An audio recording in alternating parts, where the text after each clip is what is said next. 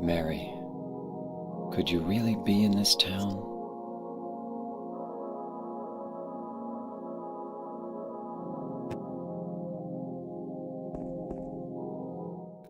This game? This game is called Silent Hill 2. You probably didn't realise that because it's not something I talk about very often, but just listen to that. Just listen. This is this game. This masterpiece. This masterpiece. This is my favourite. This. This is my favourite thing. It doesn't get much better than this for me, to be honest. This is... This is my favourite piece of media. This is the best game that I've ever played. This...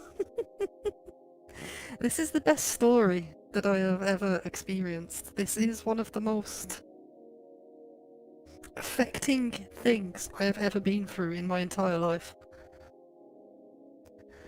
This is a different experience to the first game. It's a different kind of exploration of the same themes. It's much deeper. It's much more personal. It's almost dreamlike, where the first game was kind of a Dean Koontz or Stephen King kind of story. This is different. This is much more of a Jacob's Ladder or like a David Lynch kind of dreamlike experience. This isn't really like a hidden gem of a game or anything. Sometimes you see people refer to this game like it's some kind of unknown thing that fell under the radar that nobody knew about, which isn't true. I remember when this game first came out, it was hugely popular, and it had a pretty huge following ever since, right? Like, it's a franchise, it's a big franchise, there's been lots of games. Lots of people talk about it. Even now, people are demanding that Konami release a new one, right? There's a rumoured new Silent Hill game at least once a month. Right? The appetite's there, and people know about Silent Hill. This one, though, Silent Hill 2, this one is easily the most popular game out of the entire franchise, and it kind of set a precedent for all of the non-Team Silent games moving forward. They keep trying to capture this lightning in a bottle over and over and over again, and they never managed to. This is an old game now. It was released for PlayStation 2 in like 2001, something like that. And we're still talking about it. Still, to this day, we're still talking about it, so... What is it about this one that's so special?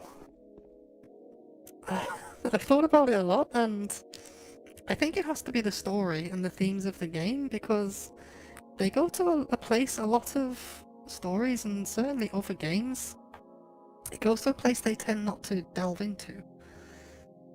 Like the first game, there's a whole hell of a lot of Jungian psychology in here. There's a lot of Freudian psychology in here too. It delves deep into like consciousness, like what consciousness actually is. Our perception of reality, and what most importantly, this eternal cycle of life and death that we all live within. It talks about foundational aspects of human existence, and it doesn't get much more relatable than that, does it? This probably all sounds completely over the top and pretentious, but even Takayoshi Sato, the writer and one of the CG artists for the game, he stated this himself in an interview when he was asked about the themes of the game. I've written down the quote because I don't want to get it wrong, but he said that everybody is thinking and concerned with sex and death every day.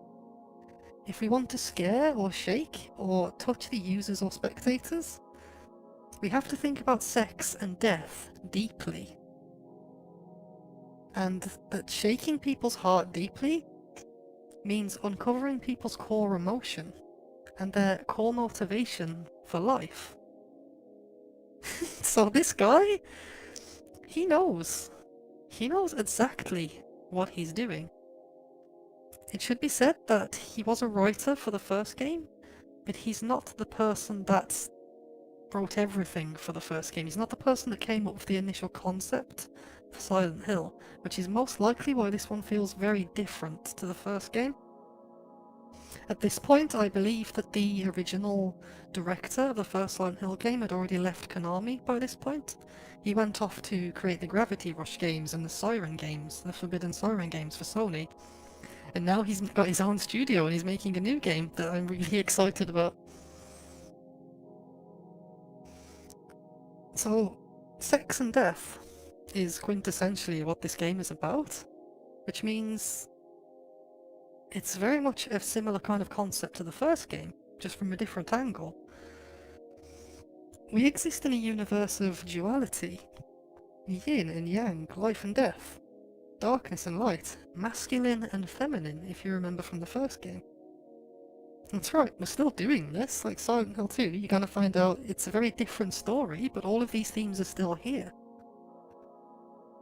But for any of this to really make sense moving forward, first we need to define the difference between the conscious, the unconscious, and the subconscious. Because the unconscious and the subconscious, they get used interchangeably, but they're not really the same thing. So first of all, the subconscious, this is more automatic things. It's like fight and flight, your fight and flight instincts, your like blinking, breathing, right, that sort of stuff. It's stuff that your body just kind of does, and you don't pay no mind to it. The conscious mind that's the thing that you have some control over. It's like your day-to-day thoughts and feelings, you're in a monologue, things that you're kind of acutely aware of. But the unconscious mind, that's the deep one, that's the powerful thing. The unconscious mind, really, it's what makes you, you. The conscious mind now, that's not you, that's not what makes you yourself. The conscious mind, it's a total shit. It lies to you. The conscious mind lies to you all the time. Your brain is not your friend. The unconscious, though, this is stuff that you can't control. It's things that you probably aren't really even aware of. And generally speaking, it is the thing that's ultimately guiding your conscious mind to make decisions for you. It's your desires, it's your experiences, it's instinct. And most importantly, the unconscious mind, it doesn't lie to you. The unconscious mind does have a way of communicating with you though. So while you're not aware of it, it is trying to communicate with you all the time. You just have to be able to tune in. You just have to tune into the right channel so that you're able to hear it. Things like dreams, intuition, when you're feeling something intuitively, when you have a gut feeling about something, that's your unconscious mind bringing to the surface. It could be delusions. If you're at dis-ease, it's stuff that your conscious mind tries to fight with. And it's doing this to protect itself, right? It's doing it to protect the ego. But you need to listen to the unconscious mind, even if you don't like what it has to say. Remember our lessons from the first game that to truly understand ourselves, and to ascend to our higher selves, to find peace, we need to make the unconscious conscious. You still with me? Anyway, this bloke here, this is James Sunderland, doing a little jig for us right now. This Jacob's Ladder jacket wearing guy that can do sit quick turns now because the controls are all super smooth and PS2. This is our protagonist, this is the guy that we're going to be spending the rest of the game with. And what we just saw, the first thing we see is him looking at himself in a mirror, as if to tell us that everything we're about to see is a reflection of himself. He's moving his hand over his face and he's questioning things already, like, could Mary really be in this town? So he already appears quite uncertain about reality, really. Like, the way that you saw him looking in the mirror, checking his face, like, that's not a man who's certain about what's going on right now. For this game, unlike the first one, I think I'm going to have to spoil it, like, right away. Because this game goes really heavy on the symbolism. Like, immediately, even in this room, there's a ton of symbolism that's already starting to give away the themes of the game and what's happening. There's just so much going on that... And there's like a big twist at the end of the game that everything beforehand kind of foreshadows and leads towards. Which means if I wasn't to spoil it now, the majority of this game is just going to be me constantly saying, oh, we'll talk about that later, we'll talk about that later, I don't want to spoil it. And then at the end of the game, I'd have to then go back and talk for like 3 hours about like all of the things that we've had to miss and put a pin in. So I'm essentially going to be spoiling characters' stories as they become relevant. This mostly applies just to James, but there are more characters in this one than the first game, and they're all a hell of a lot more fleshed out than they are in the first game too. So the premise of this game, first of all, is that our boy James here, he's received a letter from his wife. He's going to explain all this just as we move outside, but I'd like to just get it all staged right now. He's received a letter from his wife that we can see right here. It actually gets read out to you in a bit, but that's definitely Mary's name, in her own handwriting on the front of the envelope. And he also has a photo of Mary from when she was still healthy. So that's Mary. That's who he's mentioning, like, could she really be in this town? So he's received this letter from Mary, asking him to come to Silent Hill, where she's waiting for him. But Mary, she's been dead for the past 3 years. She died 3 years ago of an illness. That's why the photo says a photo from when she was still healthy. So Mary's James, I don't know if I said this, but Mary is James' wife. She's James's wife, so naturally she died. He's come here looking for her, he's probably not really over it yet, right? Probably, I imagine it takes longer than 3 years to get over the death of a significant other, right? But here's the final spoiler alert. It turns out that James here, he killed her. And it was murder, for sure, but in his eyes, this was more of a mercy killing. And sort of, it gets more complicated than that. So Mary was terminally ill, and she gets sent home because there's nothing more that anyone can do, so she gets sent home to die. And James couldn't stand it anymore. Like, after years and years of trying to take care of her and trying to ignore and deflect all of the rage and the insults and her wishes to die, because at some point she actually wishes to die, he just can't take it anymore, so he puts a pillow over her face and smothers her. As I said, this one gets quite dark. So he has his reasons, and they're actually quite deep and nuanced that we'll find out as we go. So he has his reasons why he did this, but at this point, he's very depressed. He's suicidal, and he's very delusional. He's trying to come to terms with what he's done. Not that he even realizes at this point what he's done. He's completely delusional, and he's about to embark on a pretty grueling journey into his unconscious. Because as we already know from the first game, this is set after the first game. It's kind of examining the aftermath of what happened. A power's already spread across the town, right, that brings the unconscious mind into the light, into the conscious. And this is already happening right now in this room. So let's check it out.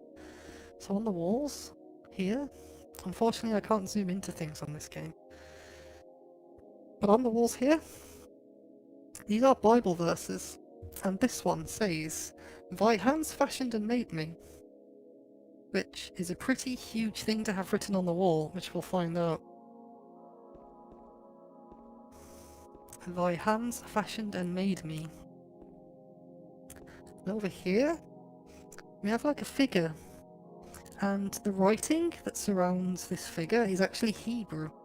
Now, a long time ago, back when I was at university, I actually showed this image to a Jewish friend that I had at the time, and he's confirmed to me that all of this writing is gibberish. It doesn't mean anything. It's just different letters that were picked out to look nice, I guess. But this figure on the wall, this is a real thing. It's actually a demon called Lilith, and it appears in the Kabbalah. So Lilith is a demon that's linked with childbirth.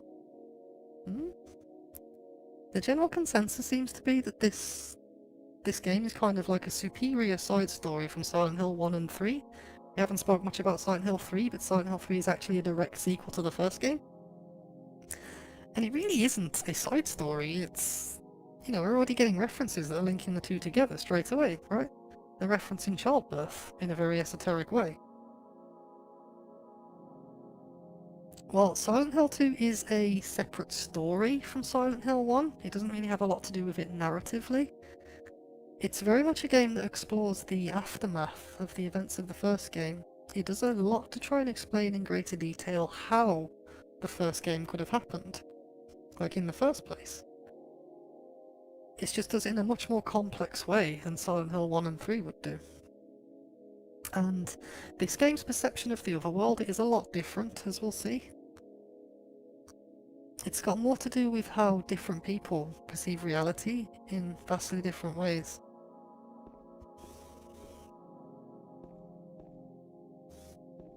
And on the wall here we have a picture of a lady.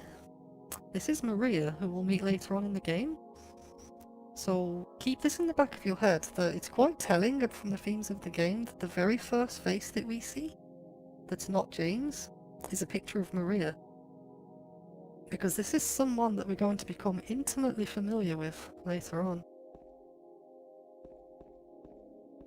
So, almost 20 minutes in, and we're only just done talking about the first room. That's the kind of, that's the kind of playthrough it's going to be, I think.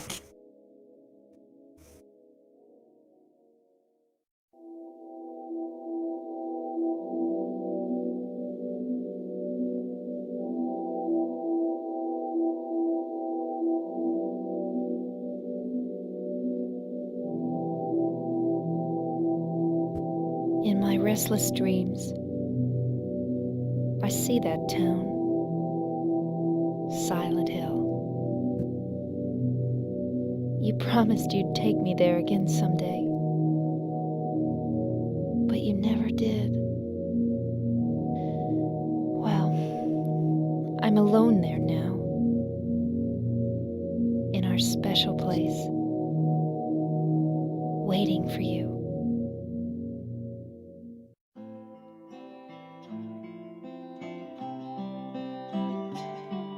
I got a letter.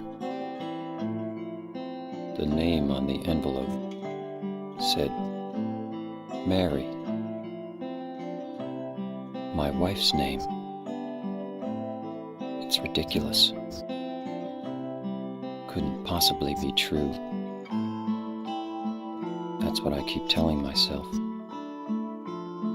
A dead person can't write a letter. Mary died of that damn disease 3 years ago. So then, why am I looking for her? Our special place. What could she mean? This whole town was our special place. Does she mean the park on the lake? We spent the whole day there. Just the two of us, staring at the water. Could Mary really be there? Is she really alive? Waiting for me?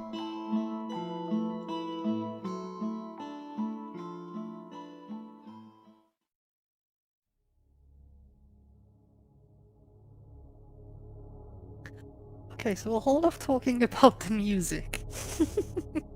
Because that's just going to be another 45-minute gushing session, but it does give me goosebumps even now. So, James here is an unreliable narrator, as we've already established. He's also behaving completely irrationally, right? Like, he knows how silly all of this seems, but he's carrying on anyway. Like, why is that?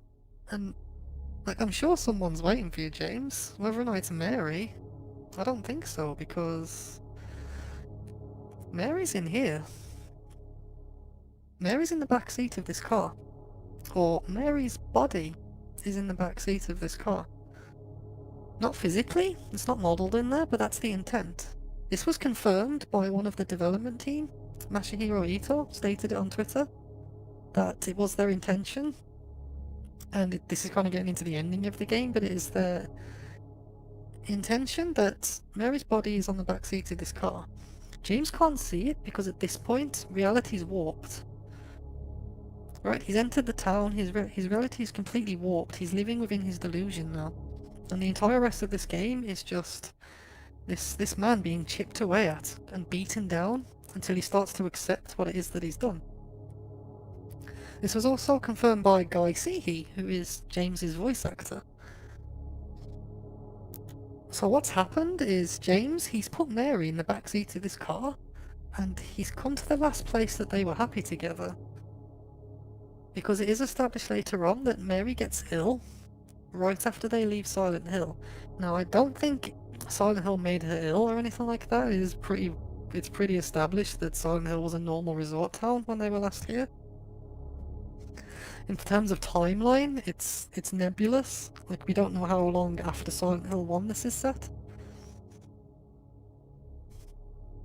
But he puts her in the backseat of his car and he comes to the last place where they were happy together, which is Silent Hill. And he's come here because he wants to drive his car into the lake to kill himself. In Japanese culture, this form of murder-suicide, it's quite common. Now, what's not established is how long ago James actually murdered his wife. I imagine it's not very long, but whether or not it's been a few days later and he's had a chance to kind of build into this delusion, or if he kind of murders her, chucks her in the backseat of the car and then drives to Silent Hill, and then on the way the town's influence starts to cause his delusions, that's never really established. But somewhere along the way, and this is probably after the influence of the town takes hold, this letter appears from Mary, which has already been read out to us.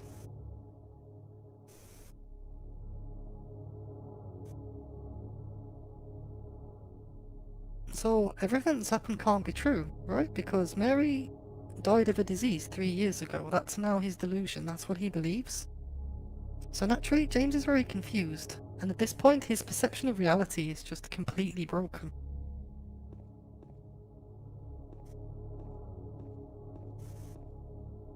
Inside of the car we have the map to this variant of Silent Hill. Unfortunately, I made a mistake in the Silent Hill 1 video. I said that Silent Hill 2 takes place to the north of Silent Hill 1. That can't be true because the Lakeside Amusement Park is right here. So this would be the resort area in Silent Hill 1 that we went to. We're actually on the other side of the lake. Which, you know, geographically that makes sense to me now. I don't know why I said it was the other way around. We also find out in this game just how big Toluca Lake really is, but I do want to talk about Toluca Lake right now, and this is where I'm just kind of going to... This is where I'm going to kind of nerd out a little bit. So, this is actually the first time in the game, or the first time in the franchise, the whole series, that we've seen Toluca Lake. You never see it in the first game. I guess because, you know, PlayStation 1 game, they just couldn't render it. But what's really cool, this is really cool, this is actually a real photo of a lake that they've kind of stitched together to make into a skybox. And I know where this lake is. This is taken in a place called Keswick in England. The lake itself, it's called Derwentwater. And I live right by it. Imagine my fangirl squeeing when I found out that I live right by Toluca Lake. It's in a national park called the Lake District. It's about 10-20 miles from where I live, just outside of Manchester. Because I don't live in Manchester, but I was born in Manchester. I live just south of Manchester now. And then just to the west of Manchester, there's this giant national park called the Lake District. And in the middle of the Lake District we have this lake. I have photos of it, and it looks just like this, and it is the most amazing the most amazing thing. Anyway, next next thing. If we try and leave now, this is the road I came in on. There's no point in going back.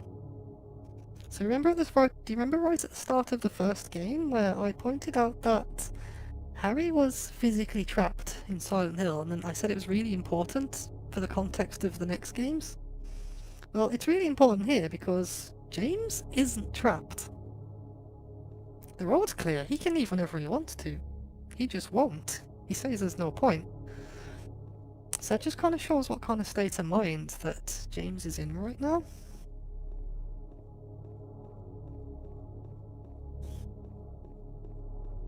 And if we move all the way to this side, the road actually is blocked here. This road leads to Brahms, an old Silent Hill, and Brahms being the next town over, where Sybil's from. That's 26.5 miles away.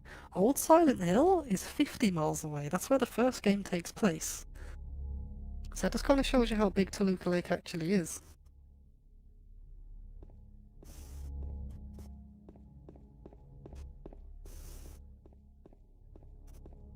So if we look at our map, we're up on the observation deck down here.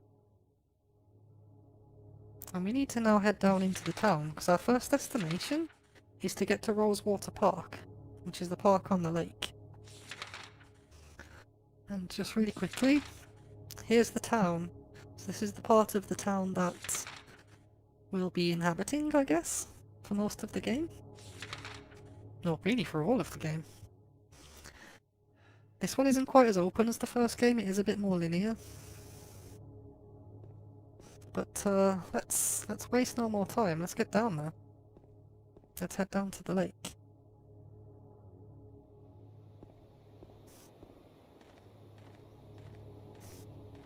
It's actually a pretty drawn out walk down to the town, which I think is really good because it's a good way of letting the player get to grips with the controls.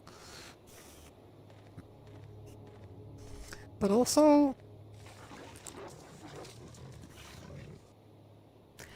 it's giving the game time to set the mood. So we're just gonna have a leisurely stroll down and listen to all of the ambience. But this all very much encapsulates Silent Hill in general, doesn't it? Diving into the unknown, nowhere to go but forward. No matter how much it's freaking you out, you just have to keep pressing forward.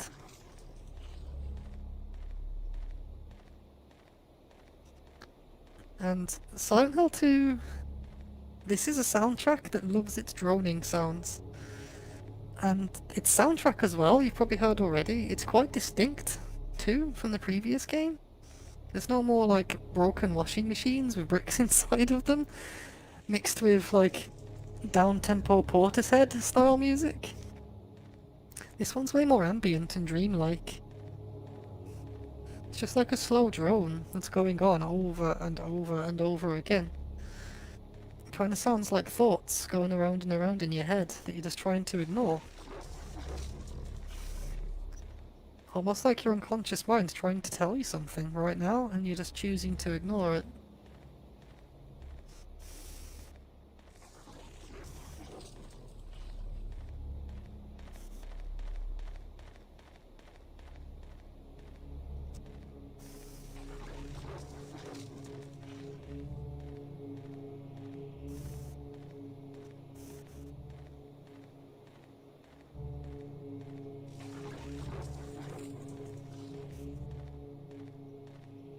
The soundtrack almost sounds like what's going on in James's head right now. He's entering into his delusion.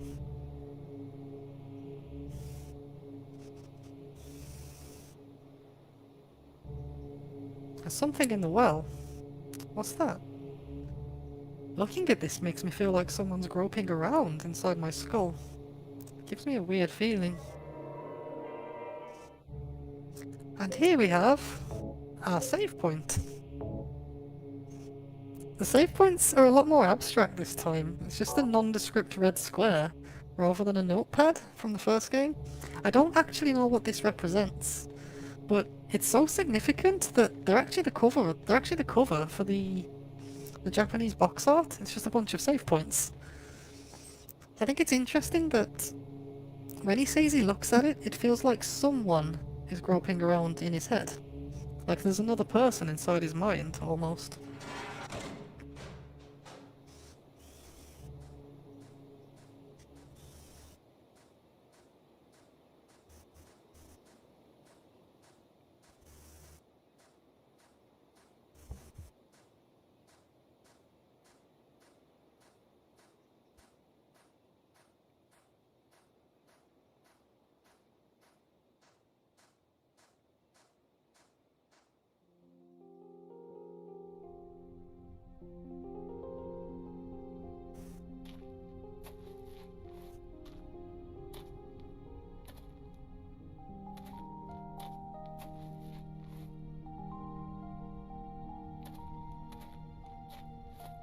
Excuse me, Oh, I'm sorry.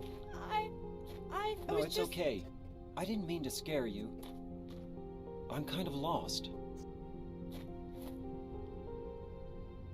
Lost? Yeah. I'm looking for Silent Hill. Is this the right way? Yeah. It's hard to see with this fog, but there's only the one road. You can't miss it. Thanks. But Yes? I think you'd better stay away. This town, there's something wrong with it. It's kind of hard to explain, but Is it dangerous? maybe. And it's not just the fog either. Okay, I got it. I'll be careful. I'm not lying. No, I believe you. It's just... I guess I really don't care if it's dangerous or not. I'm going to town either way. But why? I'm looking for... someone. Who is it? Someone... very important to me. I'd do anything if I could be with her again. Me too. I'm looking for my mama. I mean my mother. It's been so long since I've seen her. I thought my father and brother were here, but I can't find them either. I'm sorry. It's not your problem. I hope you find them. Yeah, you too.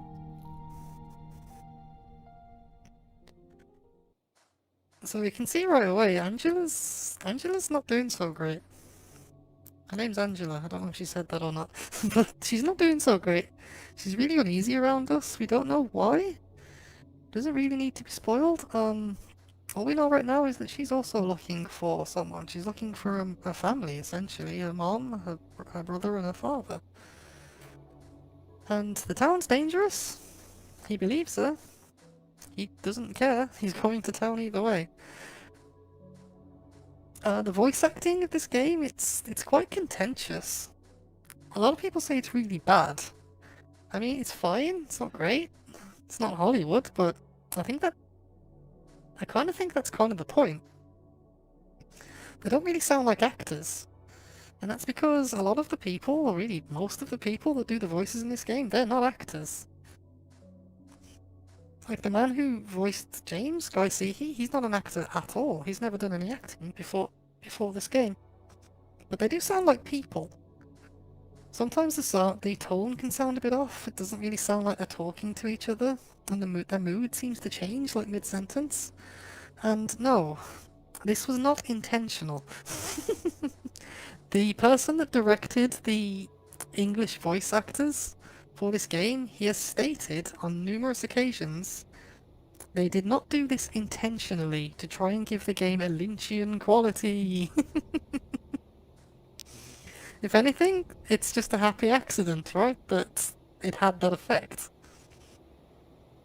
One of the things the director said he would like to fix if he ever had the chance would be to get all of the original actors back and get them to re-record their lines. Because he's not that happy with the voice acting. That aside, let's continue on. We should probably continue on in the correct direction.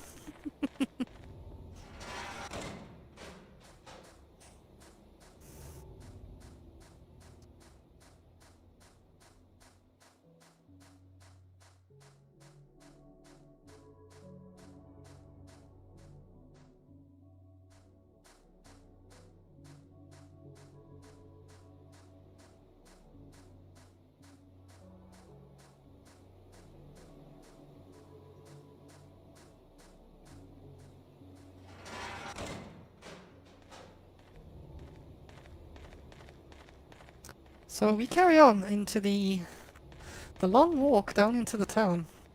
One of the things that this long walk does do is it definitely makes you feel isolated. Like, it's a long way down. You don't really want to turn around and go back now.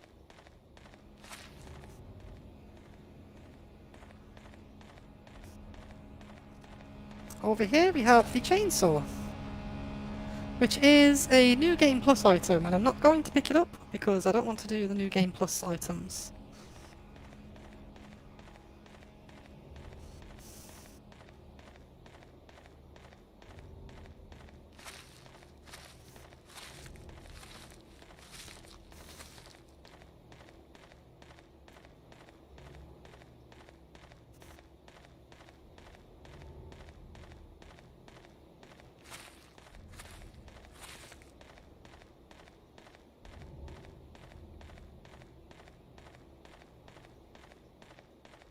So yeah, it's a long it's a long jaunt into the town, that's for sure. Just lets that atmosphere build up, right, over time. It takes its time.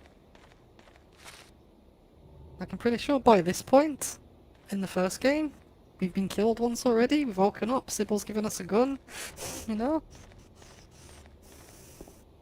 Not on this one. This one wants to take its time. So at this point, again, if we try and go back, there's no reason to go back. I'm going to look for Mary. Again, it's just an important look into James's mindset here. On the first Silent Hill, you might remember during these kinds of scenes, whenever you try to go back, he's always physically trapped in the area. That's probably more to increase the horror than anything. But James is so focused on his delusion right now that there's kind of no reason for the town to trap him, right? It's already got him. He's not going to turn around either way.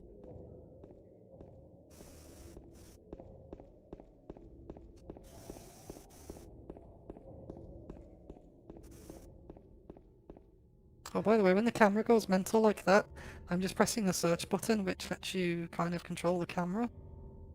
Gives you a bit more control over the camera. I use it to kind of recenter the camera behind him. Unfortunately, you can't zoom into his shoulder on this game like you can on the first game. So you just kind of have to deal with the swoopy camera every now and then.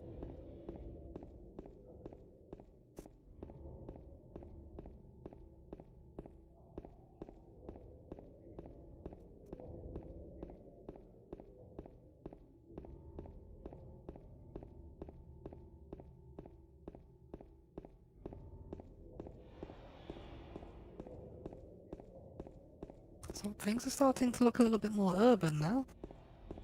Guess we're almost there. And here we are. Welcome back to Silent Hill.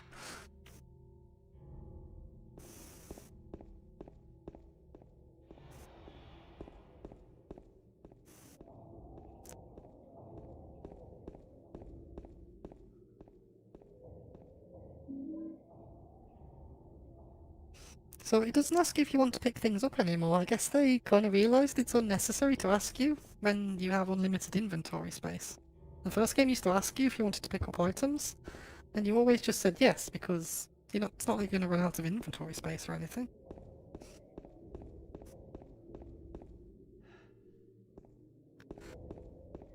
So I don't think there's anything actually up this way. Not so much.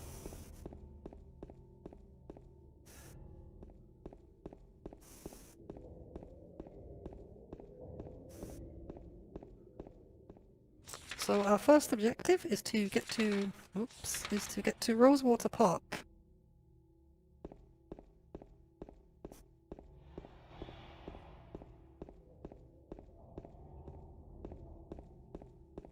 And I am just going to do some exploring as well. You may notice the fog is a little bit thicker than it was on the first game. I don't think that symbolises anything, I think it's just because, you know, they have more power to play with now. But Angela did comment on the fog, which nobody did on the first game. It's not just the fog either.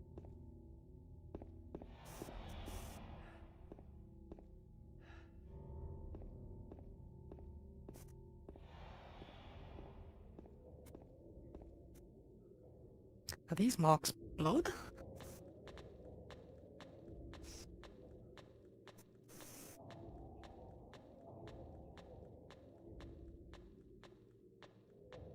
Shadow just now. I'd better follow it. So, kind of a similar setup to the first game, right?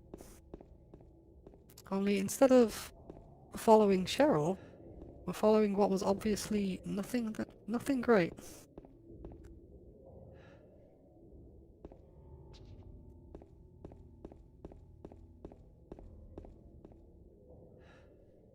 Let's just let him catch his breath. Unfortunately, this game does kind of have a stamina system to it, where his run does slow down after a while.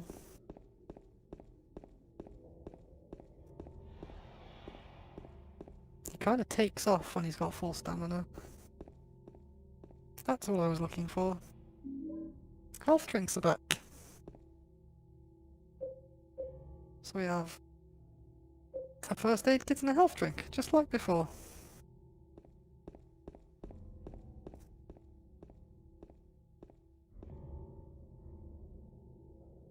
Solid coup.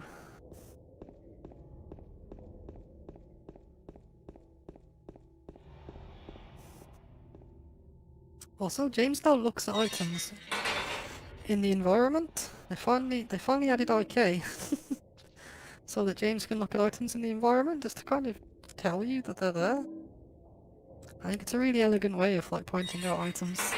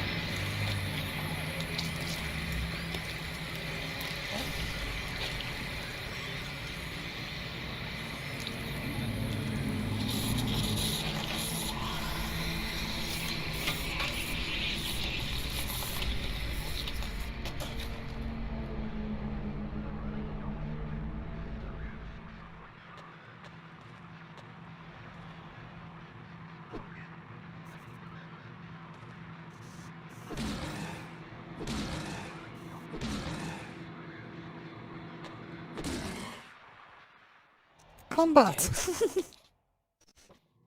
What the hell is it? It's not human.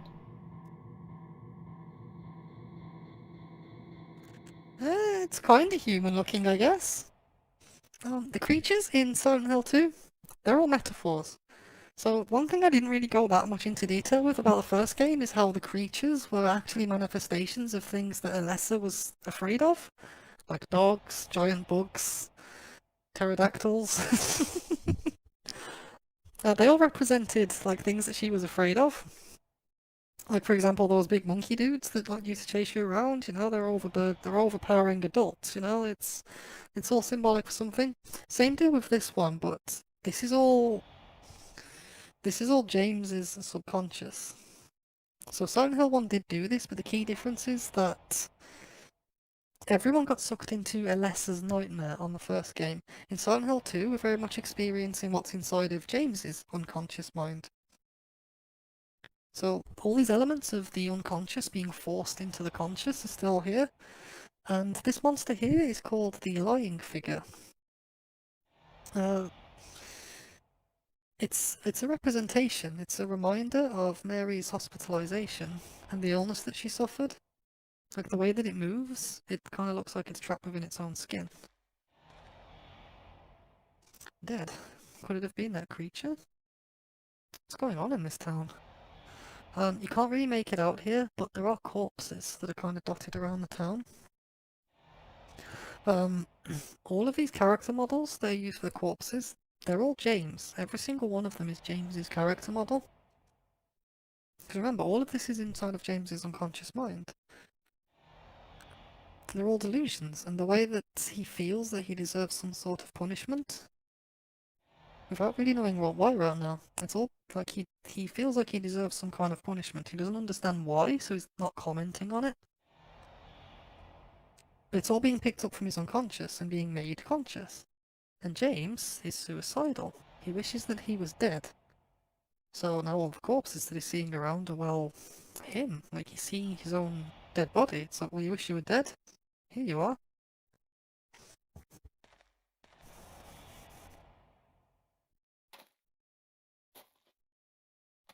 Oh yeah.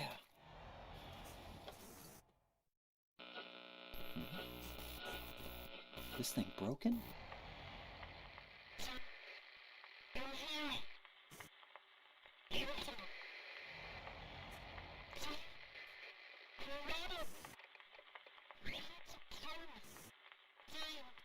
What the?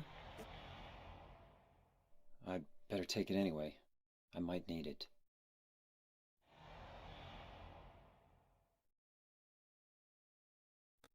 What's going on with that radio? Also, spoilers, come on. So we just heard Mary's voice saying, "Why did you kill me?" It's pretty heavy foreshadowing, right? You might not notice it the first couple of times you play it, but that's what happened. James, why did you kill me? It gives the whole thing away straight away if you pick up on that. Also, I do like how the radio sounds more like broken radio static this time. I always thought that in the first game it kind of sounded more like an alarm bell that's going off. The radio in this game definitely sounds like a broken radio. Emits static when monsters are nearby.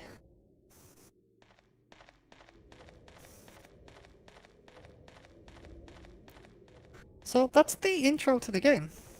It's a lot more subdued than the intro to the first game for sure, but I think it does just as good a job at setting the tone and the atmosphere for the rest of the game, really. So this is a bit more surreal. It's a lot more dreamlike. It's a lot more melancholy than the first game.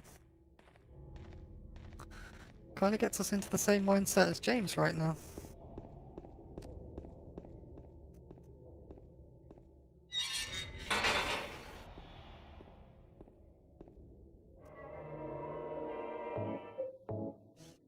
And I believe that's where we'll leave it for now, because that was a lot of talking for what is essentially the first 10 minutes of the game. Next time, we will try and get over to Rosewater Park. And I look forward to seeing you there. I mean, I guess we can generally ignore the fact that there's been over 12 months between episode 1 and episode 2.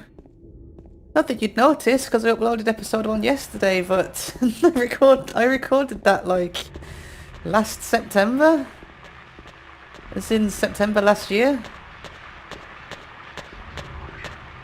So we're given free reign of the town now. We need to figure out how to get to Rosewater Park.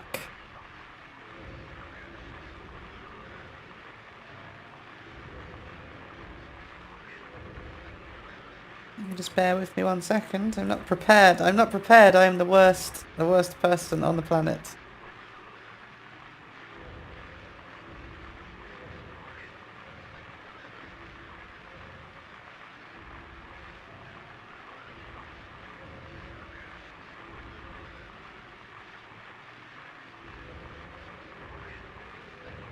So yeah, we're more or less given free reign now of... Well, not free reign of the town, we get to explore this half of the town now. So let's just have a wander around and see what we can see.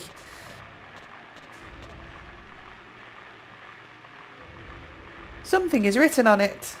Too bad I can't read it because the surface has been rubbed away. Remains of swamp. So this is remains of blood swamp. The X meters of land surrounding this monument was originally swamp, but was later filled in. From long ago, the swamp was nicknamed Blood Swamp because the executioners poured the water used to wash the execution tools in here. Perhaps it's for that reason. Many people seem to have seen ghosts in the area. So Silent Hill has a pretty extensive history that we learn about in this game. From this monument we start to see a lot of the themes that are going to come into play in the story a little more later. But generally, with much of the monument being lost, there's an air of the past being forgotten in some way, I feel.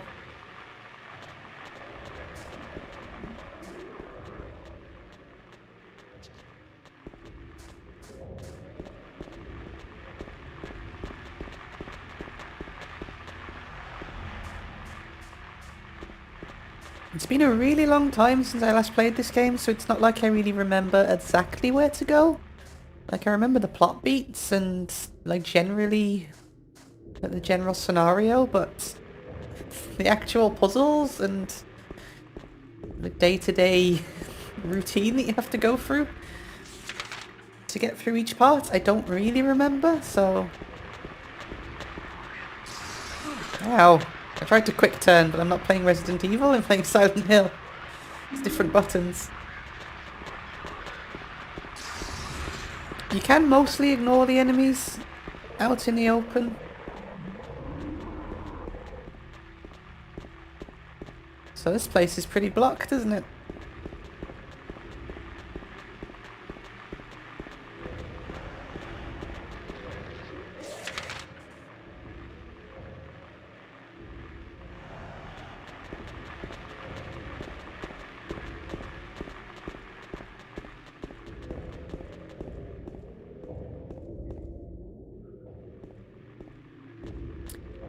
Gonzalez Mexican restaurant.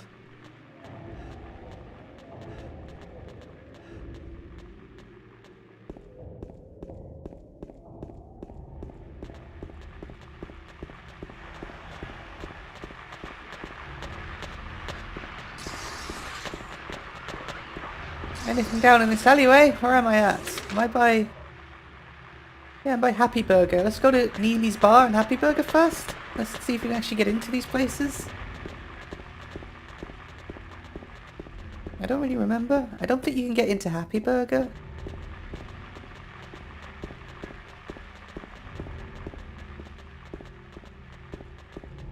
But there is a first aid kit.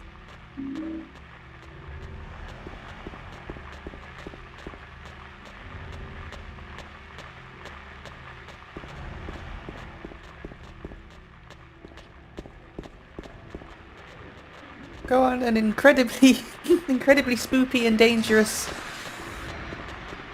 tour of the town. Is this Neely's Bar? I think it is. See the camera shifts to let you know that you can actually go in here. There's a map here. And this is actually where you find out now where the game wants you to go. What's that symbol at the end of Martin Street?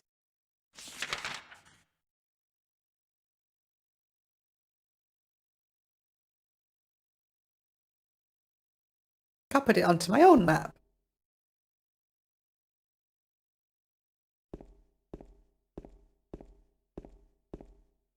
And there's the iconic line. There was a hole here. It's gone now. I like to think this being in a bar, it symbolises kind of alcoholism, where you are like this one's definitely up for debate. A lot of this is quite a hotly contested debate in the community, but I like to think since we're in a bar, this is definitely leaning towards alcoholism. That people are drinking to fill a hole in themselves. Or trying to fill the hole in themselves anyway. It kind of suggests that maybe that's what James was doing during his wife's illness, and maybe shortly after she died.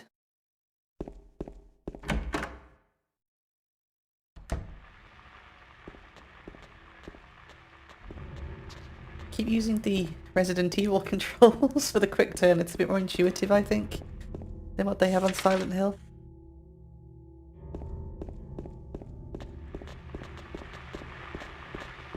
So we know where to go now. The game just kind of flat out tells you, but we'll still explore anyway. Because there's bits and pieces to find. Stuff to look at, like big J's.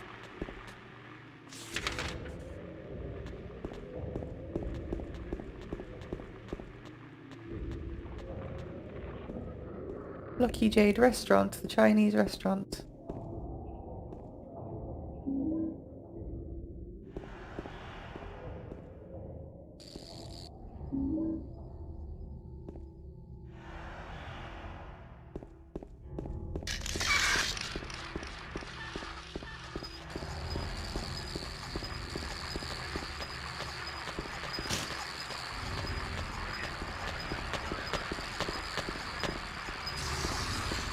I think this actually leads to... yeah, this leads to the entrance to the Woodside Apartments, but we don't have the key yet.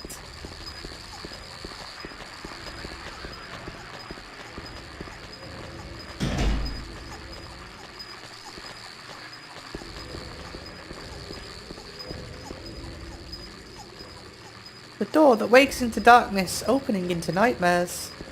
Also locked.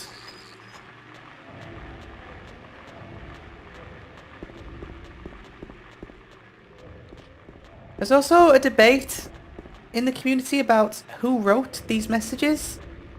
I think that's kind of a boring debate to have, because if you solved who wrote the messages, the answer would always be completely unsatisfying. I mean, the idea is that all of this stuff is being manifested from James's unconscious mind, right? It doesn't matter who wrote them. No one probably wrote them. They're just manifestations of how he feels and what he's thinking at the time. That's kind of the whole deal with the franchise. Which is one of the reasons, well, I'll say one of, I think it's the major reason why this series is now dead, but we'll get more into that a little bit later on, I think. I have a very strong opinion on why this series is dead, and why it's probably best that it stays dead, but we'll talk about that a bit more later on. Cafe Mist.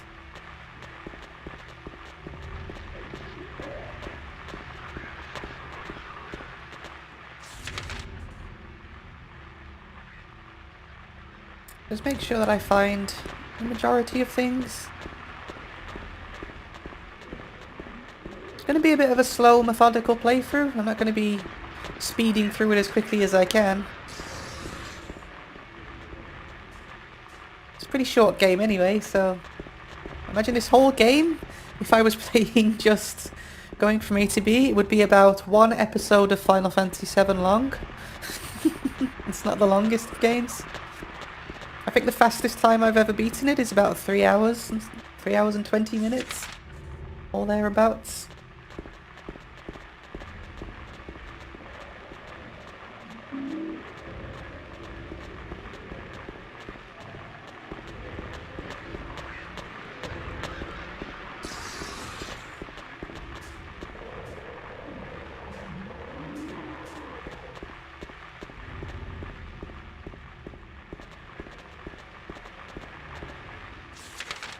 So as you can see, everywhere we try and go, it's just all blocked.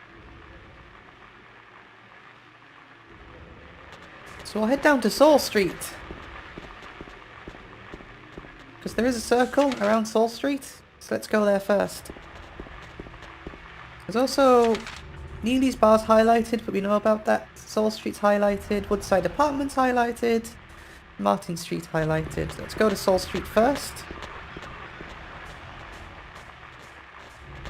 You can just sequence break this part and just go straight to where you need to go if you know what you're doing. Which would be essentially heading to Martin Street and then heading to the Blue Creek Apartments. So this is just all of the hints that the games give you. Because I guess if you're kind of lost, then you will just be running around aimlessly and exploring, and it will just nod you into the direction that you need to go.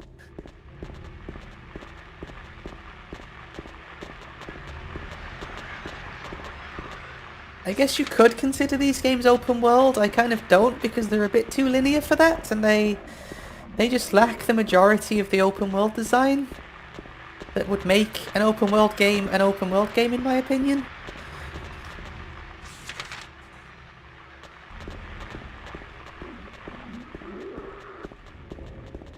But I do like how it's just a big open map. And you just kind of have to figure out where to go.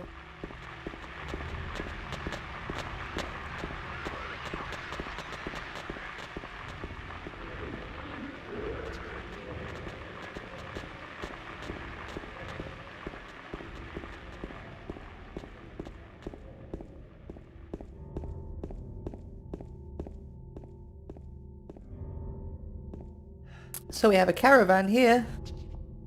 What else do we have? A locked gate.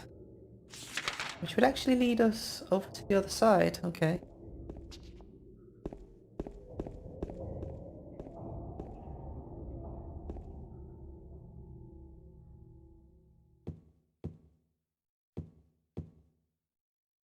There's a memo lying on the sofa. I'll wait at bar Neely's. So that's kind of telling you to go back to Neely's bar.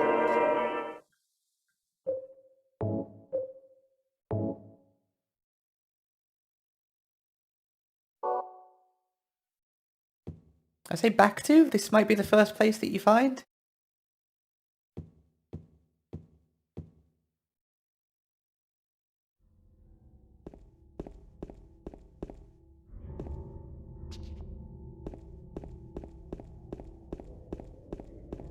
So again, it's just gently nudging you towards the solution. You may just happen upon the solution straight away, and that's fine. That's why they're not putting really, really important items kind of off the beaten path like this. You get rewarded for exploration, but it's not like mandatory or anything. You don't get punished for not completely exploring all of the areas, which I quite like. One of my problems I have with games is the kind of map design where you don't want to go the right way. When you find out that you're going the right way, you kind of turn around and go the other direction because you don't want to miss anything. Whereas on this game, it doesn't really matter if you find the right way first, because you're not really going to miss that much. You might miss some, like, Easter eggs, you know, some lore, stuff like that. That just makes the game more replayable to me. Like, I didn't find everything on my first playthrough. It took many, many playthroughs before I saw everything. Which is fine if the game is really short like this. For a really long game, I don't know, I don't like that as much.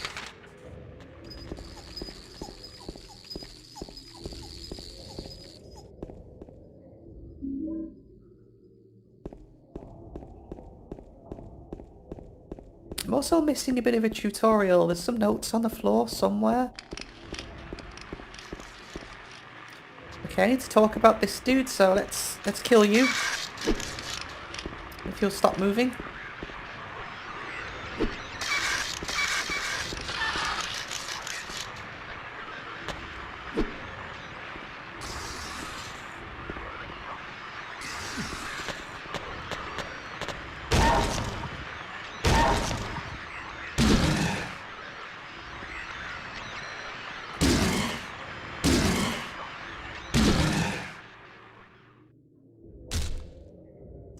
Okay, that's dead.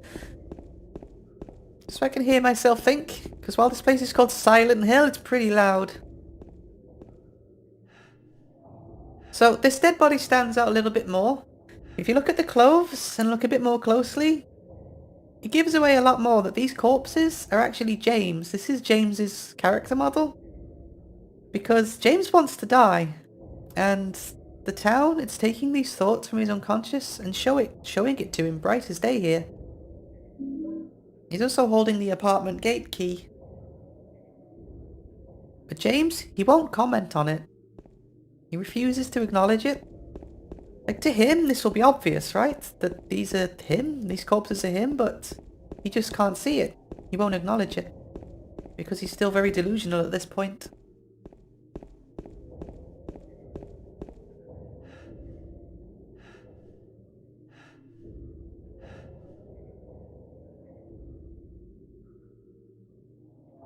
Just had to make sure that this is actually recording. Ever since the Final Fantasy II thing, I'm really paranoid. So we can head straight to the Woodside Apartments, but I just want to have a quick look to see if these notes are around.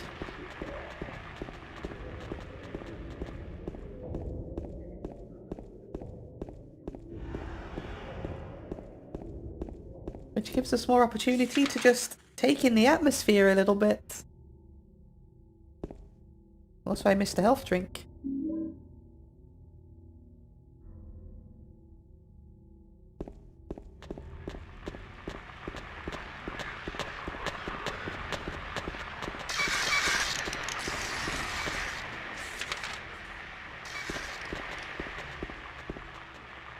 I thought that was a pumpkin then.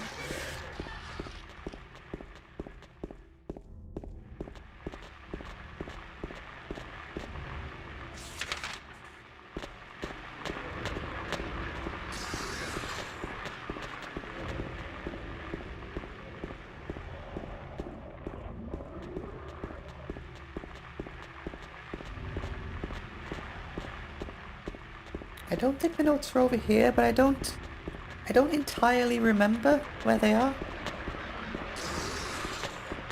It's not massively overly important or anything, but for the sake of completion.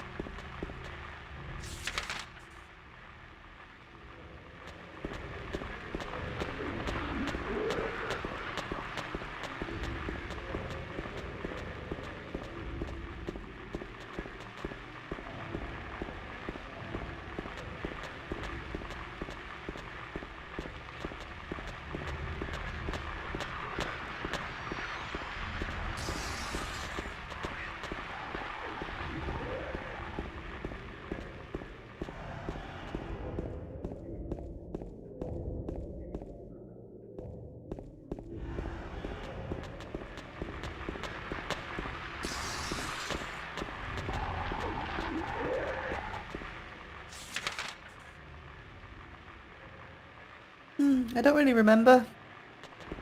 Let's just start heading towards the apartment building. Which is our first Zelda dungeon of the game.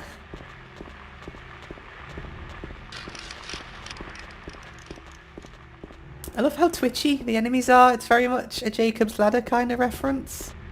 Well, not really a reference, it's just inspired by.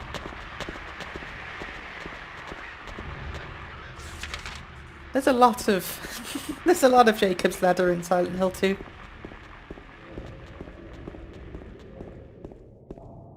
I mean, look at what James is wearing.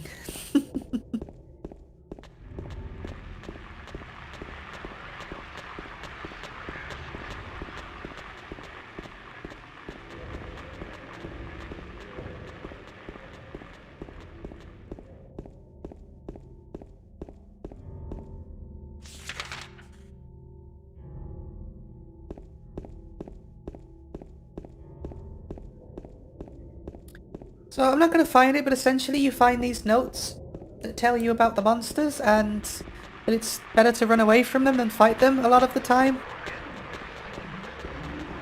And it's kind of from two people. There's notes by a dead body. And it's kind of just explaining that two people can be right in front of something, but they'll both be seeing different things. So it's bringing back this concept of different people's perception, bringing different things to them.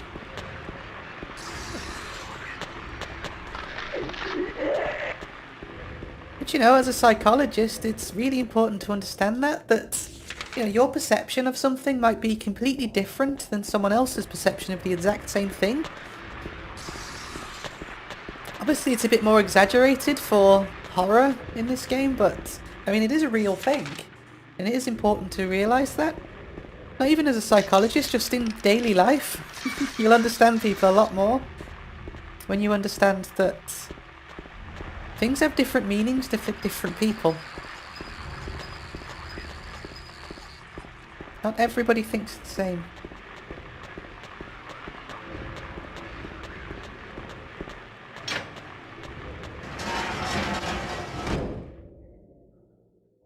I love that immediate silence. Like the first game, they really know when to turn the sound off to kind of throw you off. I do really like it. Even though it makes no sense because we've crossed over a gate. It's not like we've walked into a building or anything. But it works. It works for the surreal atmosphere.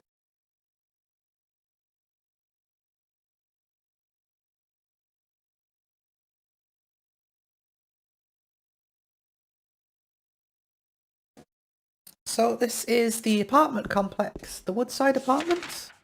So, yeah, there's Woodside Apartments and Blue Creek Apartments next to each other. You go into both. I think you start at the Woodside Apartments. Garbage. No use for that.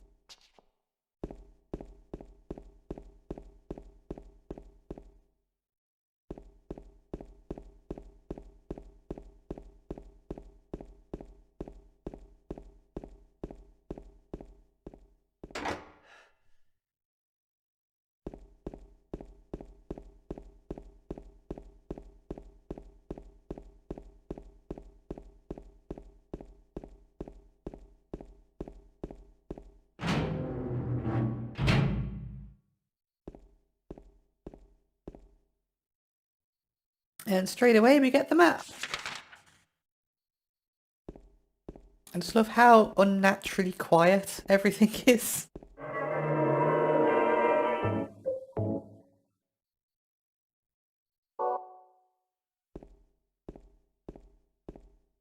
I also noticed we don't have our flashlight yet either.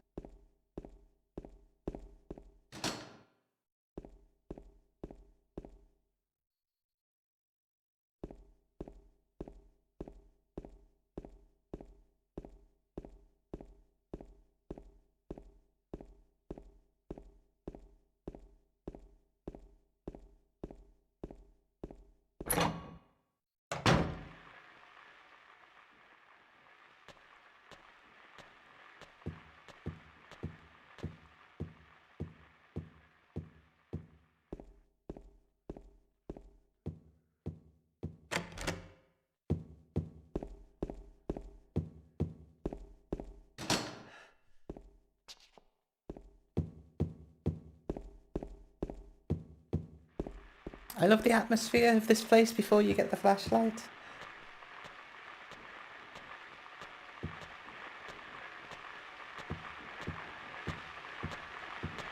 Like, the imagery of this game is just so cool. It's so well framed, especially at this part. Like with the lighting.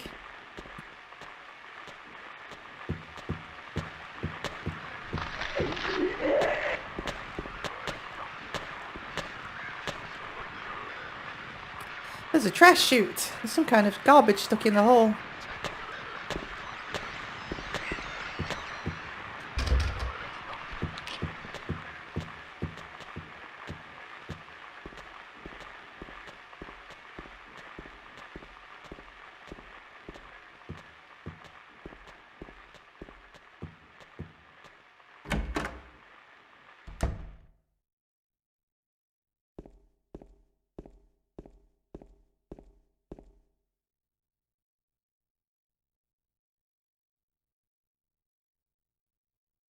This is just such a good shot.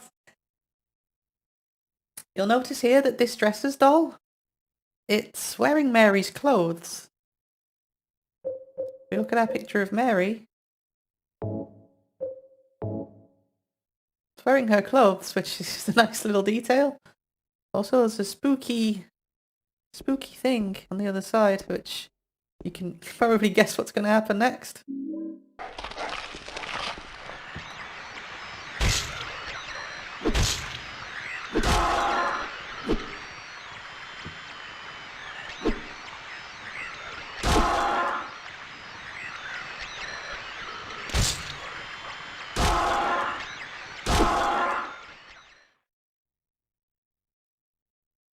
Got these leggy girls here, these mannequin monsters. So a lot of the monsters are sexualized in this game, but we'll talk about that a little later when it becomes a little more relevant. You may notice it's a little provocative, the design of that monster.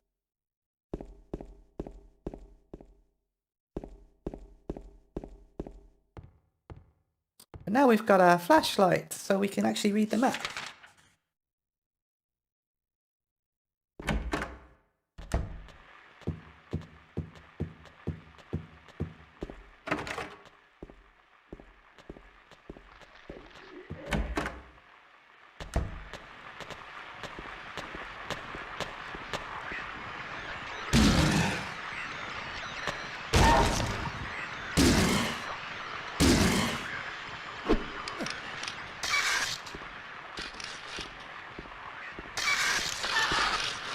I always used to really hate that sound that they make when they crawl and skitter around.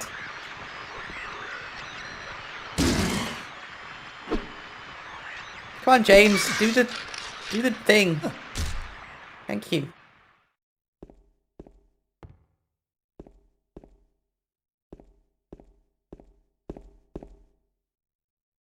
Got more handgun bullets, what we don't have yet is a handgun.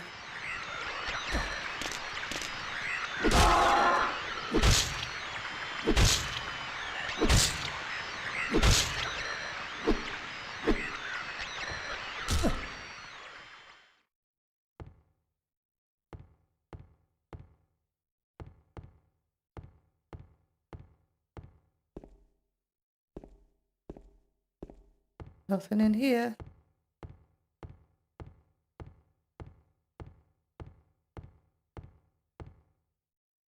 So, we've got damage. It actually shows up on the screen now when you get damaged.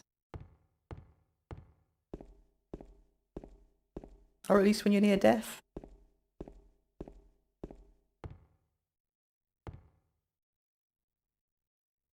More handgun bullets.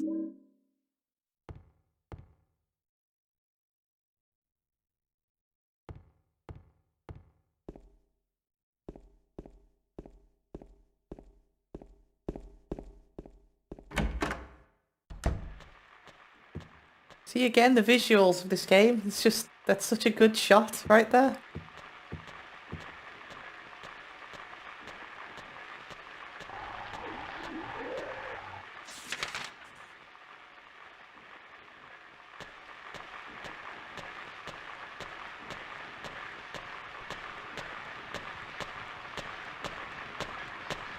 Just wait for him to come to us.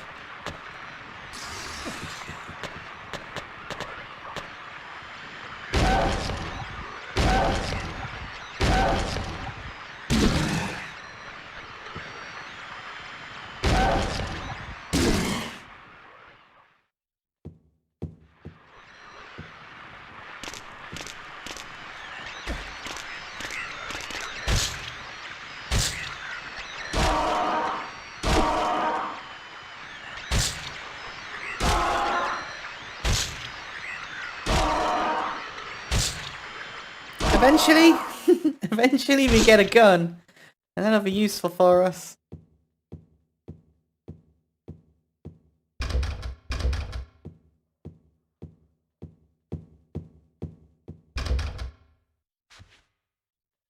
No, that was completely pointless because both of those locks are broken.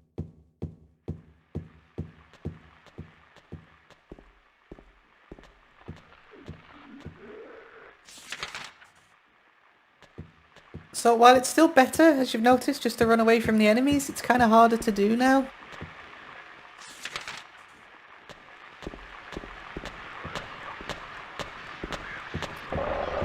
We're in these tight corridors now, these tight hallways.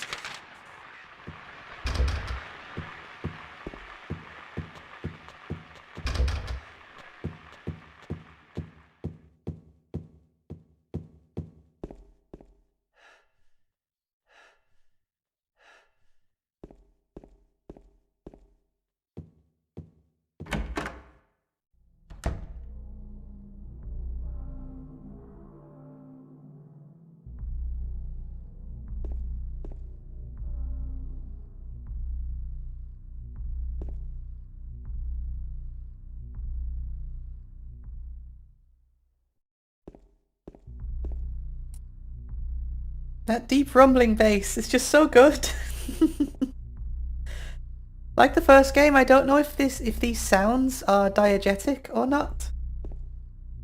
It's easier to think that in Silent Hill 2, given the staging of the game, that maybe it is diegetic.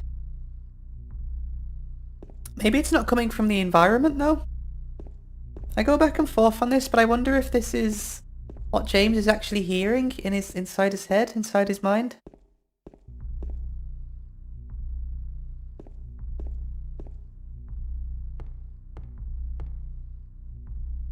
What's this?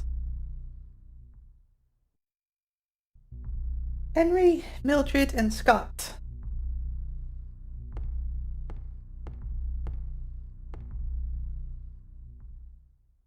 There's writing on the clock.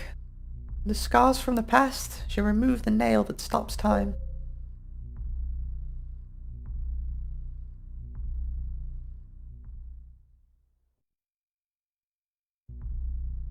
No matter how hard I push, it doesn't move.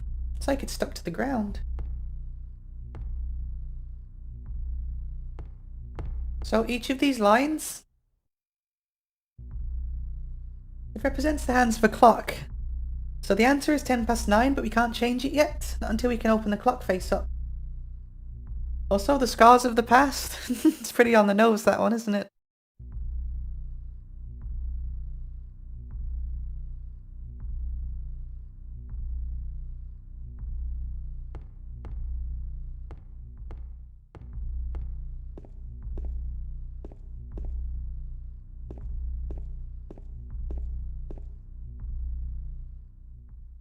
This note? It must have been from the person who lived here. 3 needles stand on 3 different heights. The fat, the tall, and the thin. From slow to fast they move to the right. Scott rests not on 3, but 15. So there's the answer to your puzzle. Well, there's the riddle, anyway.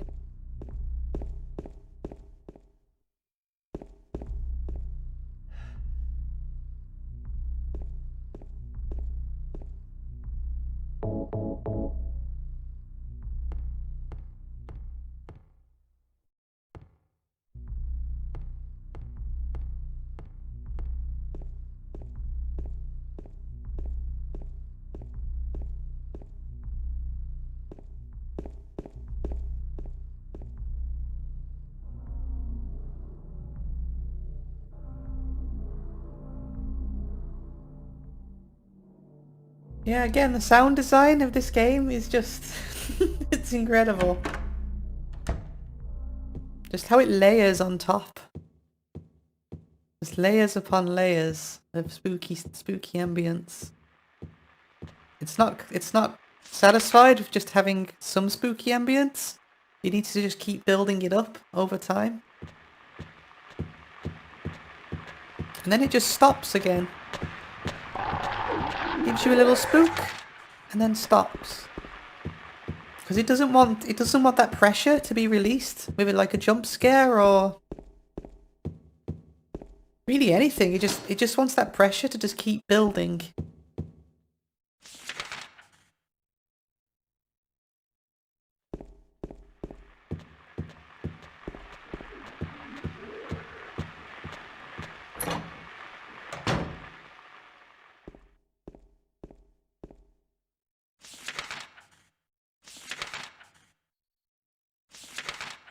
So I guess we're heading up to the 3rd floor now?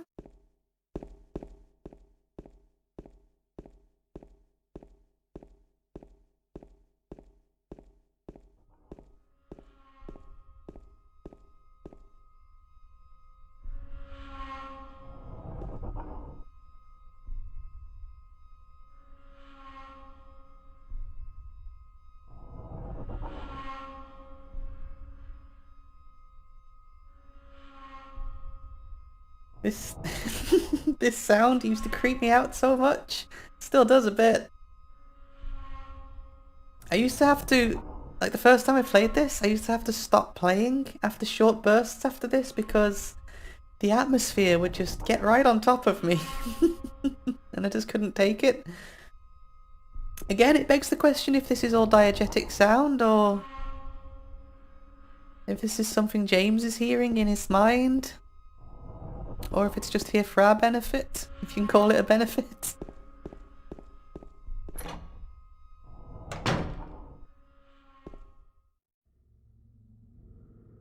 There's a key on the ground the other side of the bars. If I stretch my arm out, I might just be able to reach it.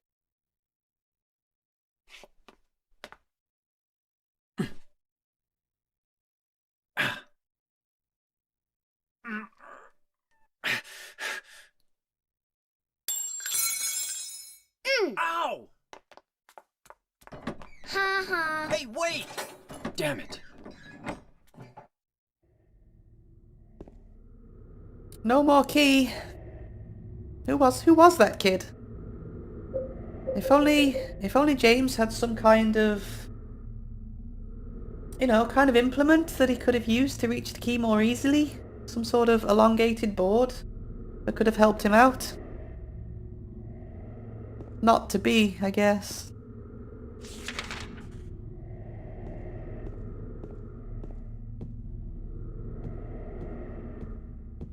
I used to call this the breathing hallway.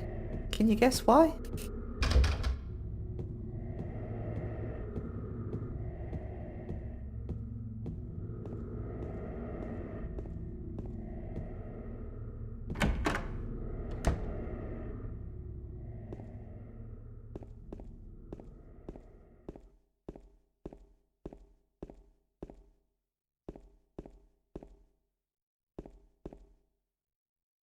So we got a handgun in a shopping cart.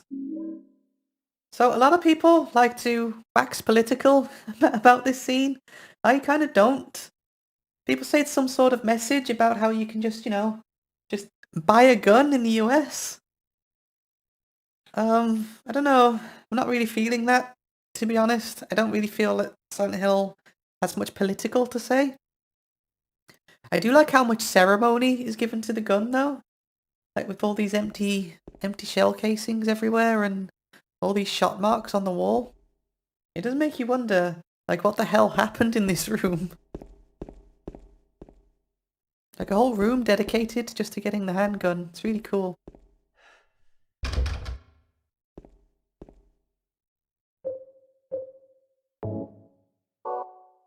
Ammo's going to be a problem for a little while, so we won't use it just yet.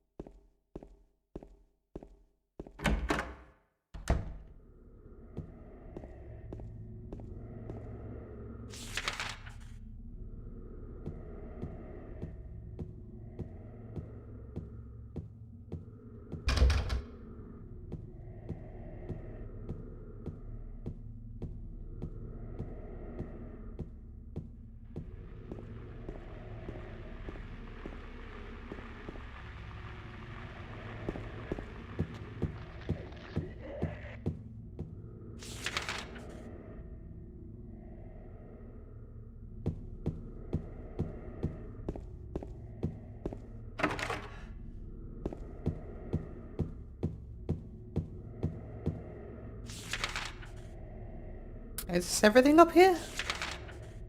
What am I missing? I feel like I'm definitely missing something then. Bunch of locked rooms.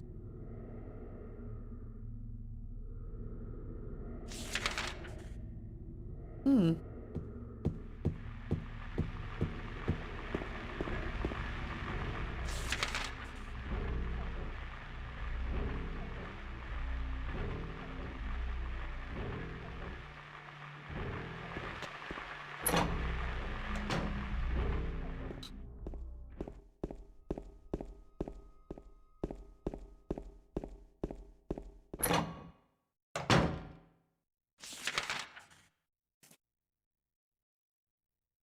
haven't picked up any keys or anything.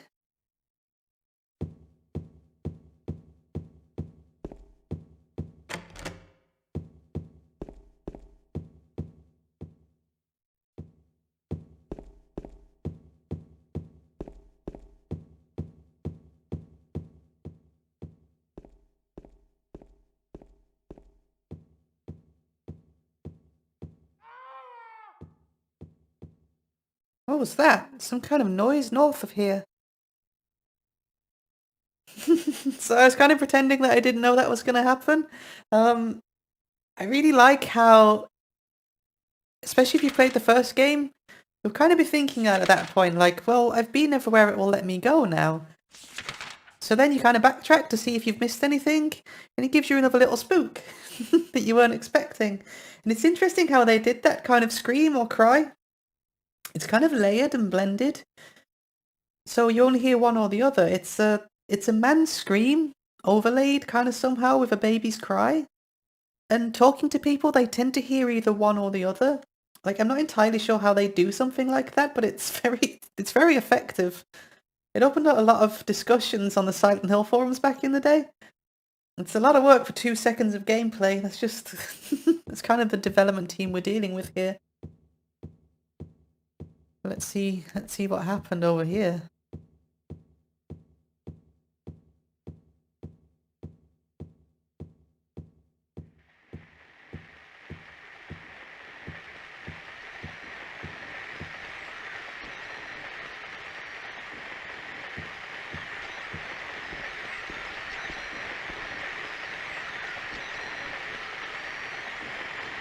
Here he is!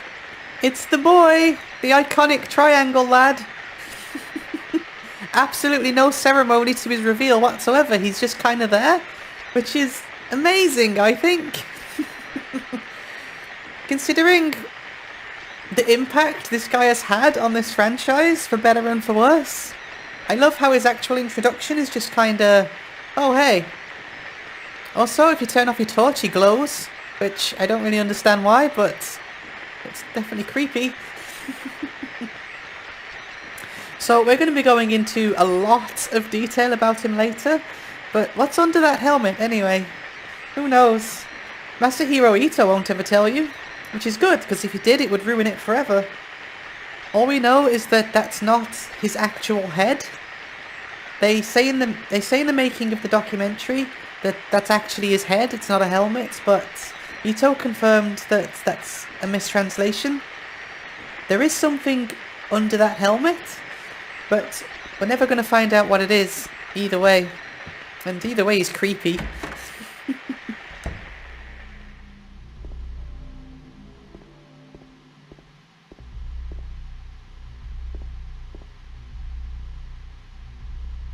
So, things have changed again.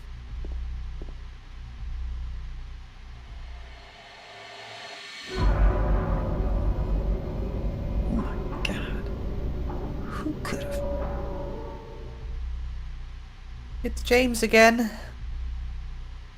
He's dead. Who could have done this? Wait, is that foreshadowing? Oh, Silent Hill, you cheeky. Got the key to room 202.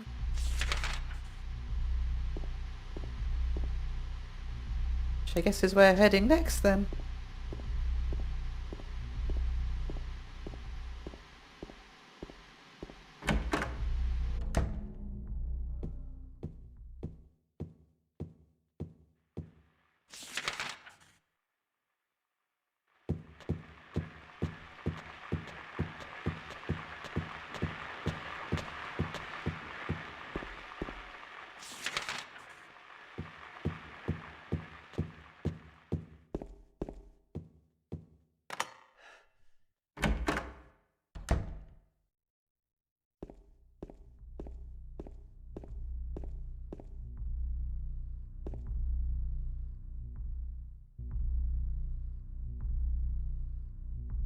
Again, just amazing, amazing shots.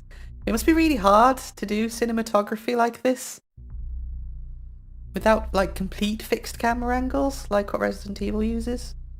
I also love how the moths will fly towards your light when you turn it on. It's really cool.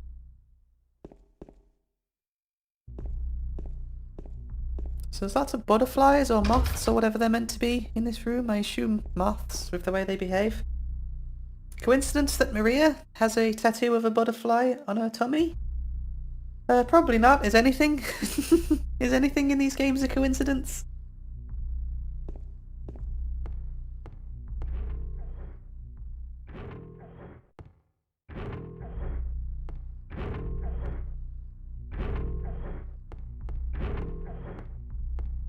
The sound effect is creepy too. And of one of those sounds that just has no explanation whatsoever about what it is or where it's coming from. It's actually piano wire being struck, I think, and slowed down a ton. Like, I have this sound effect. I have almost all of the sound effects. It's from a sound library that you can buy called Omnisphere. It's an absolute goldmine as well. Like, a lot of the Fiddler's Wood soundtrack that I made last year was made with this library. Like, everyone, they really enjoy to massively overanalyze the sounds. Lots of attempts to figure out what the whispers and everything like that means.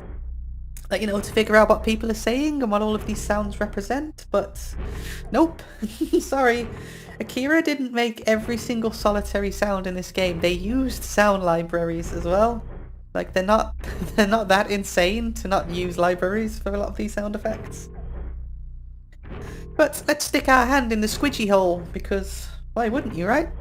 It's too dark to tell for sure, but I think there's something on the other side of the hole. Of course you'd stick your hand in the squidgy hole.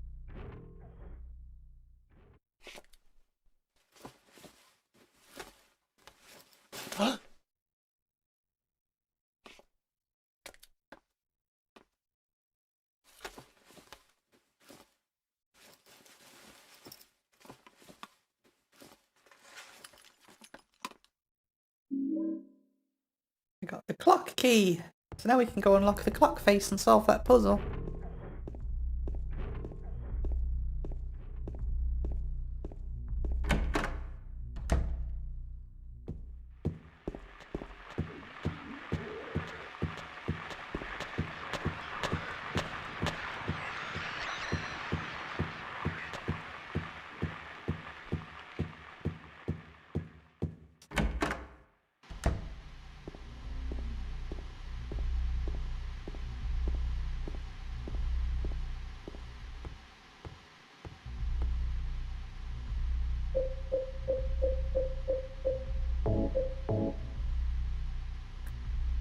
Now that I think of it, there was a big clock in room 208.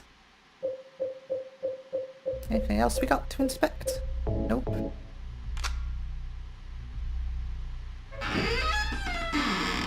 The creakiest clock known to man.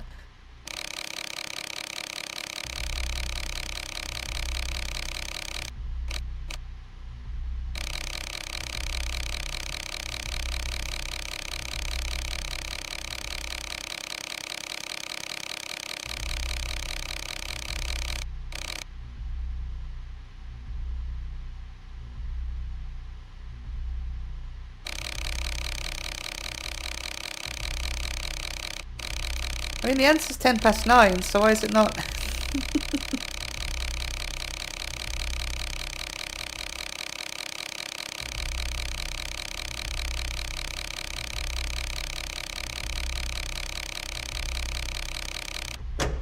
There we go.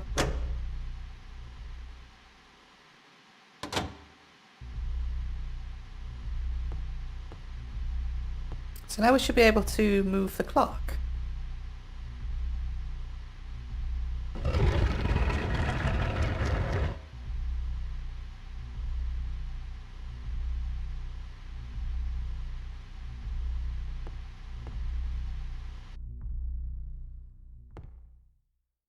Which brings us to 209.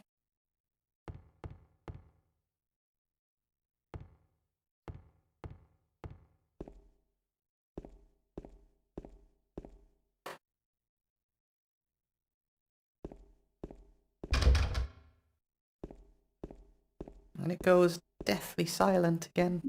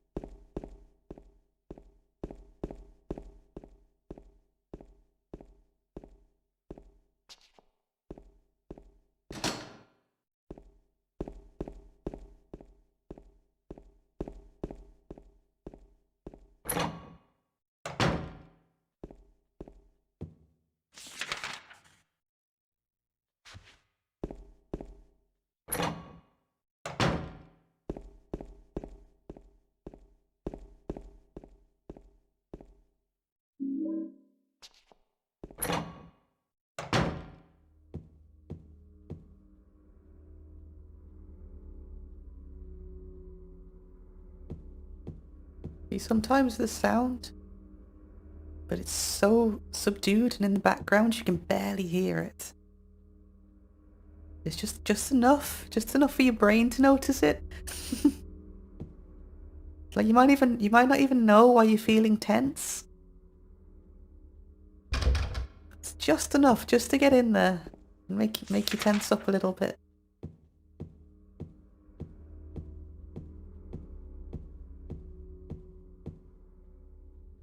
Like the sound design on this game is immaculate.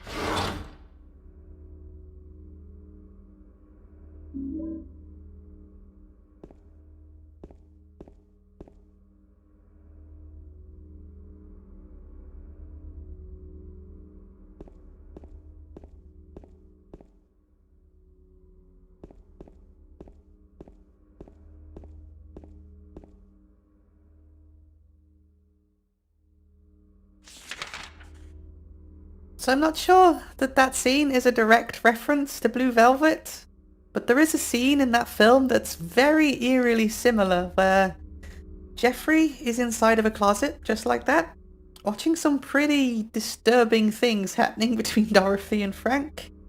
There's definitely some influence there, I think, by which I mean kind of like David Lynch in general. Like out of all the influences the team have had, I think David Lynch is one of the most prevalent ones. Take the siren, for example, you know, the iconic siren that signifies the other world taking over reality.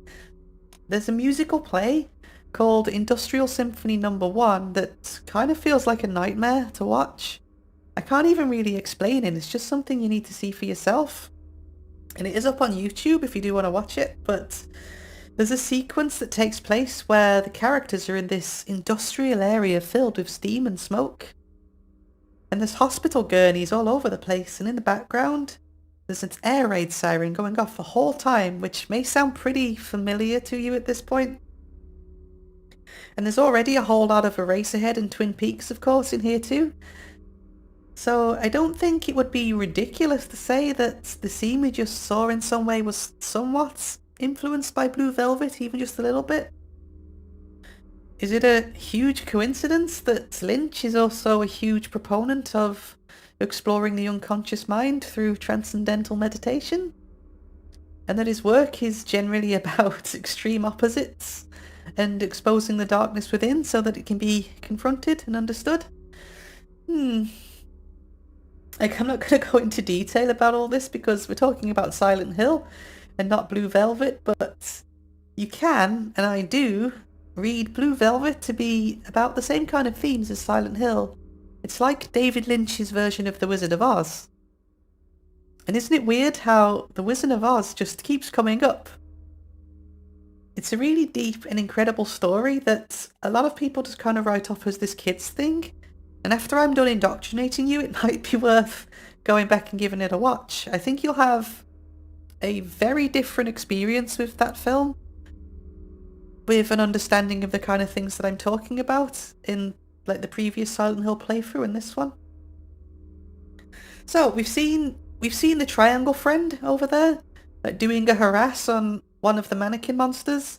A lot of people like to say that he's raping them, and for the longest time it was unanimously decided that that's what he's doing, but I don't know, you can rewind and watch it again. I've seen this scene about 600 times now and I can't see it. I can't see that that's what's happening. That's not what's actually depicted. It definitely looks like he's harassing them in some way, but I can't see the rape angle myself. And at the end of the day, that is what the developers said. The developers have even said that's not what's happening, so I think the whole scene is framed in a way where you witness the situation and only have a brief period of time to really kind of reconcile what's even going on. And with the design of the creatures being so feminine, and the way that Pyramid Head looks and acts, I think it's easy to look at that and assume the worst. Kind of like a creepy, messed up Rorschach test. There is another scene that kind of gives off the implication that that's what's going on though. Like, don't get me wrong, the implication is definitely there. Especially considering what Pyramid Head represents in the grand scheme of things. It's just interesting to me that the developers seem to be quite adamant that that's not what's happening, but the implication is definitely there. So James has witnessed all this, and as Pyramid Head comes over and starts taking a good look at him, James opens fire. Obviously out of fear and self-preservation, but also because while James doesn't realise this yet, Pyramid Head is a mirror of James. He represents his desire for punishment of what he's done, and he also represents a whole lot of other things as well. But right now, James is still kind of protecting himself from the darkest parts of his personality. His conscious mind is still protecting the ego, and isn't willing to hear the unconscious out just yet. Specifically, the ego is blocking out the id. The id being the Freudian concept referring to the aspect of the self that dwells deep within the unconscious, that is responsible for all of our base desires. That's a whole thing we need to get into, but for now, let's just carry on playing the game.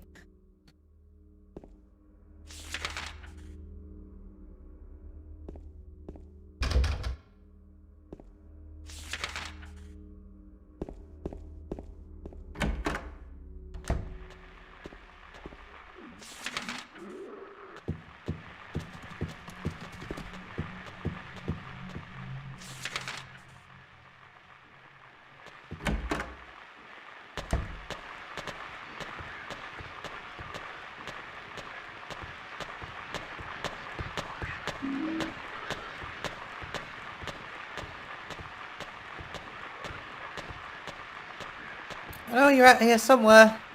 Where you at?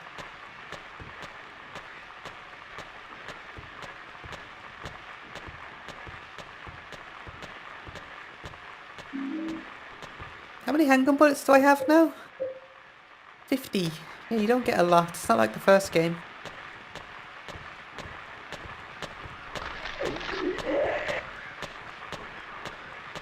He's in there. I can hear him.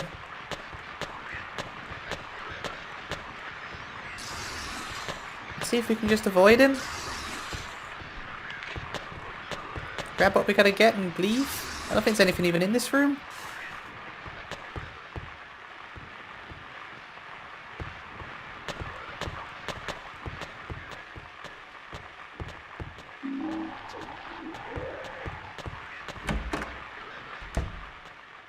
Not gonna fight things if I don't have to.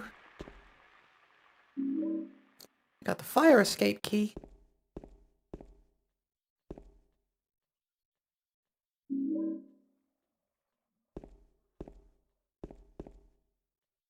Can't quite make out the graffiti, but I'm sure it's all references to something. Like the first game, all of the things you see dotted around on the walls, they're generally references to something that the developers like.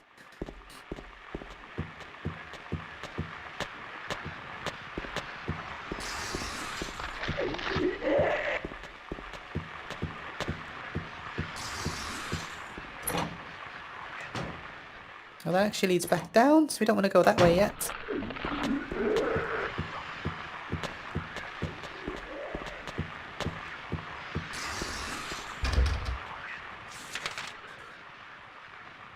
Or do we? I think we do want to go that way, actually. Because we can head down to... Yeah, we can head down to the first floor now.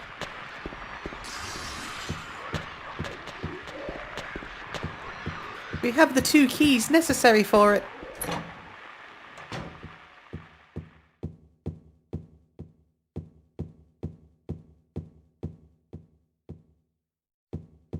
No second floor for us, though.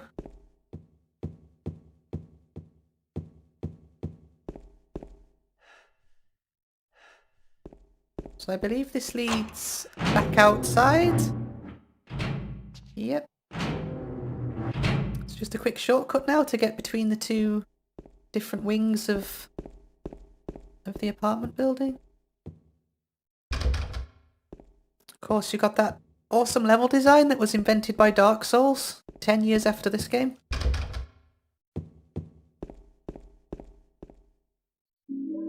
I got some canned juice. This is probably the weirdest puzzle in like the entire franchise, which I'll explain once we solve it. A heavy 6-pack of expired canned juice.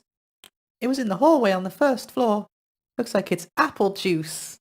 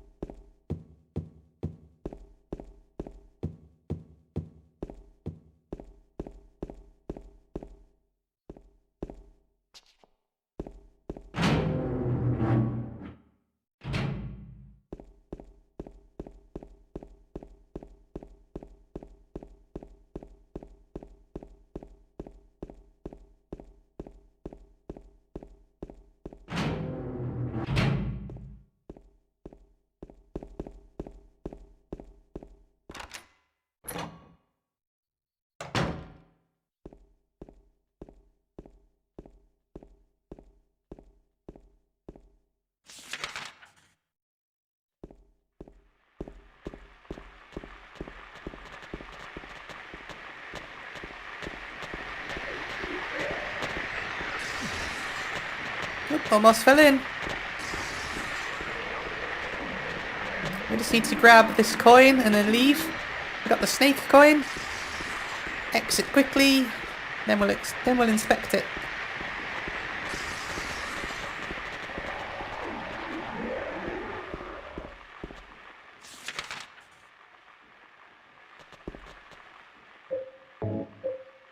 Large coin imprinted with a snake. I found it in that pool with no water. So we got this coin. The text around the outside, that actually does mean something, but I never really looked into it.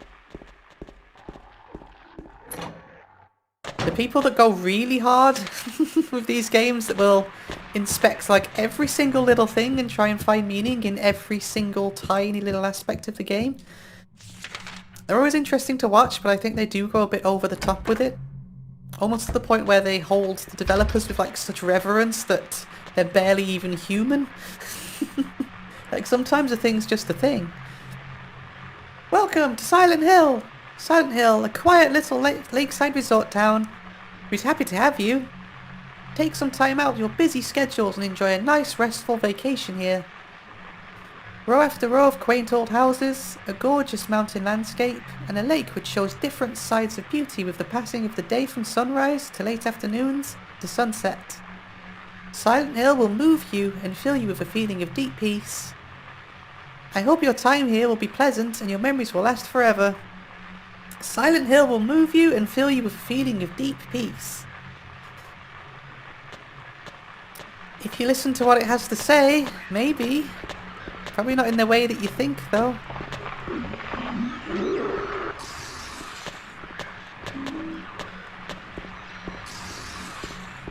Of course, I'm not saying the guys that look really deep into this game are at all wrong. I mean, I have my own interpretation of it. I'm not saying my interpretation's correct, or even more relevant than theirs. It's all subjective at the end of the day. That's the beauty of art. Art is subjective.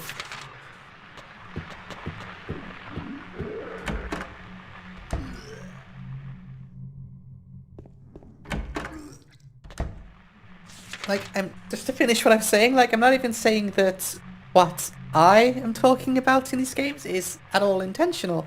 You know, the esoteric Jungian concepts. I think it is intentional personally from like interviews with them. They know exactly what they're doing. They seem to know too much about it for it not to be at least semi-intentional. Maybe not to the level that I understand it. What I'm saying is, intentional or not, themes are themes. And it's really cool that there's so many different interpretations of the same 4 to 6 hour long experience. Whether they're correct or not. Right, let's find out what this horrible, disgusting noise is coming from.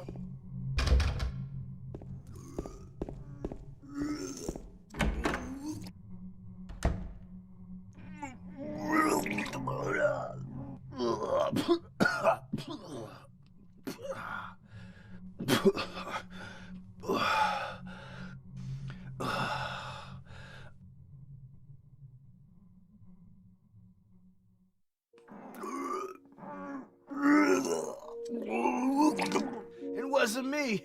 I didn't do it. Do what? I didn't do anything. I swear. He was like this when I got here. My name's James. James Sunderland. Eddie. Eddie. Who's that dead guy in the kitchen? I didn't do it. I swear I didn't kill anybody. You're not friends with that red pyramid thing, are you? Red pyramid thing? I don't know what you're talking about. Honest. But I did see some weird looking monsters. They scared the hell out of me, so I ran in here. Well, I guess this place isn't too safe either. What happened here anyway? I told you, I don't know. I'm not even from this town. I just...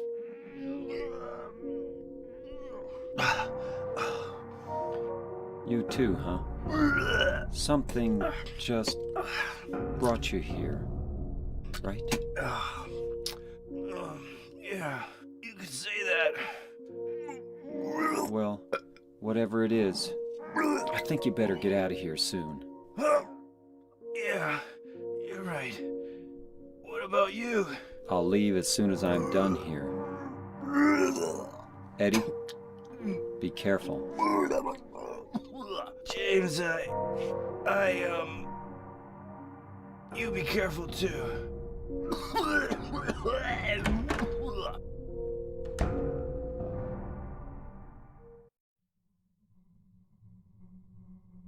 Seems like a trustworthy kind of guy, doesn't he? That's the guy that we were talking about? What the... Who could have done this? Not much to talk about with Eddie right now. To be honest, but... Eddie, are you okay? Yeah, I guess.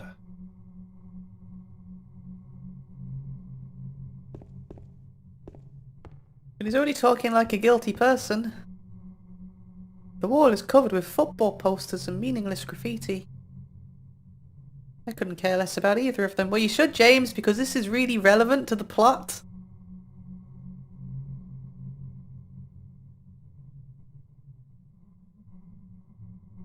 This whole room is covered in football stuff and like insults on the wall. Which is all very relevant to Eddie. But again, we'll talk more about Eddie later. Don't really need to talk about it right now.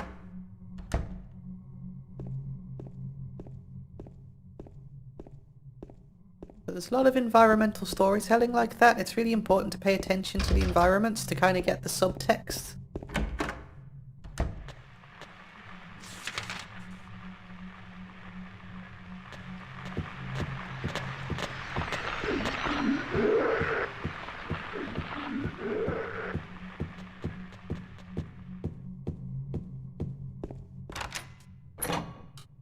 Now it's unlocked. Right, which side are we on? So this should lead us up to the 2nd floor. Don't think it goes up as high as the 3rd floor, this one. I mean, it might do.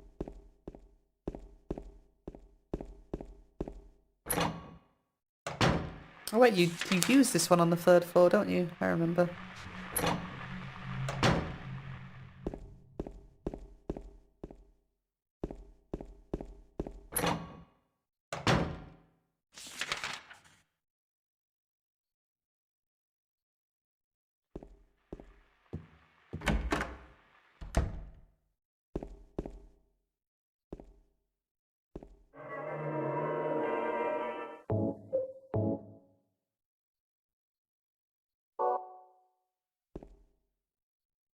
And we will leave it there, I think, for this episode. I don't want these ones to be, like, overly long. I want these ones to be a bit more palatable. Also, I have to do a lot of talking in these ones as well, so... My throat starts to hurt a bit more quickly. But I think next time we're going to go through the fire escape and head over to the other side of the apartments. So I look forward to seeing you then. Bye bye.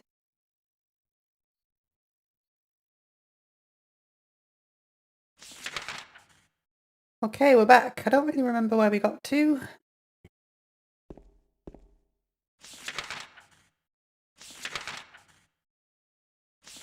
Did we get the juice? We got the juice. So we need to go somewhere on the 2nd floor? Yeah, down here. Only you know the correct way. We're on the wrong side right now. I think to get around to the other side, we have to go down.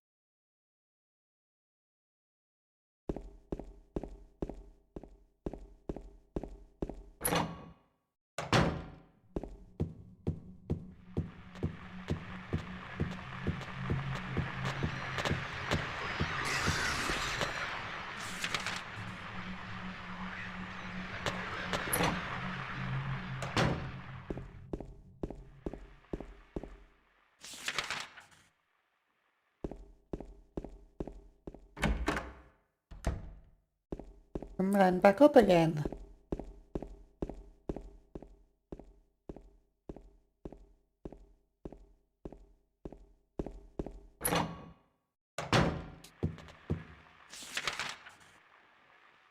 It's just in here. So what we have to do, as I said, this is a weird puzzle that you kind of figure out through trial and error. It's not entirely intuitive. I guess you could reckon it through logic, but it just seems like a weird, like, adventure gamey kind of puzzle, if you get what I mean.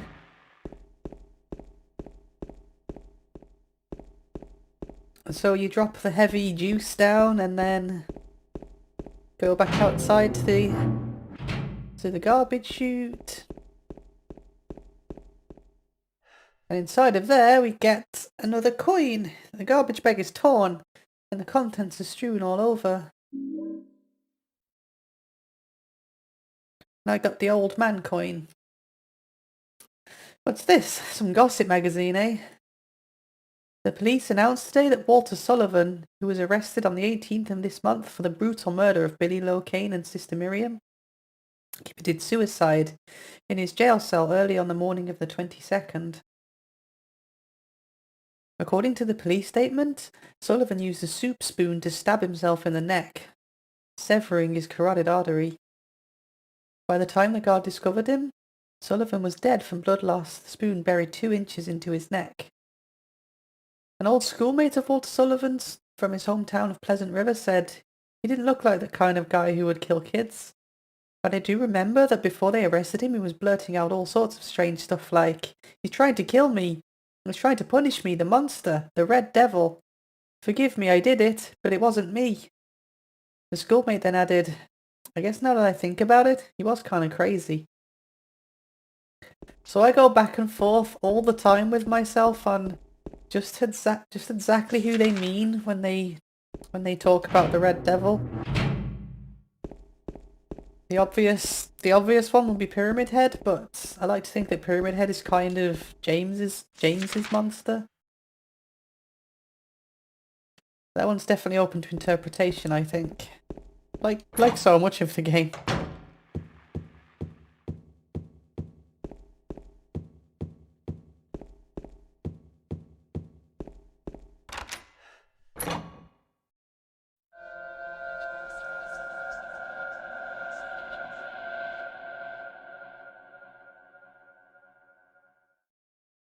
There's no fire escape outside the door. Maybe they knocked it down when they built the building next door. I think I can get into the building next door if I go through the window in front of me.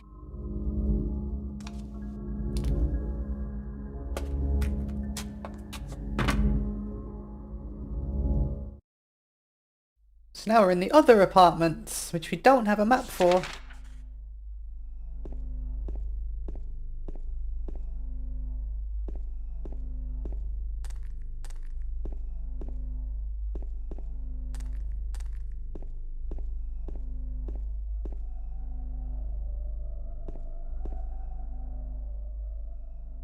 It looks like there's something stuck inside the toilet. Will you take it out? Sure, I'll put my hand in the toilet.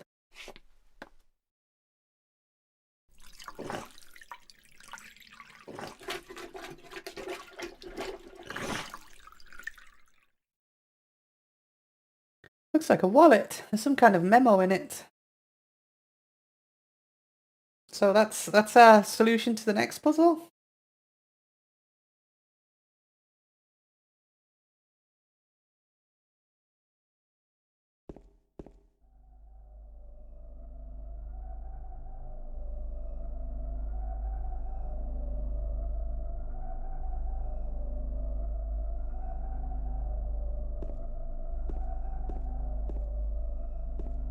I can remember where the safe is. It's a combination to a safe.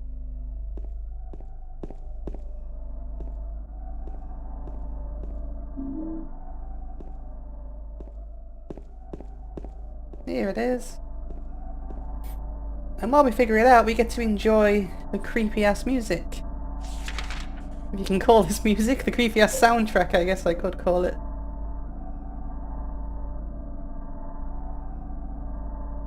So this is a code. It's got some normal numbers, some Roman numerals.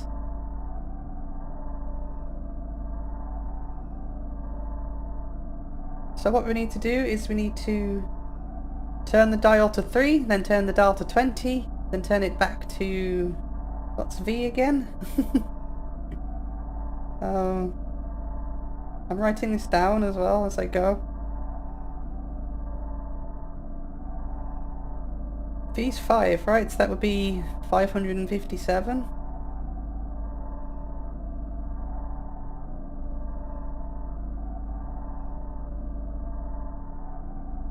I think. That's right, isn't it? 557?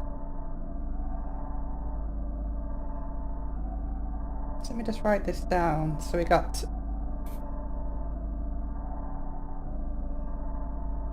This is random as well, so it's not like you can just look up the solution either. So we got 3, 20, 557. I don't think it's 557. I think it's something else.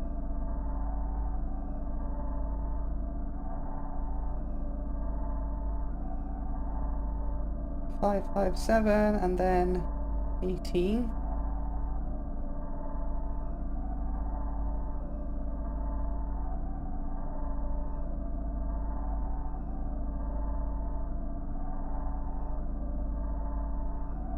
Let's try that first. So we start off on 3 and then we go right to 20. That's the wrong way, it's inverted. So 3, 20, so that's not 557, that will be what then?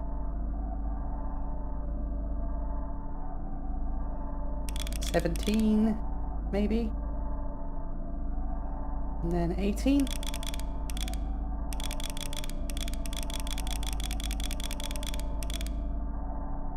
Maybe, I don't know.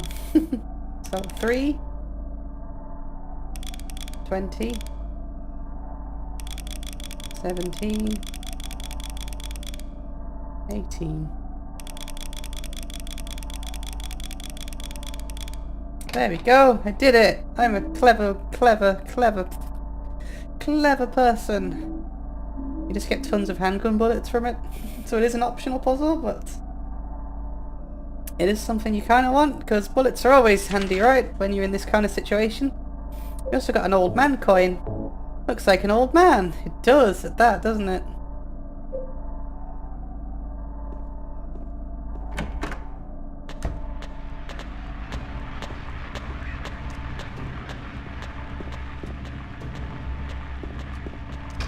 So you kind of have to navigate this part without the map, which I quite like, because you do come to rely on the map quite a bit in these games, so when they take it away it's always a bit of an extra challenge, right? Mannequins creep me out.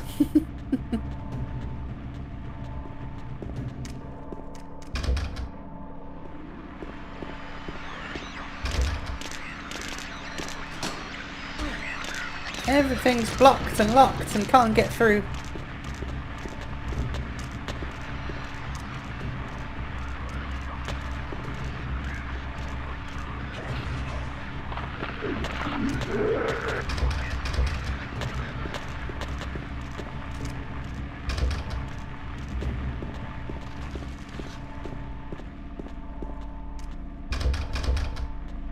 So I think you just go through the exit door then.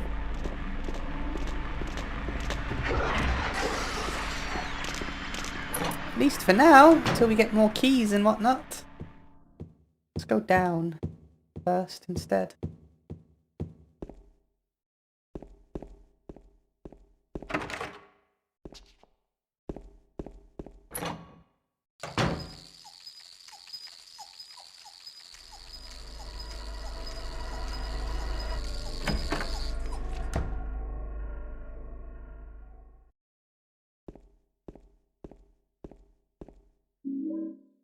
I got White Chrism. We need to avoid getting all of those. I forgot that I'm on New Game Plus. You get the secret ending if you collect all of those items. I don't want the secret ending. There's something written on the desk. First lies the seat of he who is peerless, silent and empty, heartless and fearless. Beside him sits the one who knows the place of the servant next to the throne. Dozens of feet, yet not a single toe. The one that is hidden beside him doth go, seducer of dreams, creature of Hades, lying further from the man and closer to lady, man and woman seeing all headless to the raven's call. And silent and hidden the two may be, they be not there for you to see. Return them to whence they would be, and blessings shall descend on thee. I speak thus with the North Star behind the blah blah blah. So yeah, that's just telling you where you need to put the coins.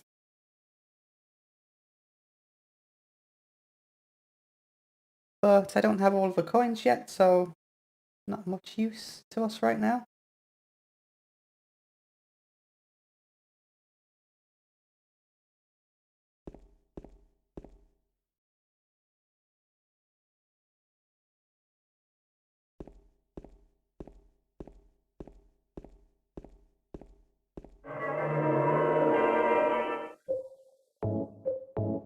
Yeah, I must be very careful not to get all three of the secret ending items.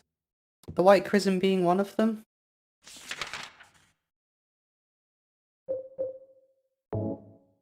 Containing milky white anointing oil.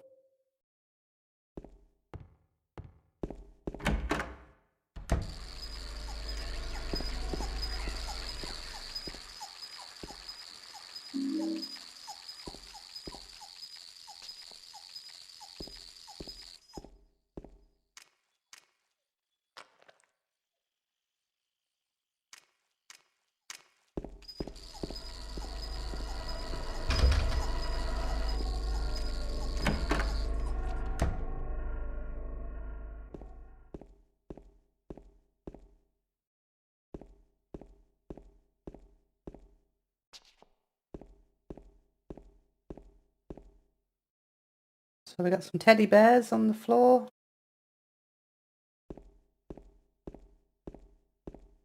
What I've always found interesting about this little scene is you got these two doors right next to one another. One of them's like boarded up and blackened. One of them's kind of white, symbolizing kind of like innocence, which is interesting for who we're about to meet again. And obviously you have the teddy bear on the floor. Bit of visual storytelling, really subtle, but it's there.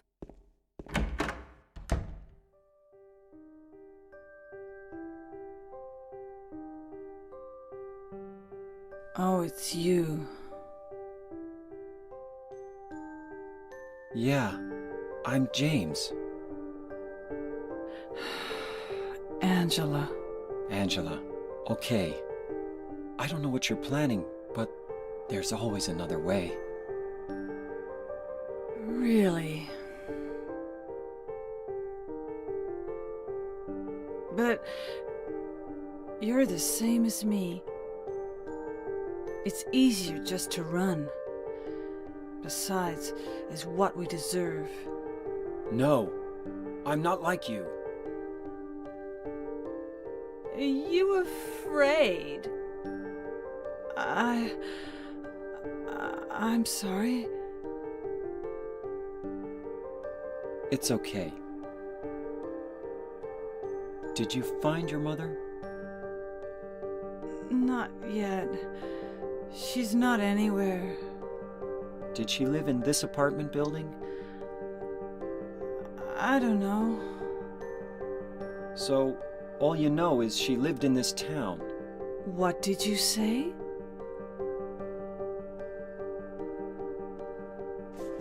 How do you know that? Well, I just figured, 'cause this is where you're looking for her. How else would I know? Yeah. Am I right? I'm so tired. So, why did you come to this town anyway? I'm sorry. Did you find the person you're looking for? Not yet. Her name's Mary. She's my wife. I'm sorry. It's okay. Anyway, she's dead. I don't know why I think she's here. She's dead? Don't worry. I'm not crazy. At least, I don't think so. I've got to find my mama. Should I go with you? This town's dangerous. Now I know what you meant back there in the cemetery. I'll be okay by myself. Besides, I'd just slow you down. What about that? Will you hold it for me? Sure. No problem. If I kept it, I'm not sure what I might do. No! Oh, I'm sorry. I've been bad. Please don't.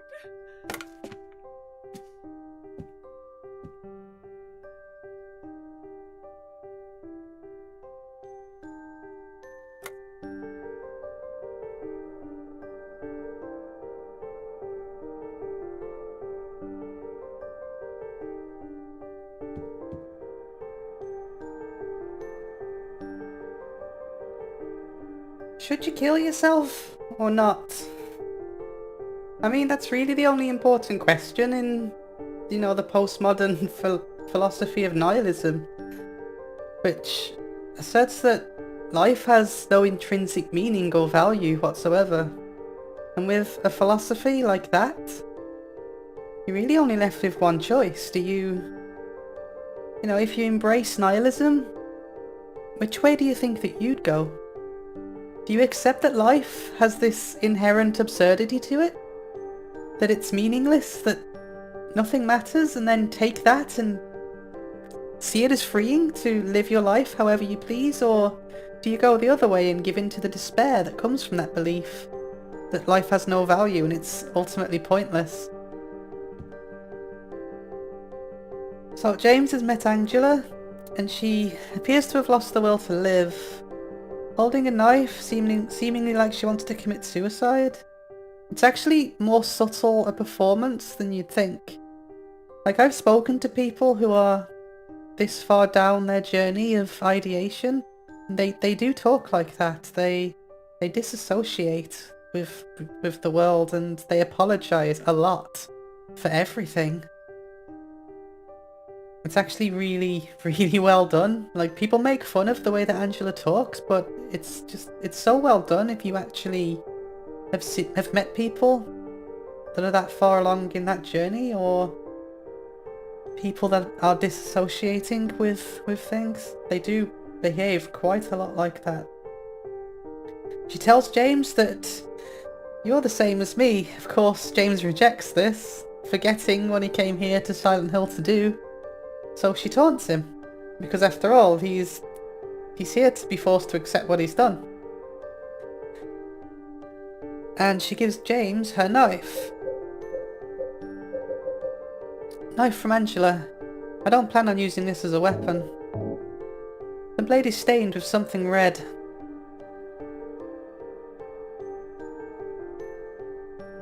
So this kind of symbolises that James is now starting to scrutinise aspects of himself that he'd previously rejected. We also get the prisoner key, symbolising Angela as well. Large coin imprinted with the image of a prisoner. We'll learn a lot more about Angela as the game goes on. He's also starting to point out the absurdity of his mission here as well, looking for his dead wife, so trying to ascertain that he actually isn't crazy. So his resolve is starting to weaken just a little bit. It's also really interesting from a technical perspective how they pulled off this reflection. There's actually two character models in the scene. This is just a hole in the wall with a texture over it, like a translucent texture over it. And obviously there's a collider so you can't walk through, but it's just the scene rendered twice.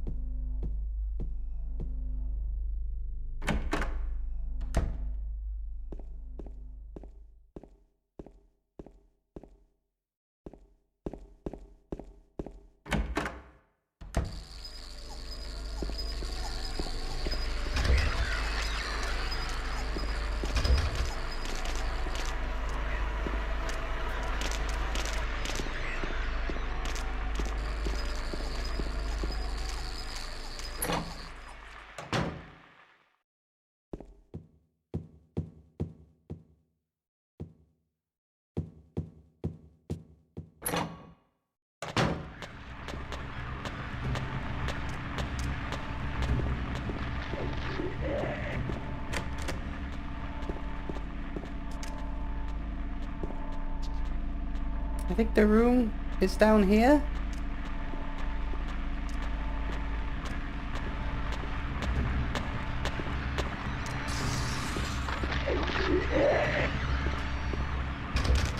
It's definitely one of these, I think. Is it you? It is not you, that's for sure. Might be the other way.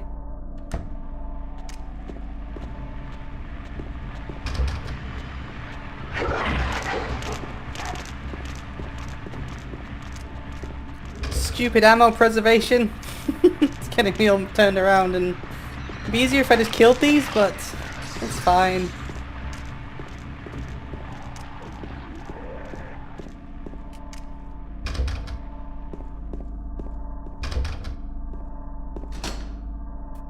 Where is that room?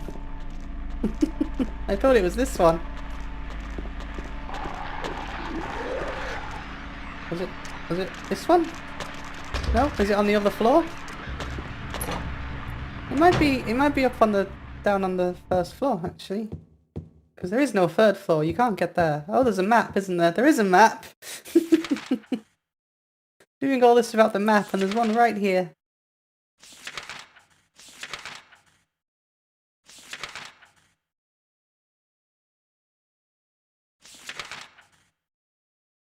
Yeah, it's 105, I think.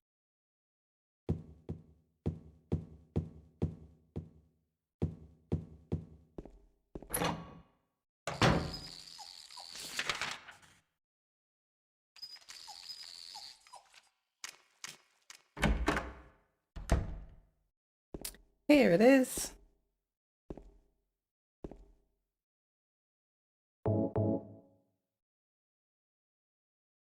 Okay, so the prisoner goes here, I think, if I remember correctly.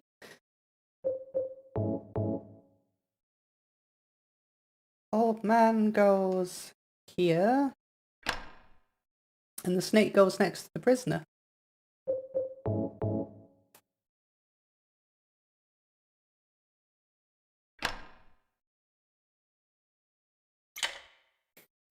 And that gets us the Lying House key. Probably a reference to Adrian Lyne, the director of Jacob's Ladder.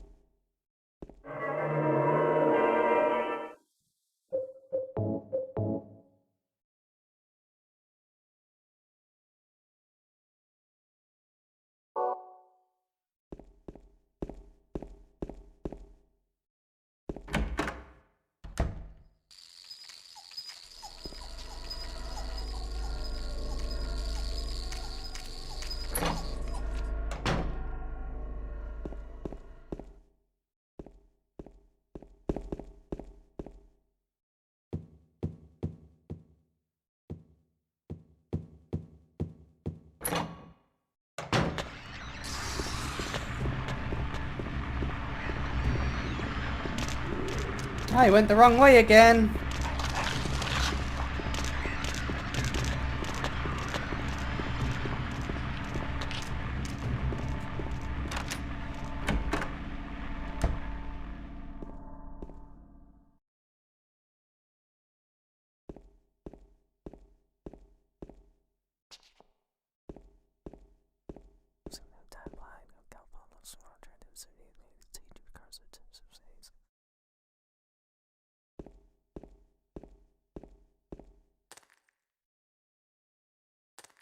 Those whispers that you may have just heard that kind of freaked me out, that doesn't always happen. It's kind of really rare that that happens. I'm quite glad I caught that on camera, but it kind of creeped me out. Especially since I'm wearing headphones right now as well. It really freaked me out.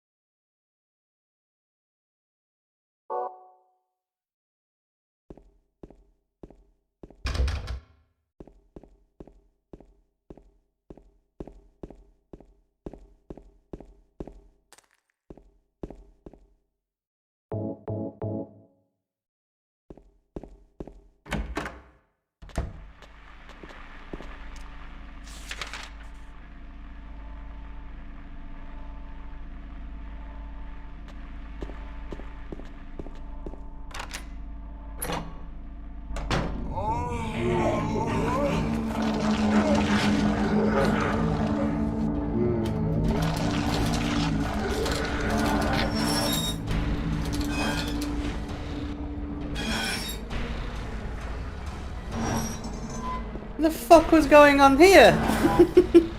What are you doing, Mr. Head?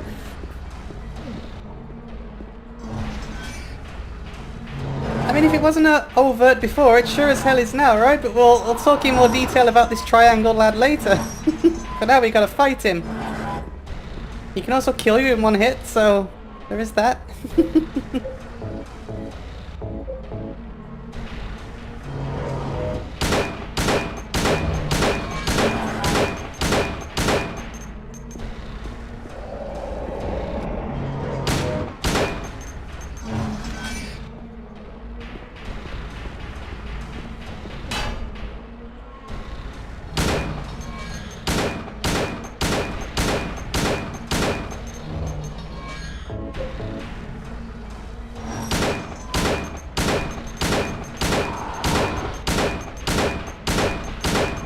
Gameplay!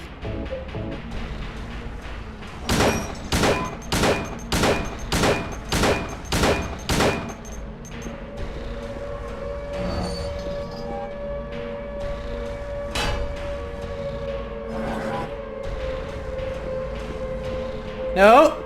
Oh, damn it! I got stuck on the wall! I died on a Silent Hill game! It's like the easiest game in the world as well. Oh well. Let's do it again, and this time don't run into the wall. But yeah, as you see, he kills you in one hit. I don't think you actually have to shoot him, you know? I think you can just chill out. And stay away from him.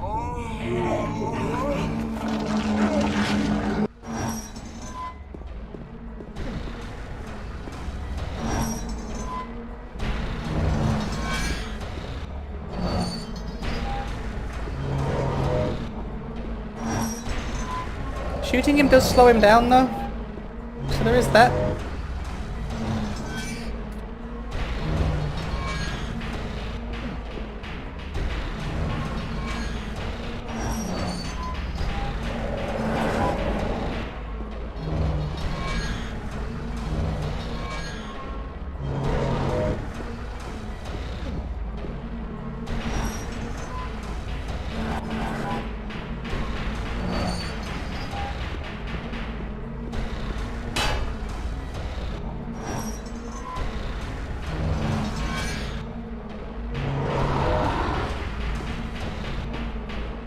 What was annoying is I actually got him as well, he was leaving.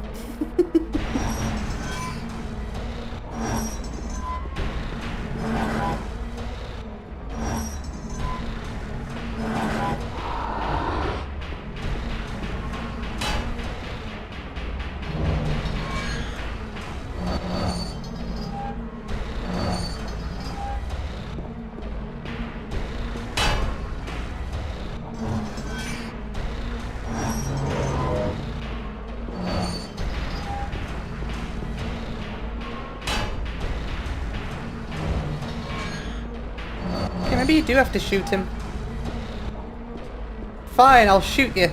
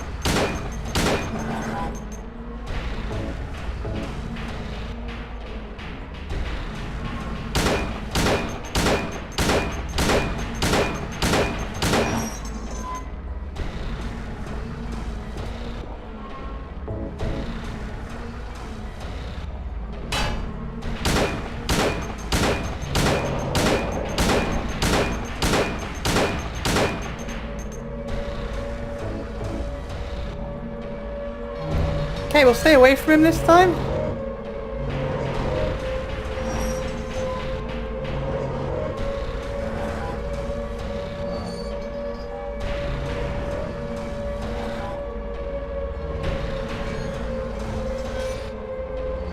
Can't believe I died on Silent Hill 2, I'm so ashamed.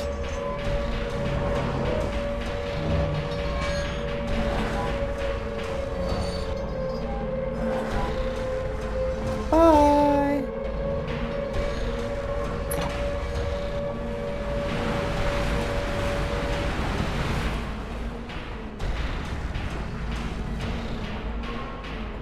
So now we're following Pyramid Head down a spiral, deeper into the unknown.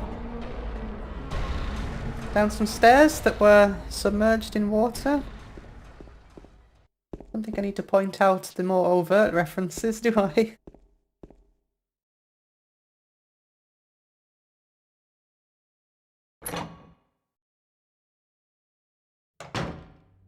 And we're outside, on the other side of the town.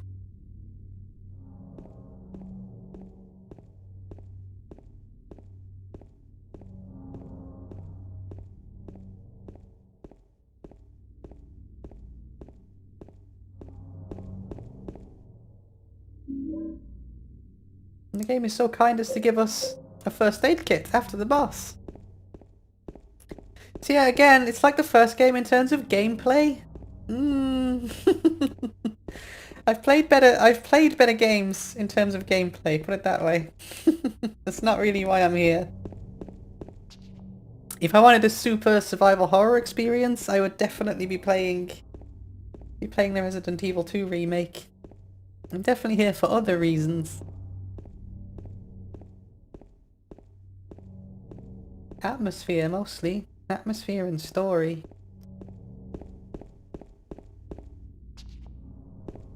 Just can't top this atmosphere for me.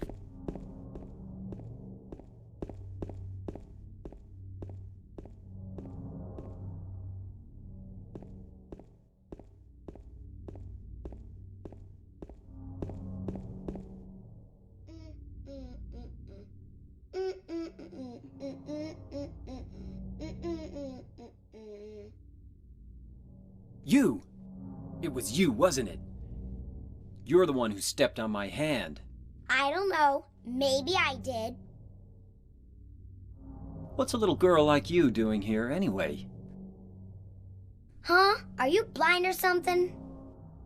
What's that letter? None of your business. You didn't love Mary anyway. Wait! How do you know Mary's name?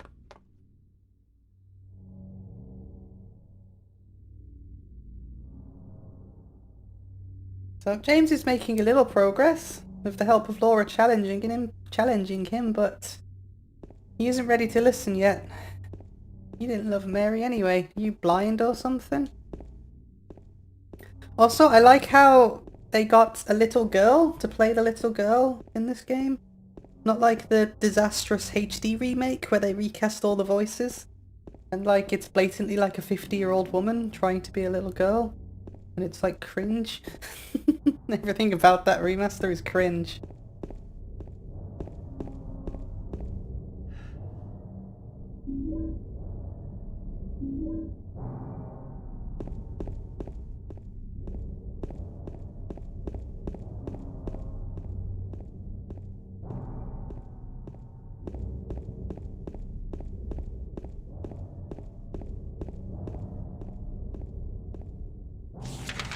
And here we are, Rosewater Park.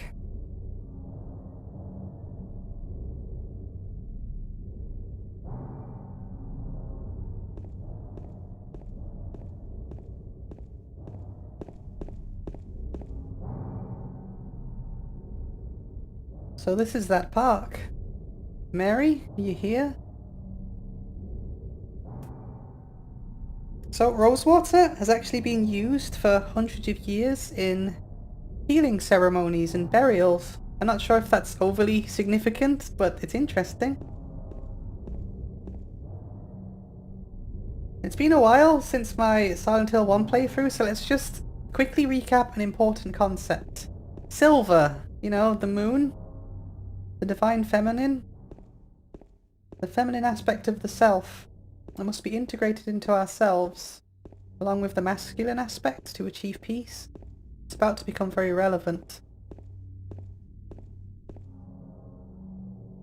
Slippery when wet or frosty.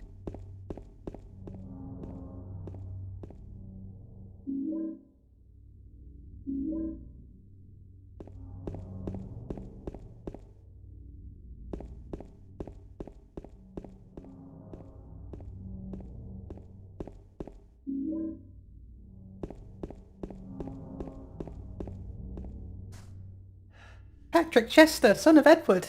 He fought and died for the people, for liberty, and for all of our tomorrows. His memory lives on.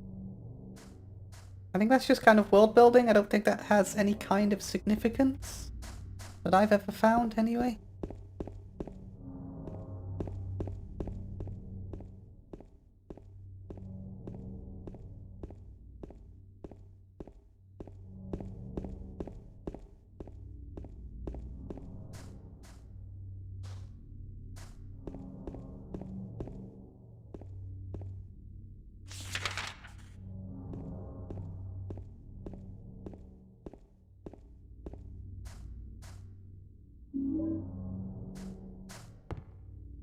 think we're quite handgun bullet rich now. Yeah, we're doing okay. Now we can start blasting some fools.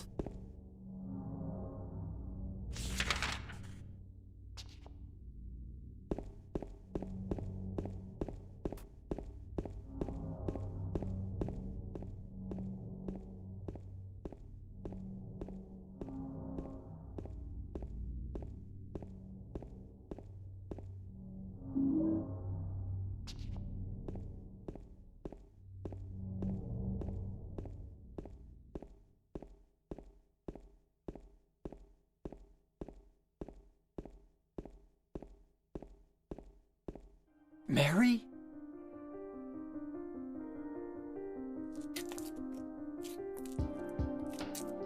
No, you're not. Do I look like your girlfriend? No, my late wife. I can't believe it. You could be her twin. Your face, your voice, just your hair and clothes are different. My name is Maria. I don't look like a ghost, do I? See? Feel how warm I am? You're really not Mary.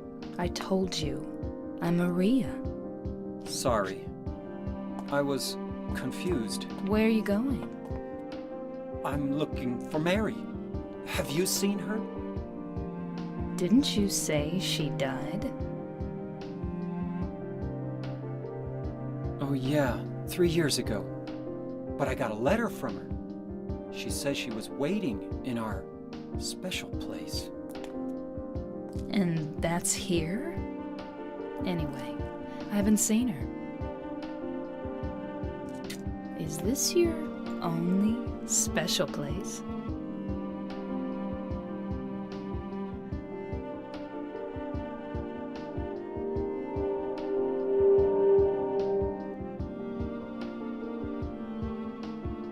Well, there's the hotel too, I guess. The one on the lake? I wonder if it's still there. The Lakeview Hotel? Yeah, it's still there. So, the hotel was your special place, huh? I'll bet it was. Don't get so mad. I was just joking. Anyway, it's not that way.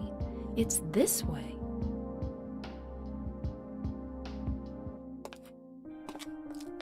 You're coming with me? You were gonna just leave me? No, but... With all these monsters around? No, I just... I'm all alone here. Everyone else is gone. I look like Mary, don't I? You loved her, right? Huh, or maybe you hated her. Don't be ridiculous. So it's okay? Yeah, fine. Incidentally, Maria is my mum's name, which isn't really relevant at all. It makes this whole thing feel a little more personal to me. So again, Maria, almost like a copy of Mary, according to James. Looks just like her, just her hair and clothes are different. They even sound the same, which you'll find out a bit later on.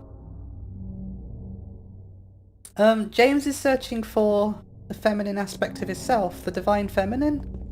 So he's now met this woman who looks exactly like his wife, only a little more promiscuous, I want to say. I'm not going to go into detail yet with Maria. There's more opportunity later on when it's more suited, but that is to say, a lot of our ideals for the divine feminine come from our mothers, and her being named Maria, for me personally, it just kind of makes this whole thing a little bit more chilling.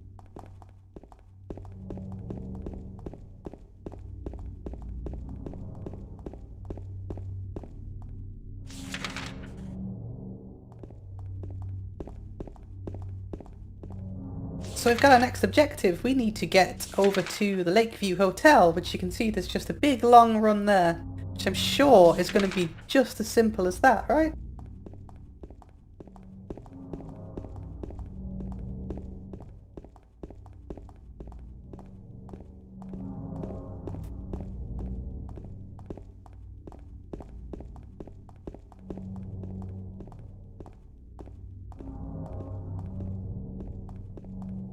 So we also have Maria in tow now as well. She will follow us everywhere we go, and she can be killed as well. It's not quite escort mission annoying, but you do kind of have to look after her a bit.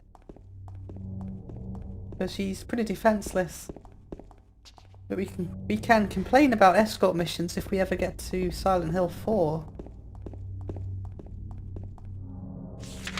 I'm sure if I do these every Halloween, we'll get to Silent Hill 4 2 years from now. We'll get to Downpour. Never.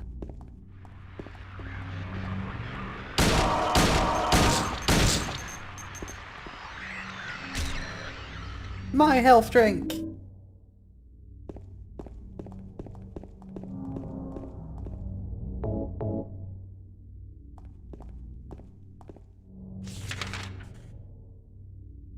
Alright, let's go!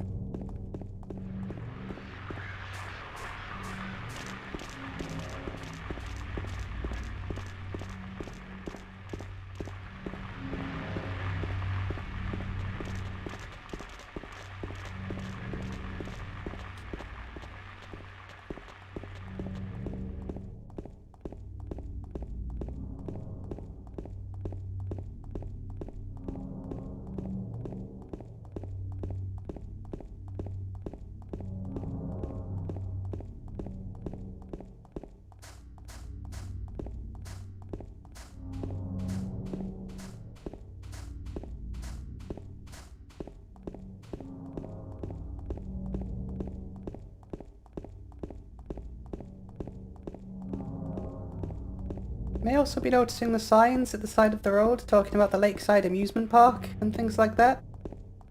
Which is obviously where we were on the first game, near the end. If you look on the map, you can actually see it. That's kind of where we're headed. Very close to the Lakeside Amusement Park.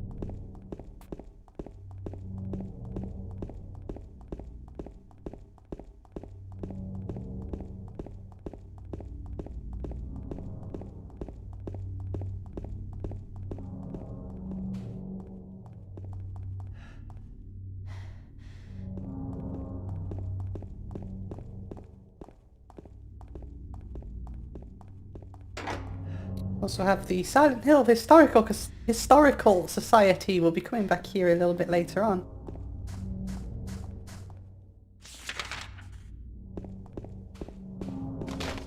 I thought it's so silly how he just like launches enemies at you at that point.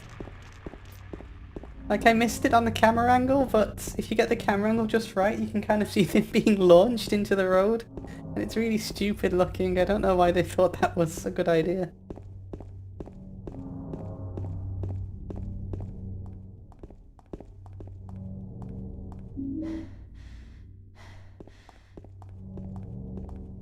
There's a map here.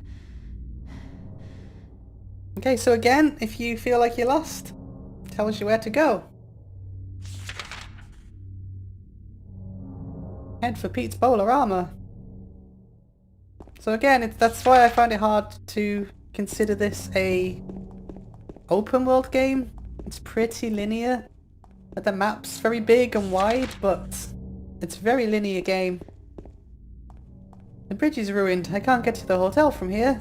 So because the bridge is ruined, you get this corpse of James, and it just tells you exactly where to go. I mean, narratively, it makes sense, right? Like, the town is... Well, it's not so much the town, like, he's unconscious. The town's bringing his unconscious into being. And, you know, it's trying to force him down a path to realise what he's done. So it makes sense that all these hints will be around. Also a Heaven's Night sign there. We're about to head into that place. Geronimo! They have custom animations as well, like actual effort went into that.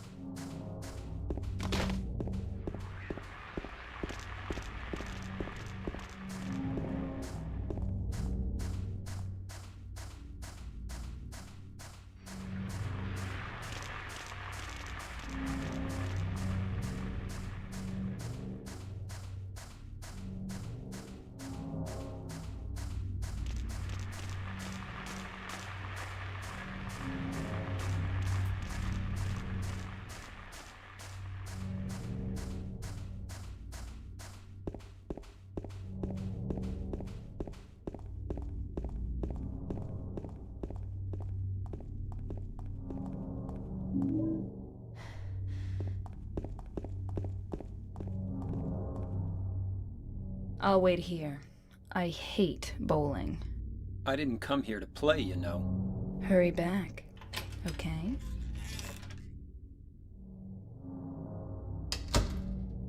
So yeah, she's not coming with us into the bowling alley because she's a spoil sport.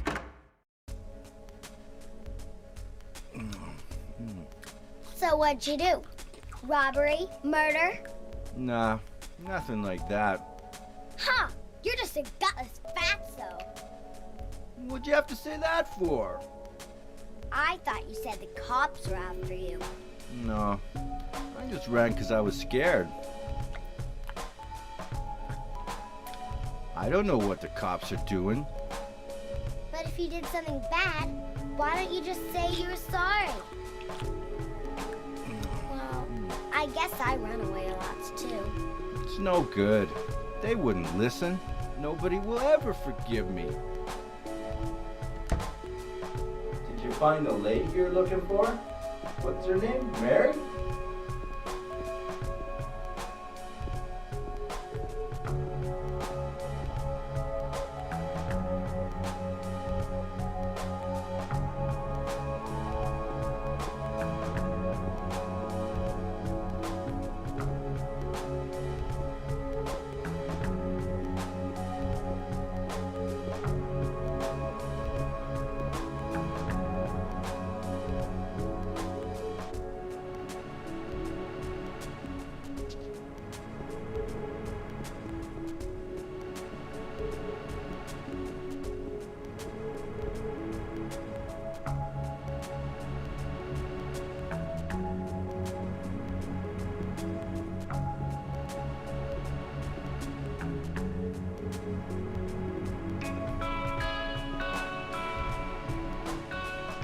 Sorry, I was just listening to the soundtrack.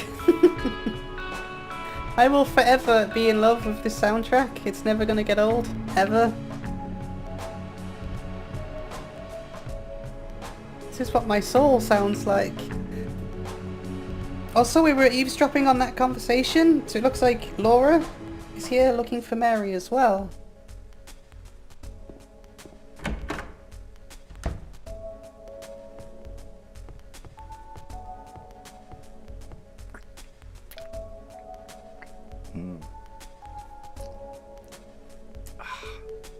Eddie? Oh, you're... James. We met in the apartment building? Yeah, I remember. But,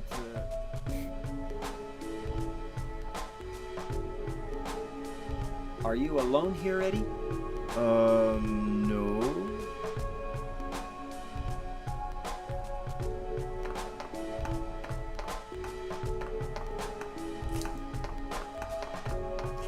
Bye-bye. Wait! Come back! Eddie, let's go after her. Huh? Laura? But why? Laura. Is that her name? That's what she said. This town is full of monsters. How can you sit there and eat pizza? She said she was fine by herself. She said a fatso like me would just slow her down. Forget you.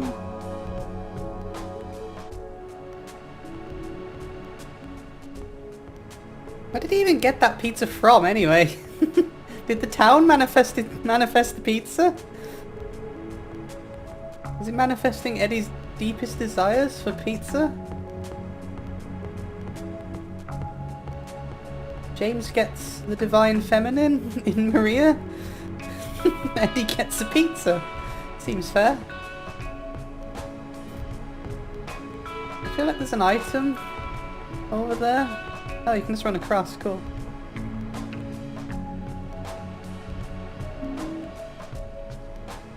Get all of the bullets.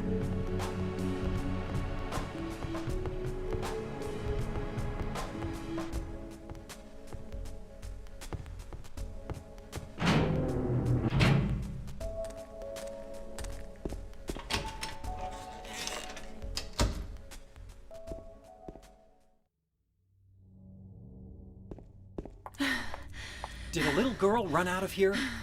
Yeah, she was too fast for me. Aren't you gonna go after her? I guess. Came from this direction.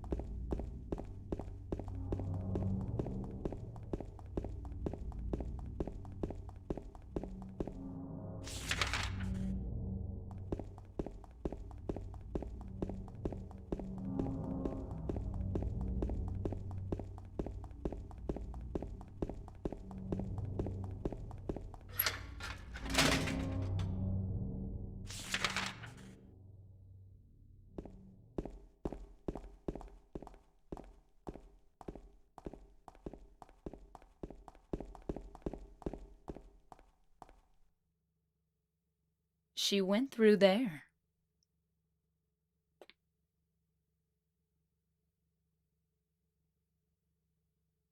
Is there any other way? Yeah, there is. Right through there.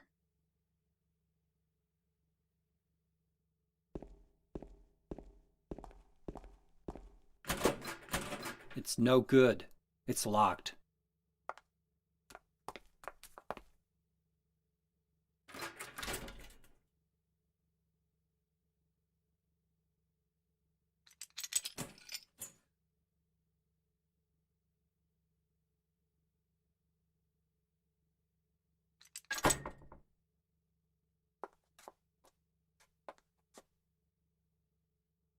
I store things in my bra too. It's the best. It's the best storage place. Got some more excellent music to listen to. There's also some good background music to talk about Heaven's Night. This is a strip club in Silent Hill where Maria works. Empty can, sink, cardboard box. None of them will be of any use.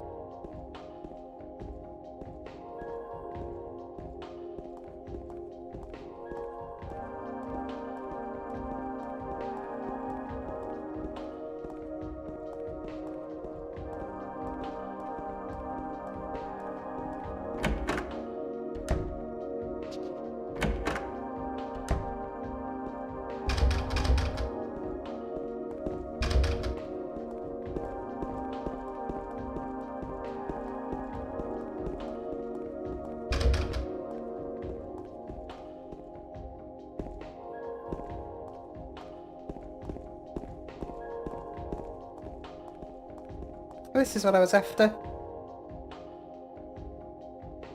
Liquor bottles. I don't need that right now. It's not that I don't drink. In fact, I drink a fair bit. To get away from the pain, the loneliness. But the drinking never changes anything. Anyway, I don't need it now. There's something I have to do. So yeah, that kind of confirms what I was talking about before around James's alcoholism back in Neely's bar. There was a time where he kind of turned to drink to feel better. If you remember back when we were talking about there was a hole here, it's gone now. I think that just confirms for me that that's what that's a reference to. We got Heaven's Night. So this bar is actually modelled after the bar from Blue Velvet. So yet another reference to that movie as well. It looks really similar to it.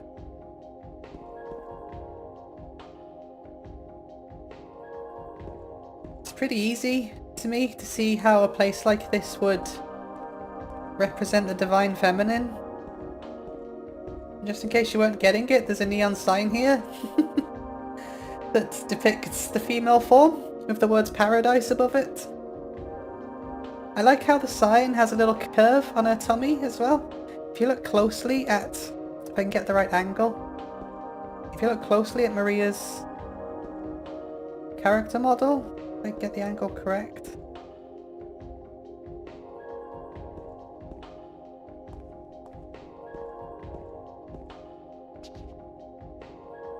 Not going to be able to, I don't think. If you look closely at her character model, you can see that she's the same. She's got just a little bit of tummy fat. Takeyoshi Sato said that he wanted all of the characters to have these little imperfections so that they'd feel more real, which is something I very much agree with.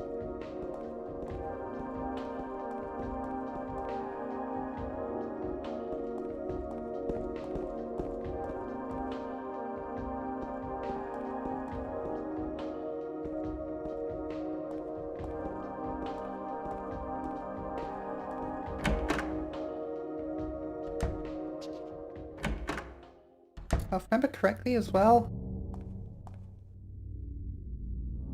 That little page there, I believe that's actually a screenshot, like a scan of the Street Fighter art book, I've heard.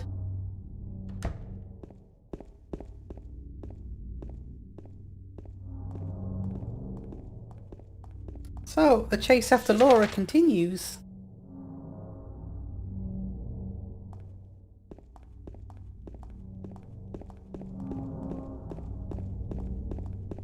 So you can see that's where she would have come out from here. Problem is, we don't know what direction she's ran in, so we've just got to pick one. But I'm sure the town will let us go the right way.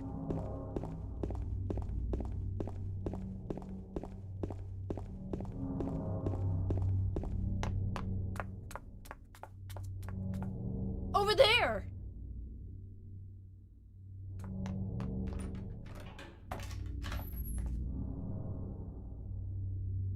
She's ran into the next Zelda dungeon, Brookhaven Hospital. Which actually doesn't show up on the map, which is interesting, actually.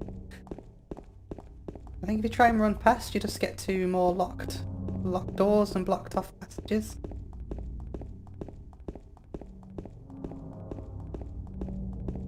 If I remember correctly... Oh, he just flat out refuses to go. If I remember correctly, you actually end up at that door that says door that opens into darkness, or whatever it was. We're actually on the other side of that door now.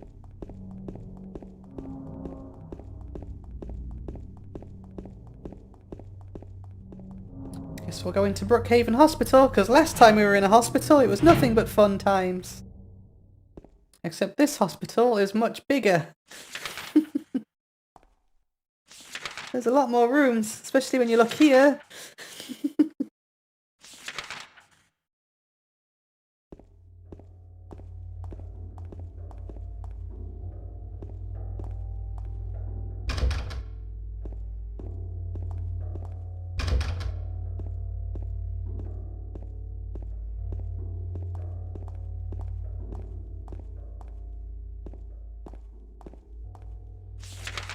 I'm actually after the... I think it's like the doctor's office or something, has a save point. Yeah, here. Cool.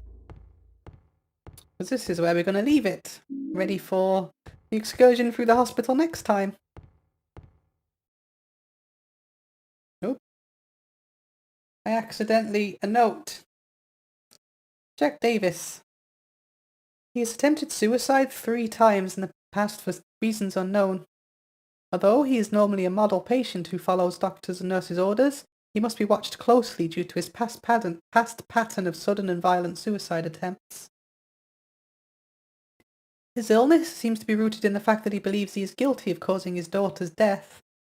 His symptoms suggest a psychotic break and paranoid delusions, normally calm, but has a tendency towards violence when excited. History of hospitalization as well as numerous assault, battery and other violent offences. He has a strong persecution complex and a tendency to solve things through violence. Extreme caution necessary.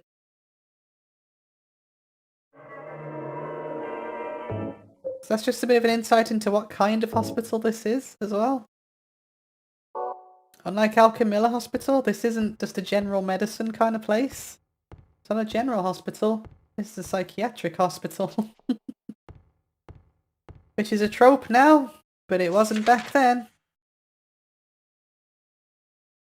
Anyway, let's check this document room, because knowing me, I'll forget next time.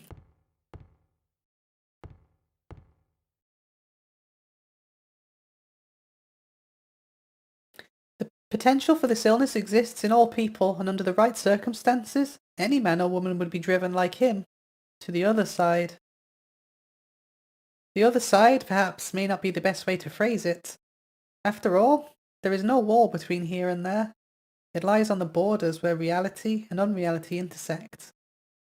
It is a place both close and distant. I can't speak tonight. Some say it isn't even an illness. I cannot agree with them. I'm a doctor, not a philosopher, or even a psychiatrist. But sometimes I have to ask myself this question. It's true that to us, his imaginings are nothing but the inventions of a busy mind, but to him, there simply is no other reality. Furthermore, he is happy there. So why, I ask myself, why in the name of healing him must we drag him painfully into the world of our own reality? Something else is written by hand. I got the key from Joseph. It's probably the key to that box. Purple ball key. So more about the idea of people's different perceptions of reality, which is a huge theme of this game. We've got a people living inside of their own fantasy world, I guess, but to cure them, in quotation, you need to bring them painfully back into reality, which very much parallels what James is going through right now.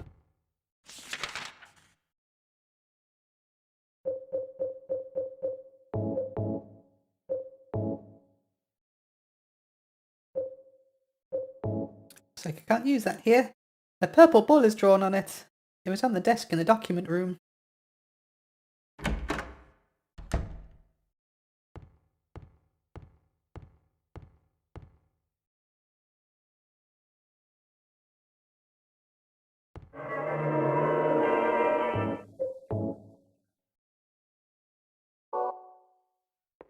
Anyway, we'll explore the hospital next time, and I look forward to seeing you then. Bye bye.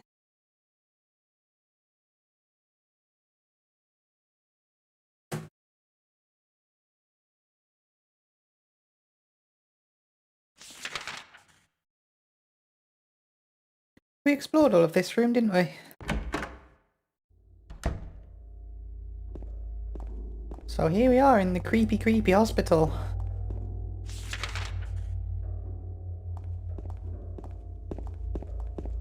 I don't know if it's as creepy as the hospital on the first game or not. It's hard for me to make that judgment because I played the first game when I was like a small child. Silent Hill 2 definitely gets to me more than the first one did. I think that the first game is scarier than this one, just like overall, but this one gets to me more.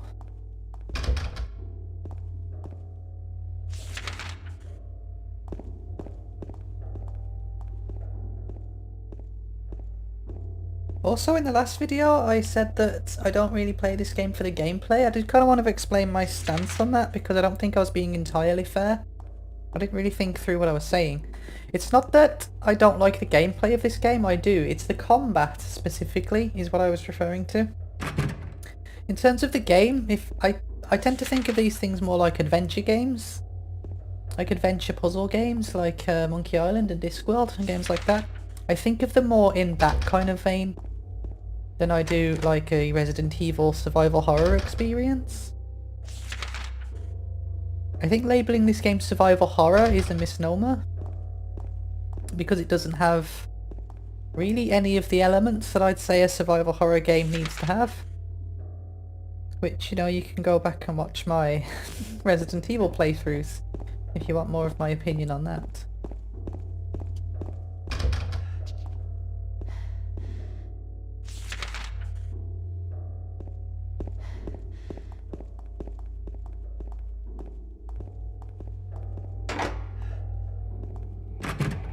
So, majority of the doors are locked.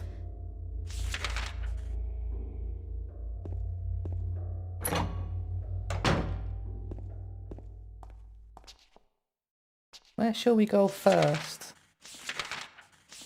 Let's go down to the basement if we can.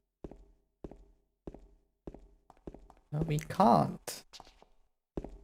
As I said, it has been a while since I last played this game, so I don't really remember the blow-by-blow, moment-to-moment parts.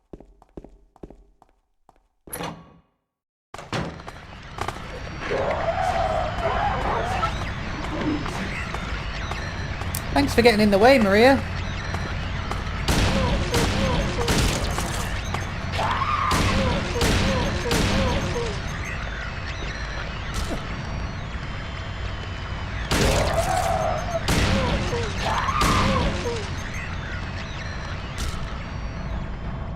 So, nurses. It's time to talk about the elephant in the room, I think. So, the thing that all Silent Hill fans like to harp on about endlessly, to the point where, in my opinion, it's kind of ruined the franchise, because it's become the one and only fucking thing these games can be about. Silent Hill is, quote-unquote, a horny game. Everything is about sexual repression. Now, it is true that this specific game is about sex and death. We said that at the start. You may be getting it now. You may be getting the idea of why I would say it's about that. Well, it's not even me saying it's about that. The people that made it said it's about that. But yeah, a lot of these feminine figures, they represent James's suppressed sexual urges. And so does Pyramid Head too. We'll get to that, because, you know, his wife isn't putting out, right? She's too busy being terminally ill or dead or whatever. But past the surface level, there's a reason why femininity keeps coming up again and again in this game. And it isn't because James has an erection, okay? It's more spiritual than that, but we'll get into that a little bit later. The whole sex and death elements are there. Like, obviously, look. You got Maria, you got sexy nurses. It's all there, but there's more to it than that. But unfortunately, the franchise just couldn't let that go. So now all of them are about that. Except Silent Hill 3 and 4, interestingly, the two that were made by Team Silent. Not sure what this poster is. Let me know if you know what that poster is. Looks like a movie poster or something. There's a magazine here. That won't do me any good right now. There's something inside the pocket of the white lab jacket. Examination room key. Also another poster there as well.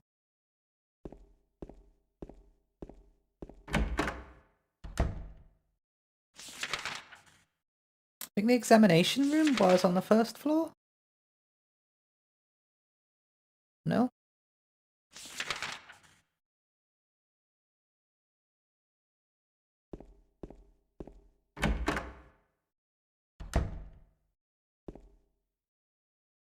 And we get the shotgun. There's a bag here, there's nothing inside. And a little teddy bear. Little cute teddy bear. Ow! What's wrong? I just pricked myself. Are you okay? Yeah.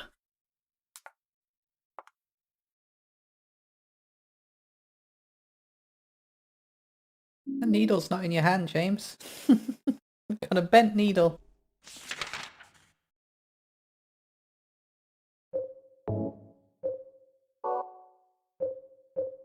An examination room key. What are you looking at, James? Anything else?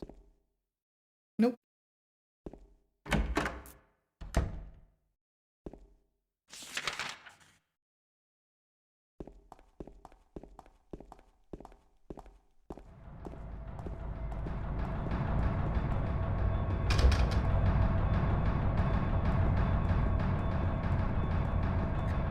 So yeah, we also have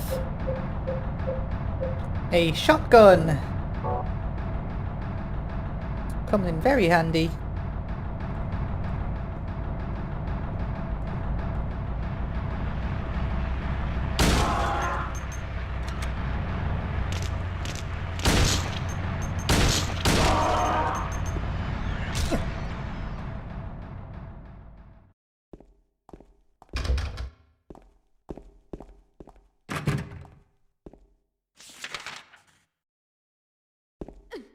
Move out of my way, Maria.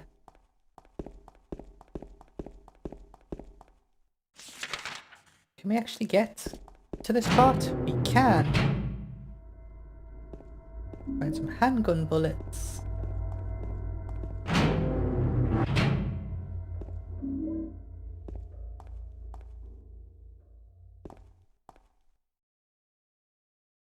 There's a typewriter here. I've got no use for this. Wait a minute, what's this? There's a sheet of carbon paper still stuck in the typewriter. I can still read the imprint left on it. I know it. The secret I'll give them something to deal with this demon shelter is of no use anymore. He is my instrument. He must follow my orders. Yes, the box will be useless. Now I must not forget it.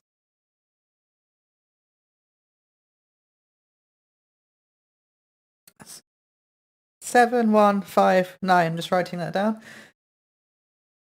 That's good. He is the lowest now. I too will be free and he will serve me. I am a genius. No one can stop me. No one can stop me. No one can stop me.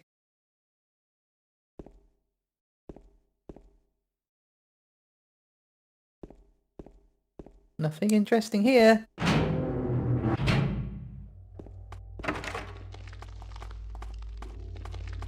Make crunchy noises.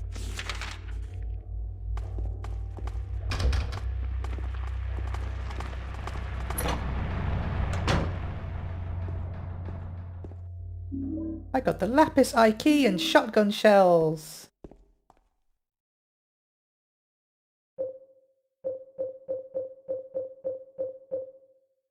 An eye is carved into the top of the key. The iris part is made of lapis lazuli. Actually combine this with this, I think. That's not Resident Evil though, that's not how it works. You combine as you use it.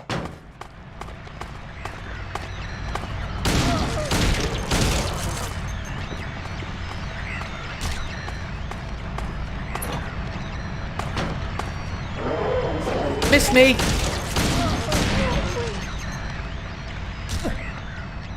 They're definitely creepy designs though.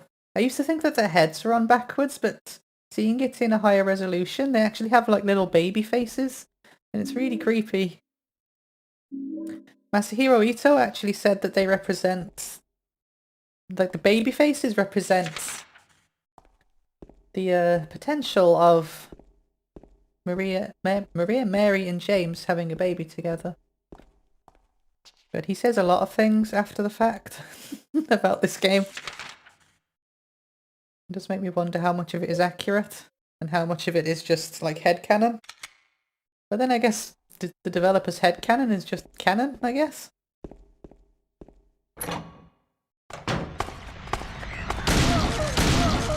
Although he wasn't the only one that worked on this game, so... For those that don't know, Masahiro Ito, I've mentioned him a lot. He's very active on Twitter, even today. And he's the monster designer. He's the guy that came up with all the monster designs.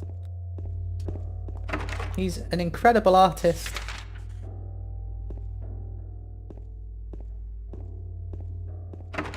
And you should follow him on Twitter if you're not already. You get to see lots of cool art.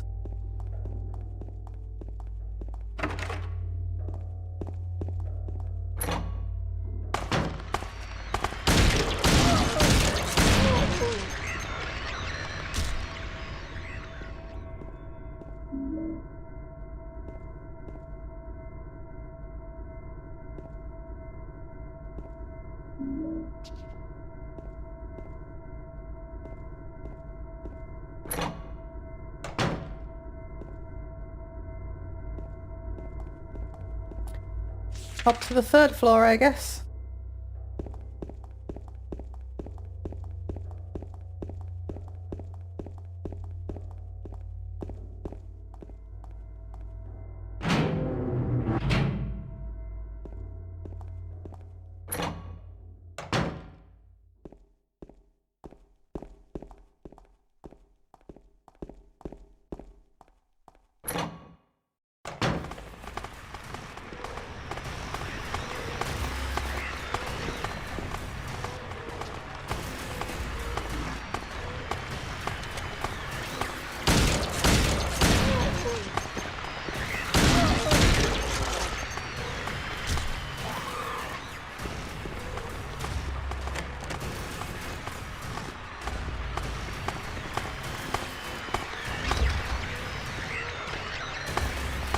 See if you get a good look at their faces.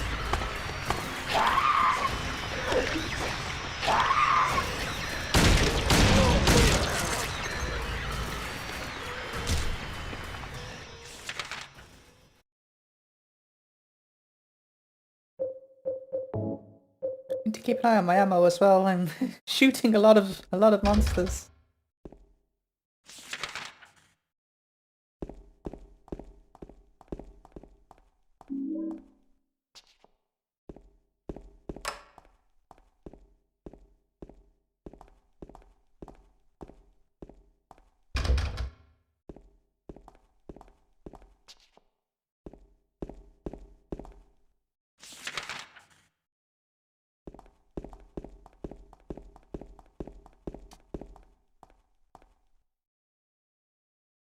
do I know the combination to this? I don't think it's the one on the letter. Let's try it anyway.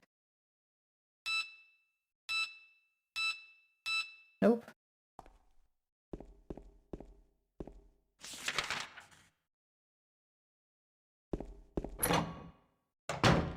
Down we go. Actually, let's try the roof first.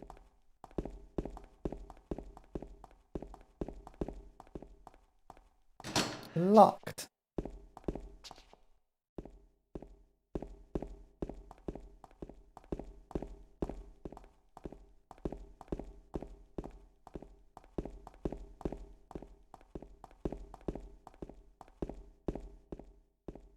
What's going on with the controller? Controller's all screwed up. 1 second.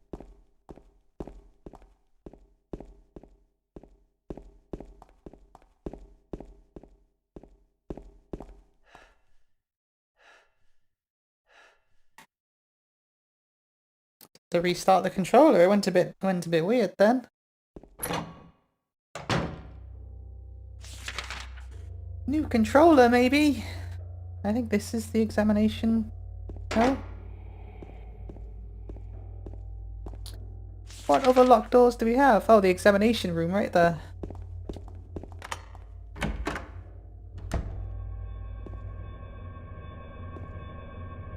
There are medical records on the desk, nothing particularly interesting.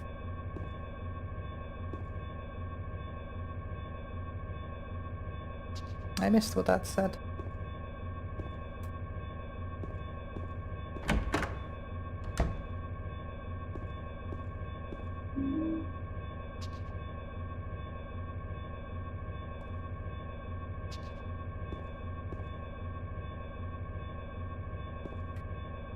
One thing that tank control games don't let you do enough of is look around like this.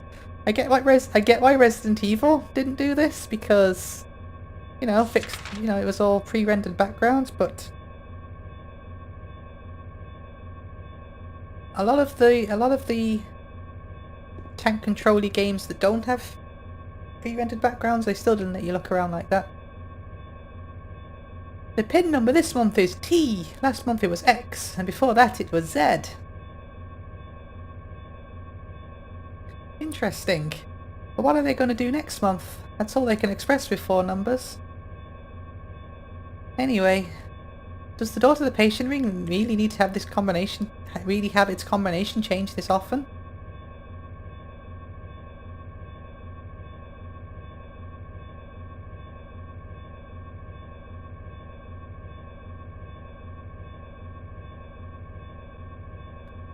So,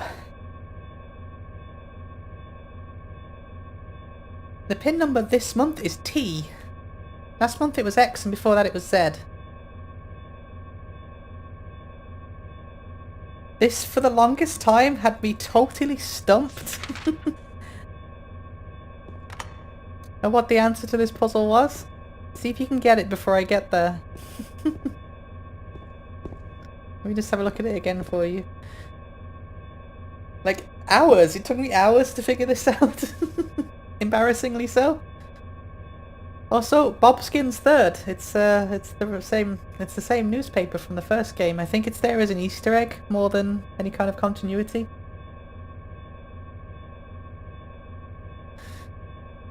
The pin number this month is T. Last month it was X, and before that it was Z.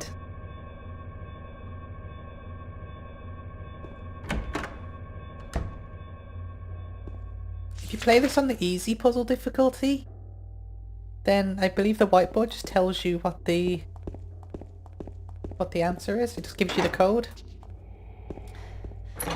Riddle difficulties is such a cool idea, I think.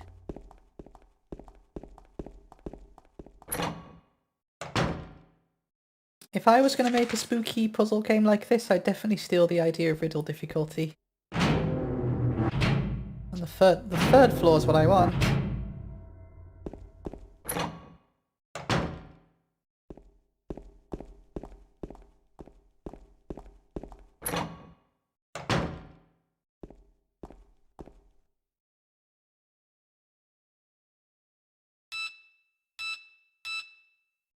It makes a T. on the numpad.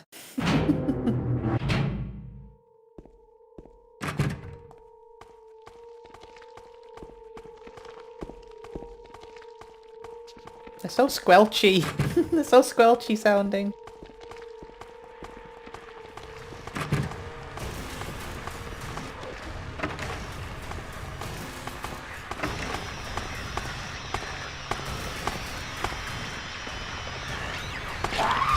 Oh. Ow! You hit me! You have to be really careful because you can shoot Maria as well. And she will die really quickly. And then you get a game over. And I haven't saved it in a while.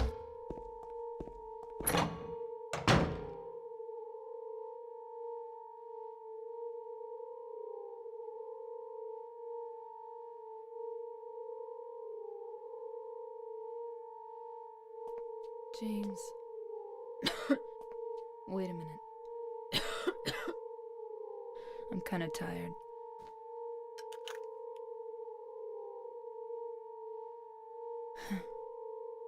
It's just a hangover. You should rest.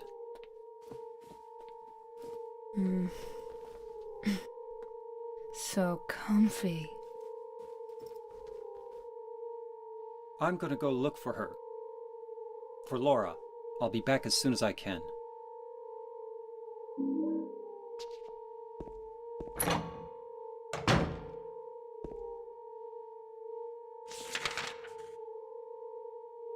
Uh-oh. James is reliving the beginning stages of the whole reason why he's here. I guess the best way to respond to that is to just leave. He does have to find Laura though. He needs to, he needs to present the truth to the innocent part of himself.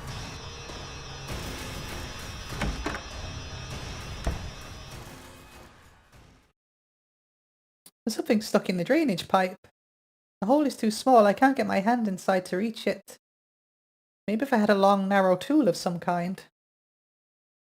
No, you don't right now, so...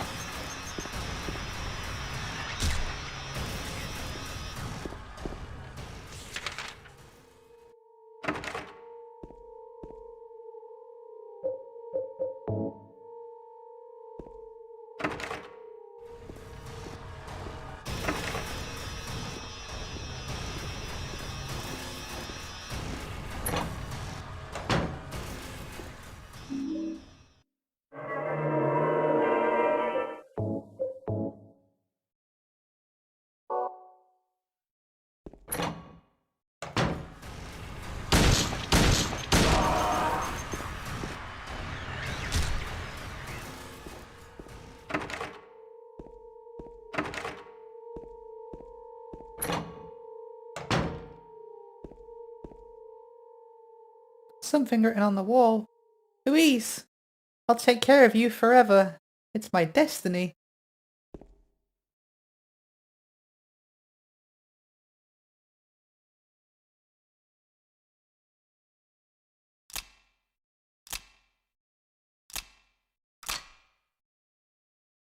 Still a bit missing though.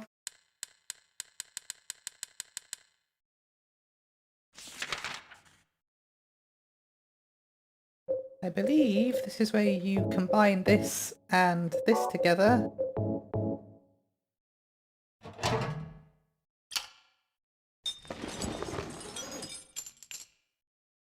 Just one more thing to do. Luckily we have the roof key, so let's head up to the roof.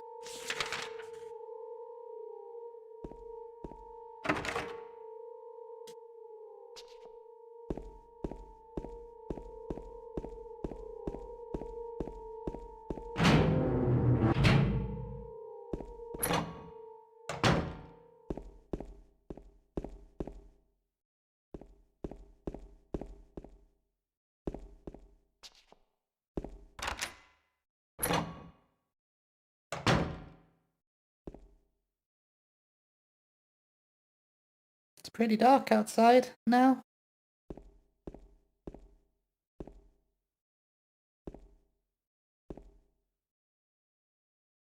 Eerily quiet.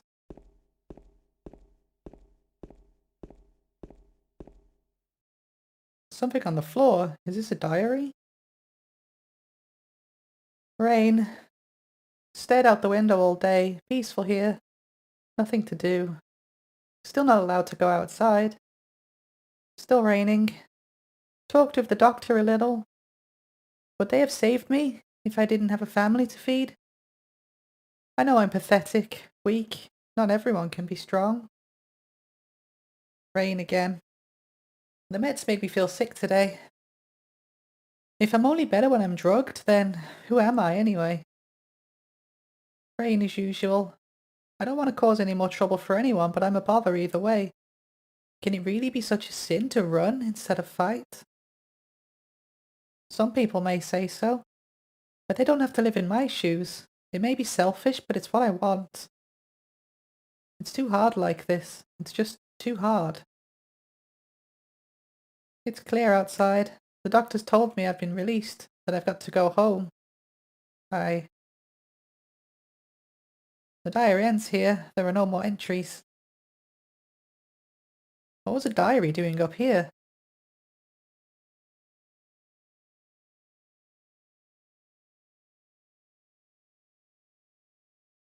So it seems that the owner of this diary was suicidal. There's definitely some ideation in there.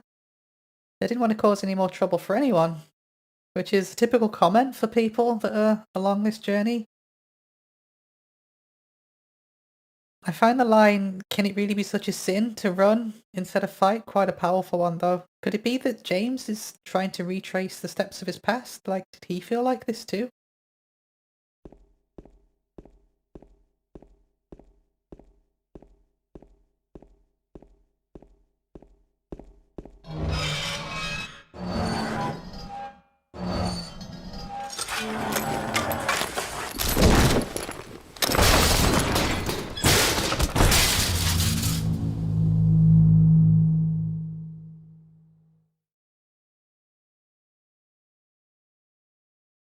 And Triangle Friend just knocked us off the roof.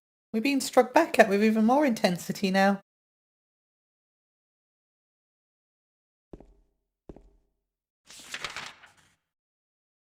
It's also really hurt us, so... That really hurt us.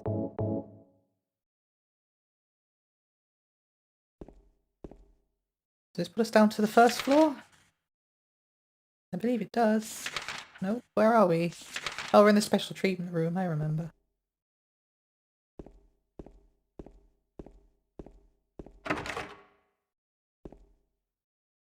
Something is written on the wall. If Joseph looks calm, he can be taken out of his cell.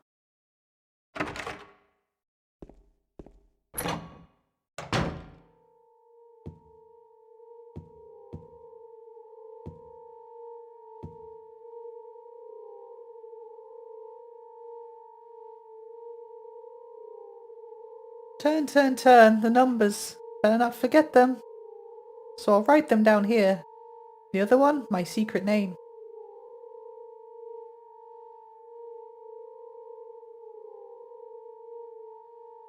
3948.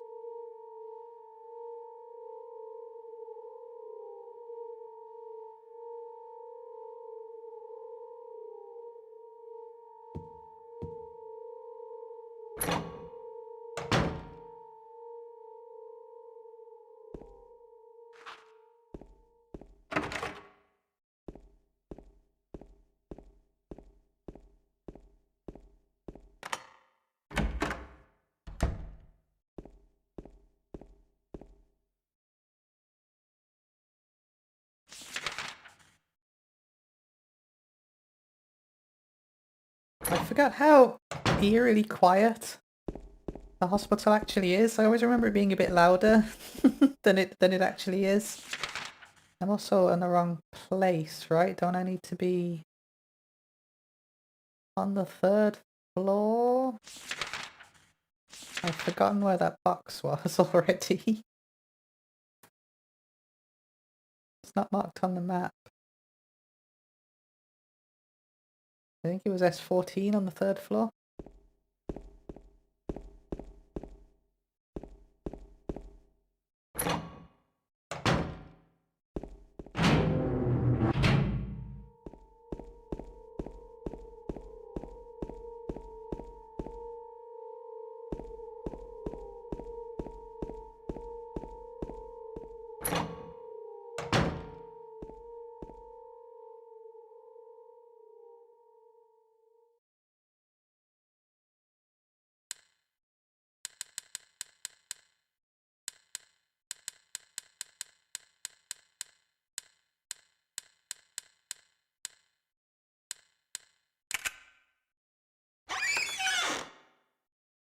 There's nothing inside the box. No, I'm wrong. There are a few hairs inside.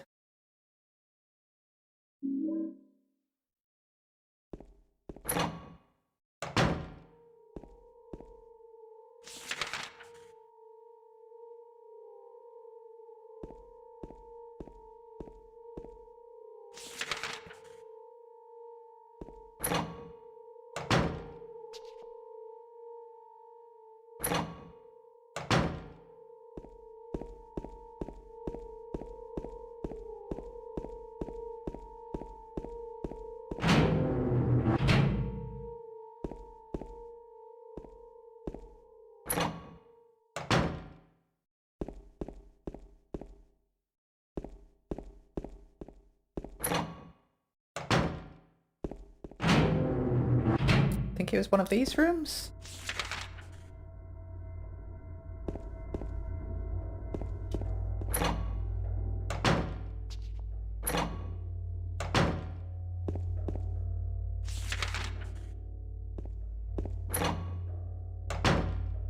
Was it one of these rooms?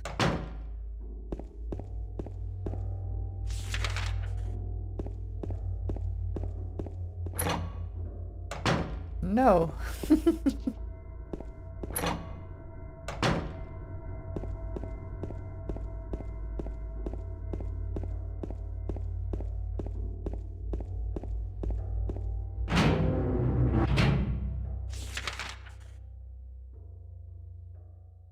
It was that shower room up on the 3rd floor. Sorry, my bad. Brain foggy today, still.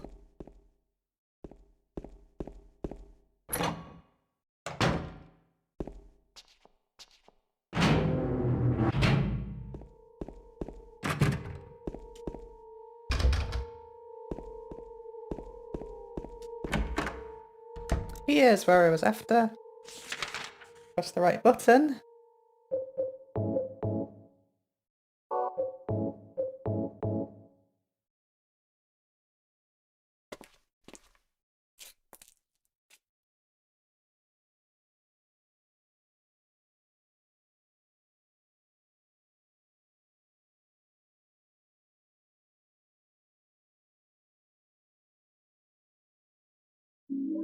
Got the elevator key! Now I can go down to the 1st floor.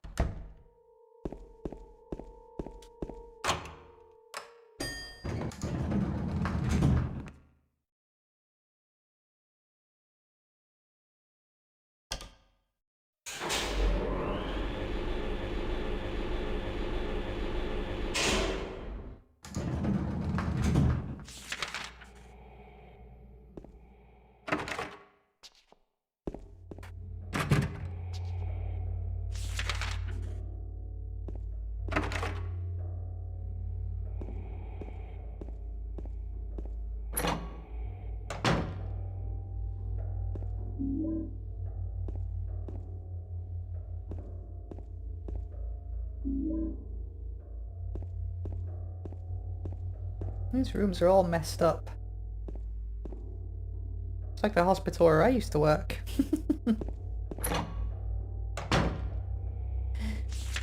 That was a horrible place. Very, very underfunded NHS hospital where I used to work.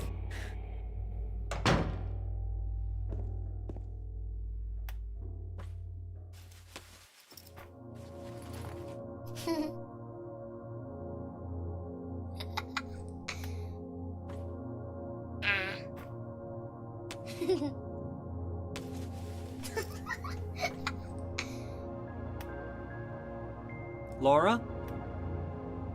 Huh? You know my name? Eddie told me. That big fat blabbermouth.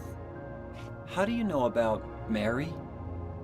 What's the big deal? Why can't you just tell me? You gonna yell at me if I don't? No, I won't.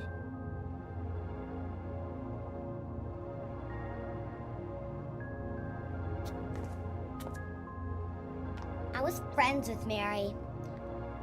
We met at the hospital. It was last year. You liar! Laura, Fine, don't believe me. But last year, Mary was already...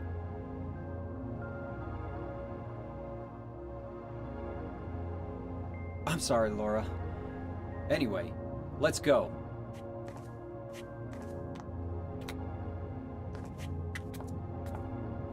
We can talk about this later. This is no place for a kid. There are all sorts of strange things around here. I can't believe you haven't even gotten a scratch on you. Why should I?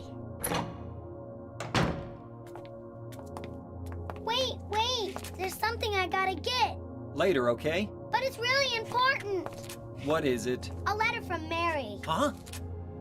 I wanna go get it. Is that okay? Yes, yes.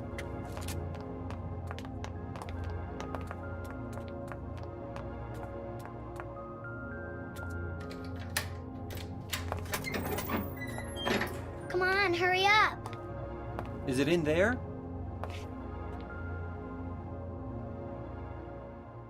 Yeah, in the back.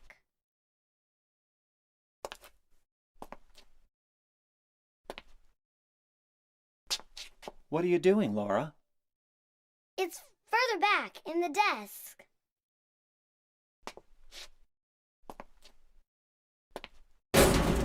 Laura! What are you doing?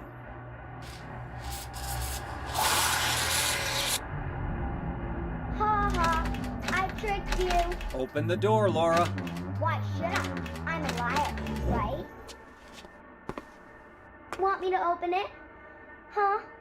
Huh? Do ya? What's the magic word? Laura? Okay, I guess I won't open it. I think I'll just leave you like this. You snotty little brat! Open up!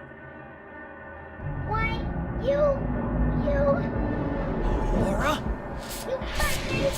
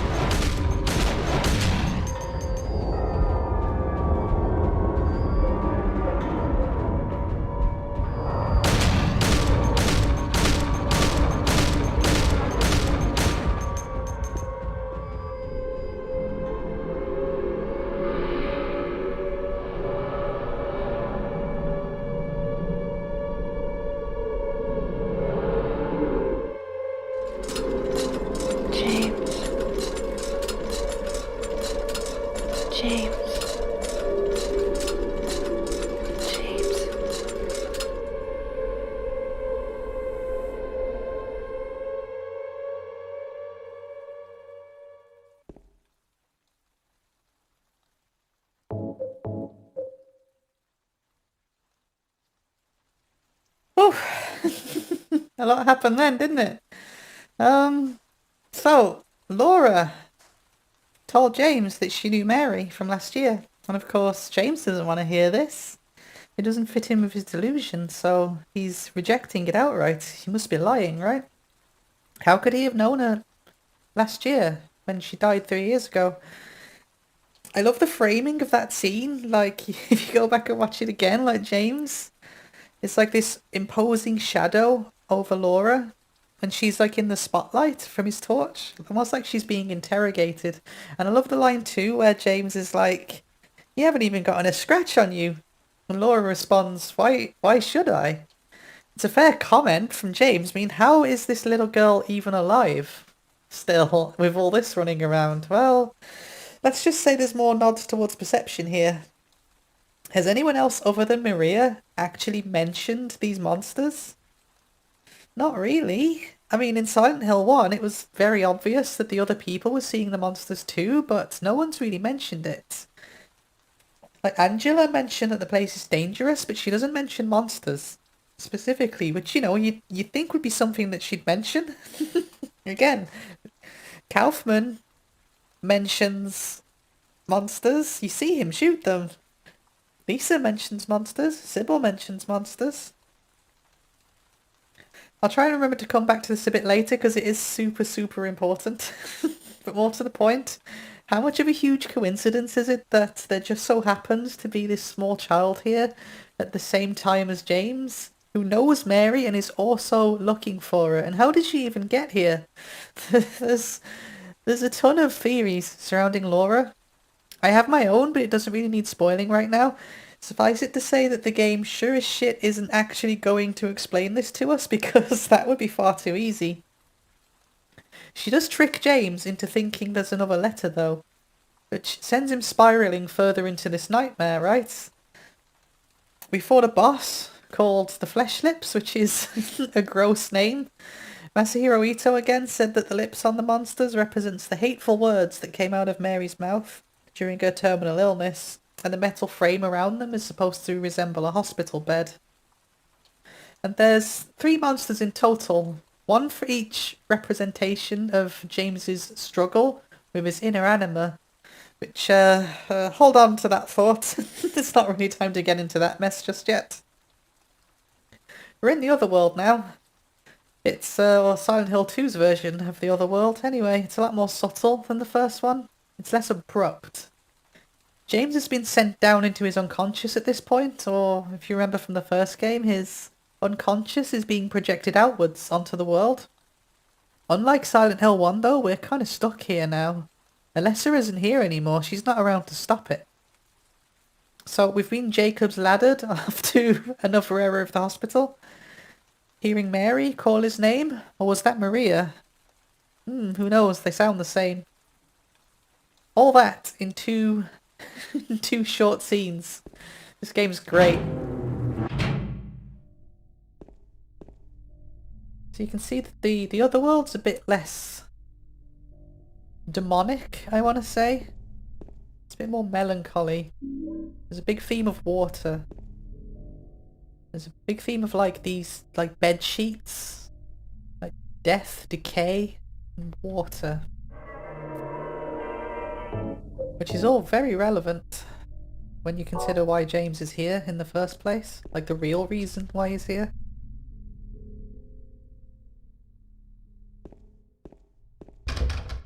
But the doors are covered in these like sheets and, you know. And the music is...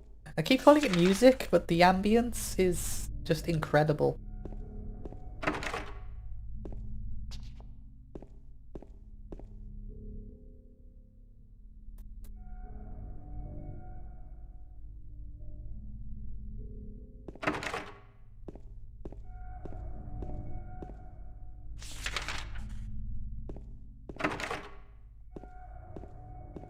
The other world on this game, I love it.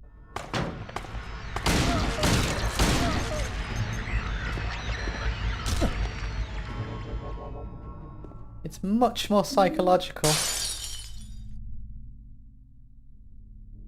Bit of a jump scare there. Yeah, everything's covered in these, like... It's like tarpaulin or sheets, so I'm not sure what it's supposed to be. Let's get out of the smashy room. It's freaking me out. I find the other world on this game much more affecting than it is on the first one.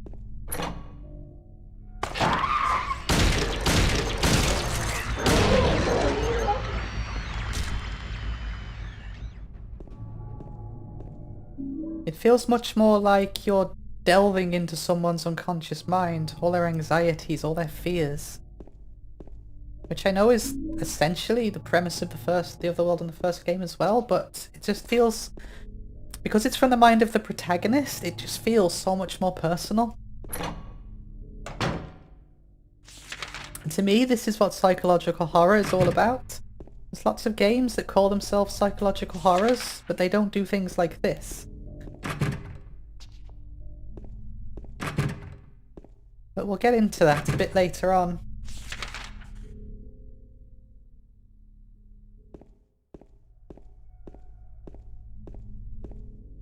Like, what's this on the floor? It looks like veins or something.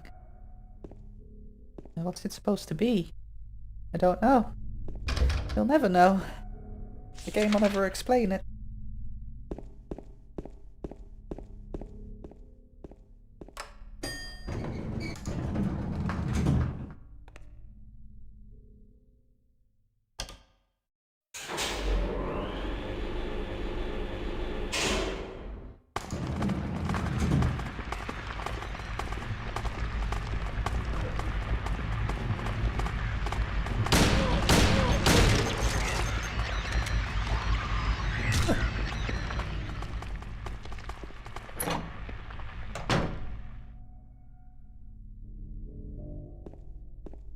Oh man, look at that.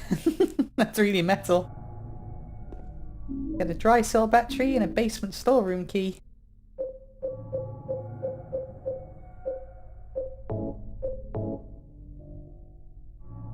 Check the letter again. It was inside the wall with that strange painting. It's the key to the hospital basement storeroom. Just an ordinary dry cell battery. I was locked up inside the basement's basement. It was so small and dark, I was so afraid. I dropped my precious ring, but I will never ever go back there. The basement's basement, you say?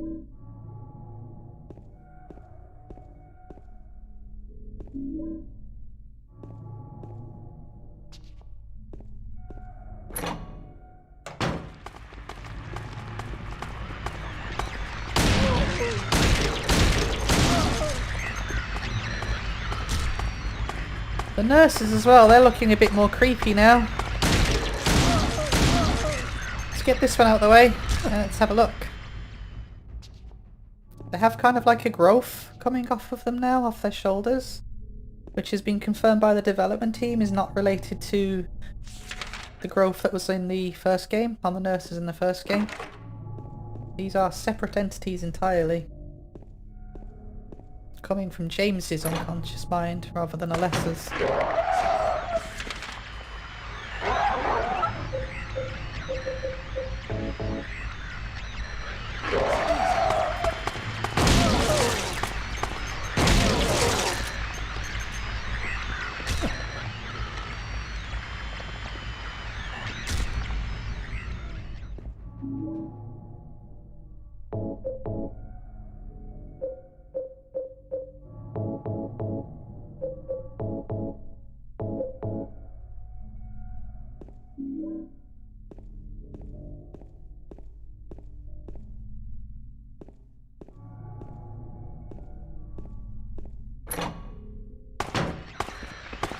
I killed you!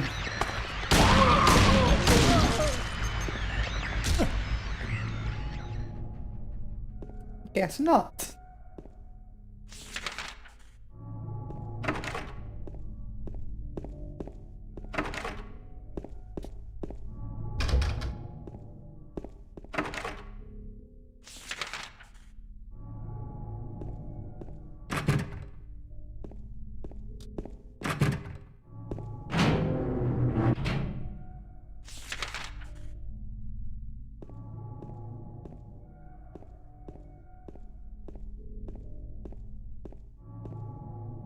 something that looks like a refrigerator. Will you open it? Yeah, sure, why not?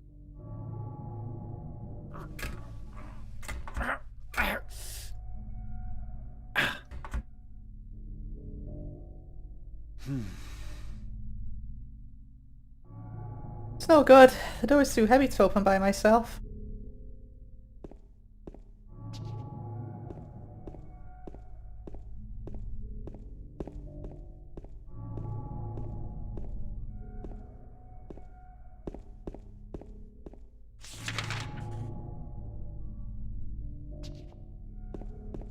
No doors.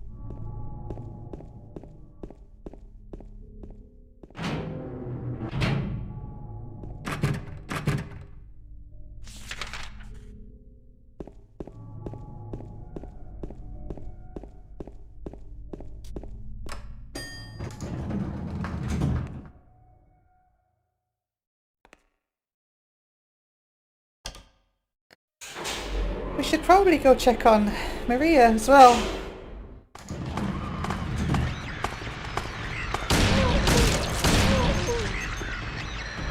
If she's come to the other world with us. Normally, people don't.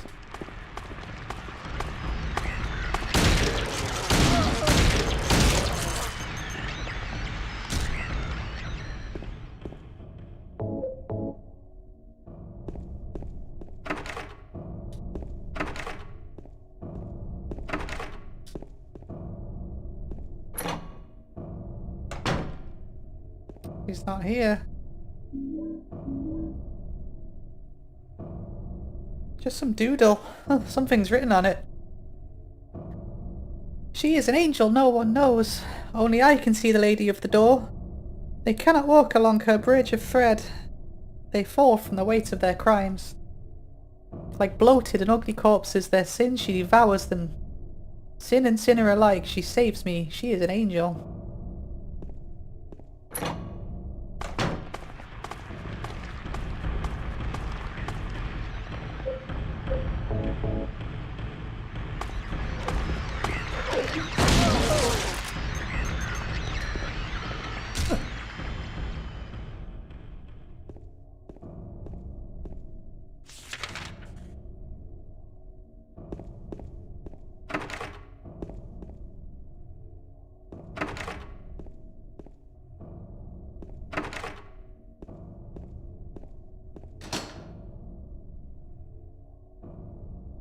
There's a painting of a woman on the door.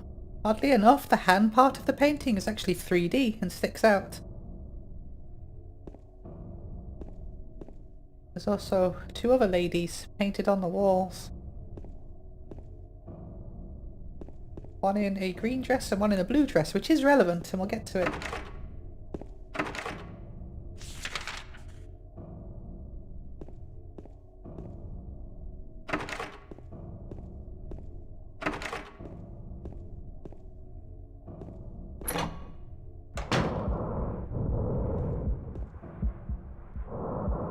There are empty medicine bottles here. Is this what Maria was taking? Is Maria sick now too?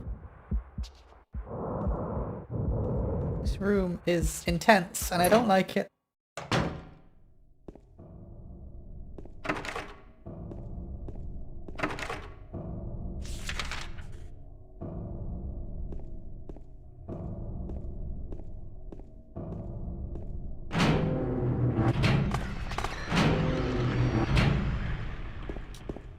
Make sure we're checking all of the rooms. Don't want to miss anything important.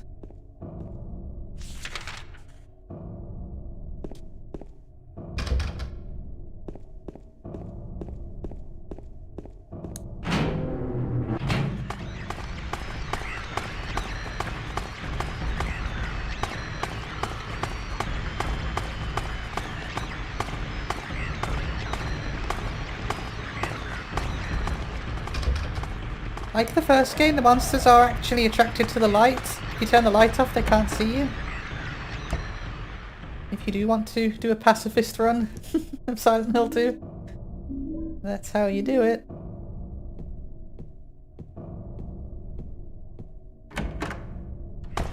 Like I was saying before though, it's not really a survival horror game. Like, you get enough supplies to be able to kind of take every enemy out anyway.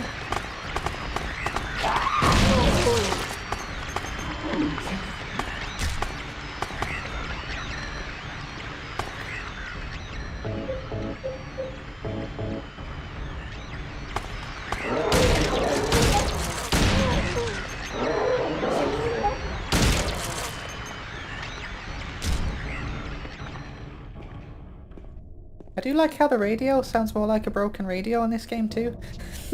not like the weird alarm bell kind of sound that the first game had.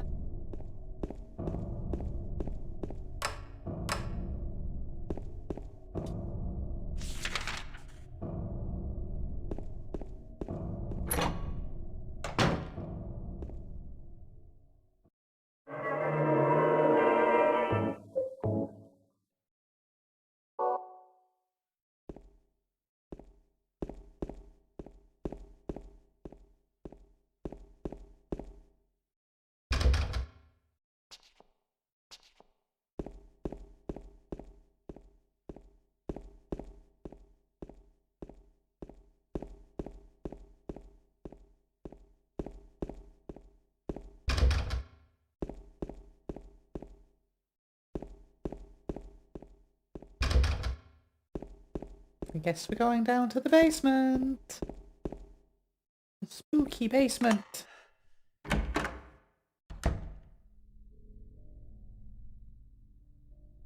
mean, it's pretty obvious what we've got to do there, right? I wonder what the game's trying to tell me.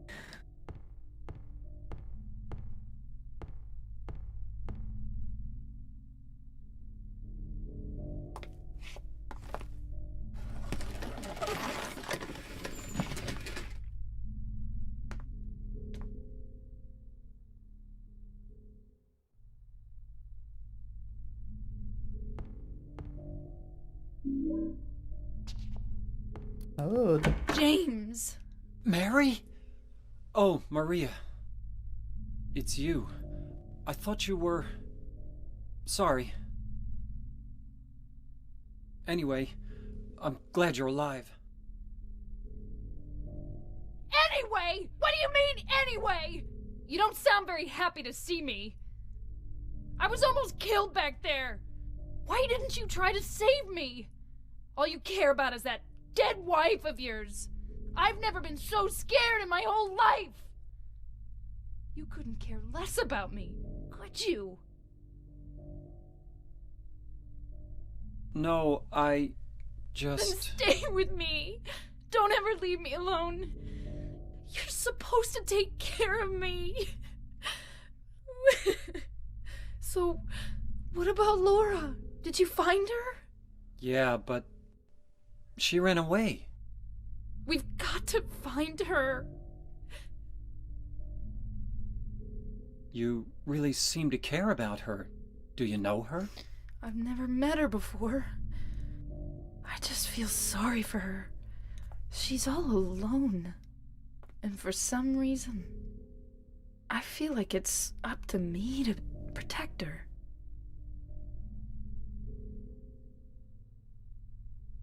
I forgot about the jump scare cutscene. It kind of comes out of nowhere. So, Maria is in the other world? That's interesting. The only other person we met in the other world up until this point was Lisa. James seems so disappointed that it was Maria and not Mary, and Maria definitely picked up on that, saying that he's supposed to take care of her. I'm not going to insult your intelligence by pointing out the obvious here about what she's trying to do. She's also showing some more nurturing traits now when talking about Laura. That said, even this still isn't enough to wake James the hell up, so let's keep looking for Mary in the basement's basement. Got a copper ring.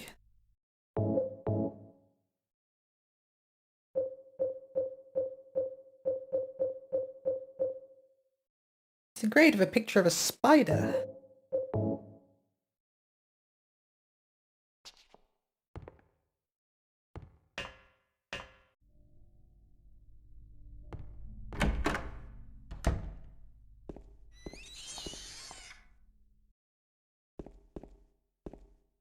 I don't even know what the hell that was supposed to be. I don't remember that being a thing. Let's just move on with our life.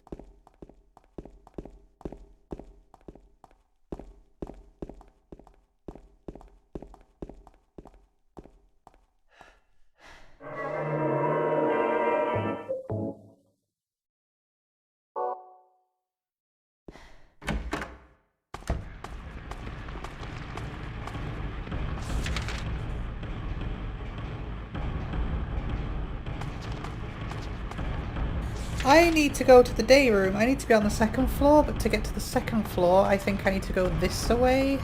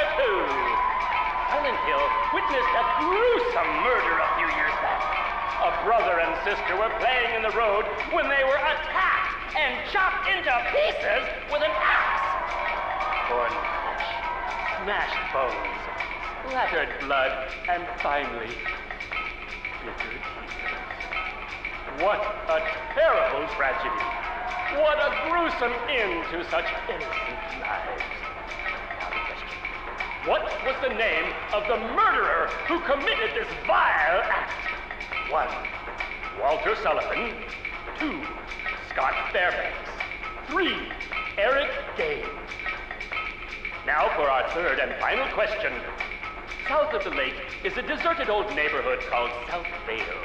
From there to Pale Vale, the central resort area northwest of the lake, there's only one road you can take. Just one road, no more.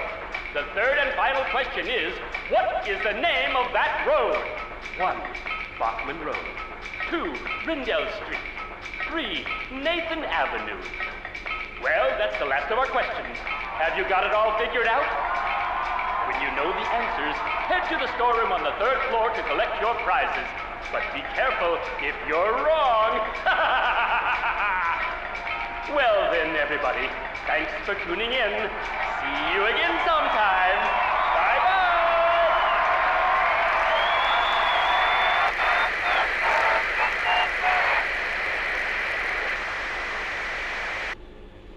What was that?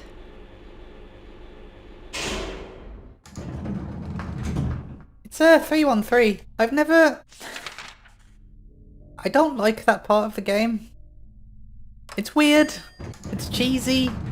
I don't know if that was supposed to be like an in-joke, if that's supposed to be scary. I don't know. It doesn't work for me though. It's just kind of an eye-roller part of the game for me. It's like, it's so tonally off from everything else. And I think that's meant to be the point. But it just, yeah, it doesn't land for me that well, that part. It's a bit too silly.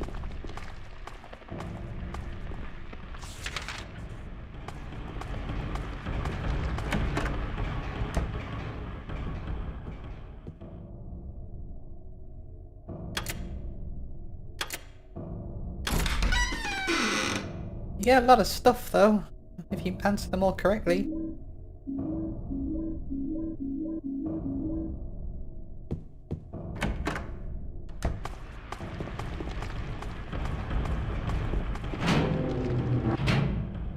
Anyway, back on mission.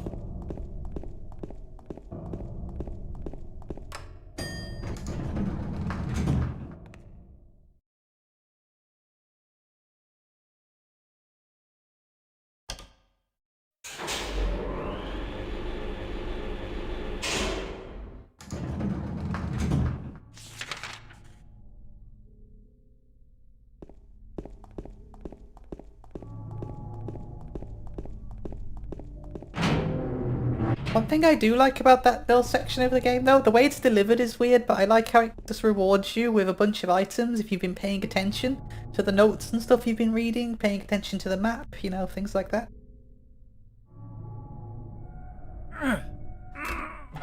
You can't open it? Yeah, Maria, give me a hand here. Come on. You're supposed to be the big man around here. How's a little girl like me supposed to help?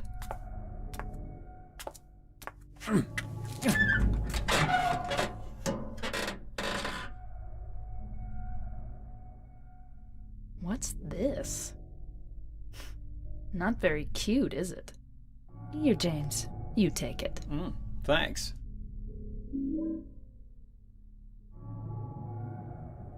And I got a lead ring. Engraved with a disgusting bloated face.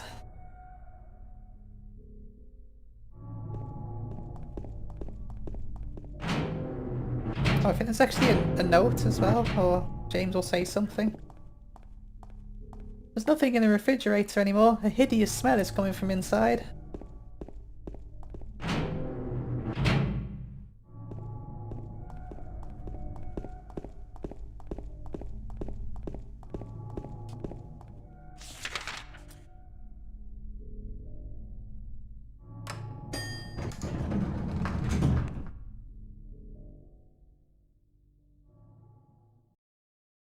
So, a bit of emasculation for James there.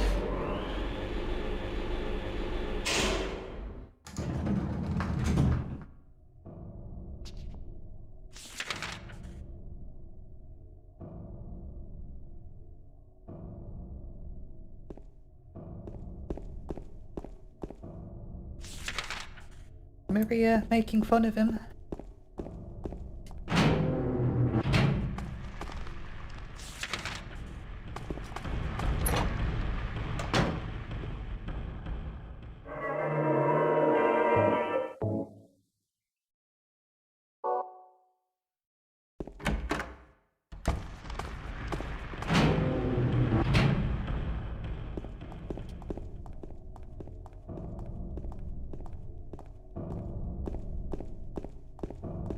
Ooh, we get to talk about spiritual alchemy again, don't we?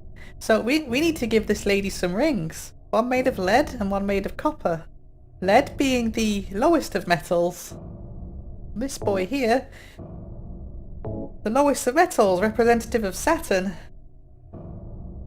Saturn being a feminine planet, representing the calcination of the alchemical process. So you can go back and watch my clock tower video from the first series as a refresher if you like, but that's what this represents. And then we also put a copper ring on being right in the middle of the alchemical process, representative of Venus, another feminine planet. So more femininity. And we need to reconcile this femininity before we're allowed to leave the hospital and continue on into the abyss. And I mean that quite literally. It's pretty dark outside and shit's about to get mental. I mean it, it's about to get crazy. Before we're done, James has got a lot of work to do still. There's a note on the ground. The handwriting is hard to read. I took the director's key, the one in the museum. I hid it behind the praying woman when I went out for the day trip. I picked it up, but I did not steal it. I'm not a criminal.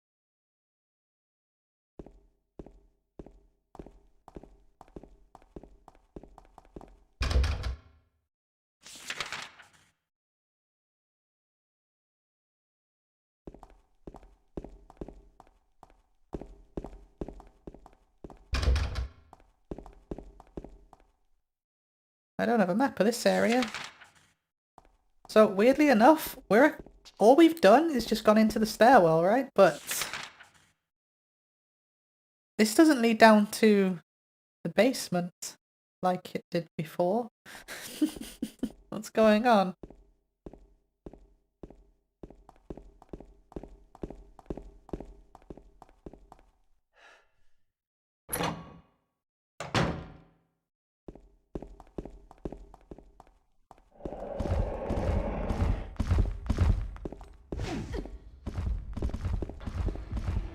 We got a boy chasing us. It's your boy. The pyramid head's coming.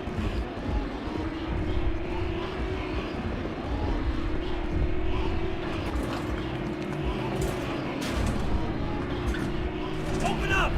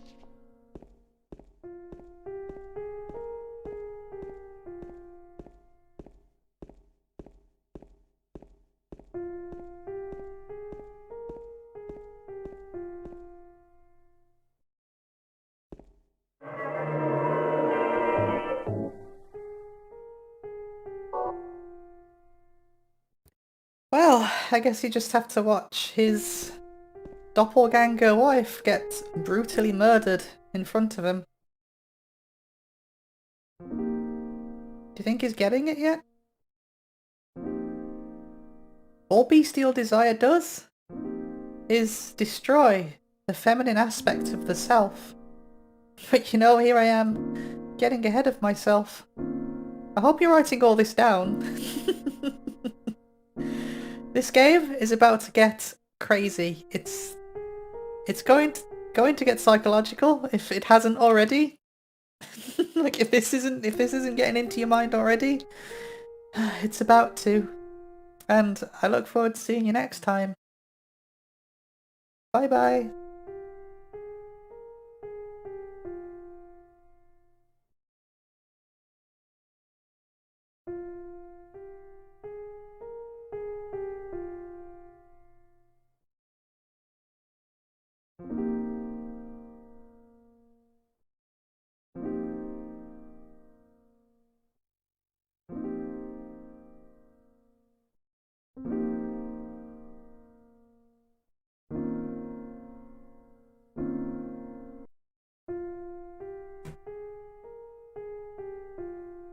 So we offered up the lead ring to the feminine aspect, representative of calcination in the path of spiritual alchemy.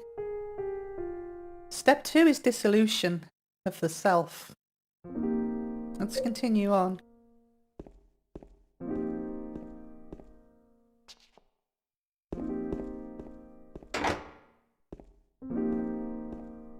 So the front door out is locked.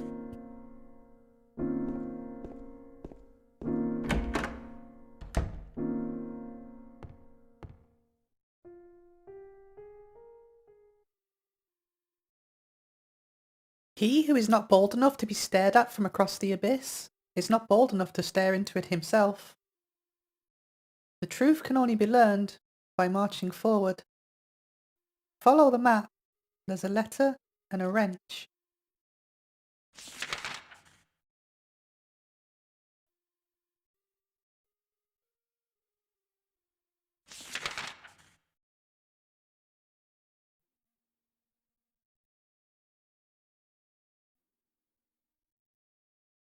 So that's kind of a paraphrasing of the famous Nietzsche quote. Hence why I was talking about nihilism a while ago. The truth can only be learned by marching forward. True that. It seems a little on the nose at this point, really. Like, the game's not always ridiculously subtle. James is going to have to dive really deep now into his unconscious. He has to go there if he finally wants to reconcile all of these feelings. James would be in this really dark place right now, seeing Maria get killed right in front of him. And now his unconscious is showing him where to go next, saying that he needs to go deeper into the abyss. And that's either going to destroy him, or he's going to destroy it. It's pretty sophisticated storytelling, I think. There's a lot of abstract meaning behind it, and there's also some practical advice about where to go next for those that aren't so much interested in the abstract concepts. So this is a pretty dark moment for James.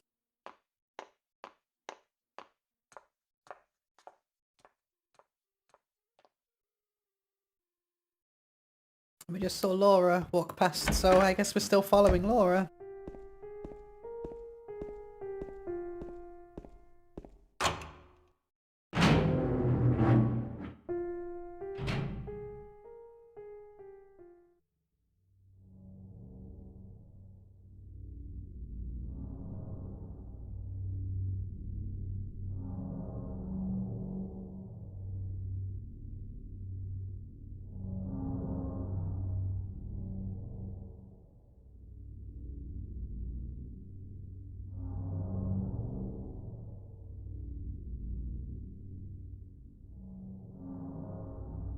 So yeah, James is kind of at his lowest point now.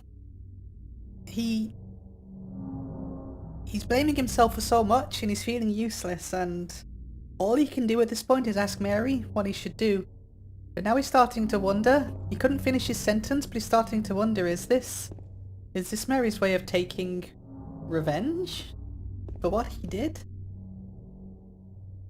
He doesn't trust in himself at this point. He doesn't know what he's going to find inside of the abyss, or he doesn't really know what he's going to find within himself.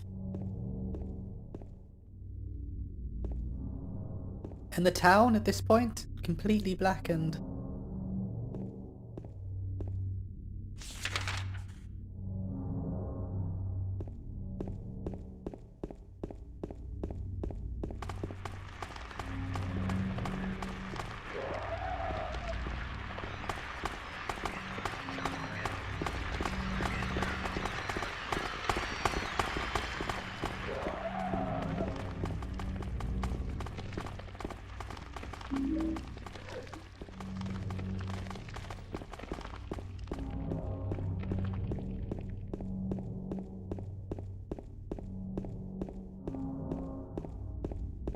So we know now where it is we need to go.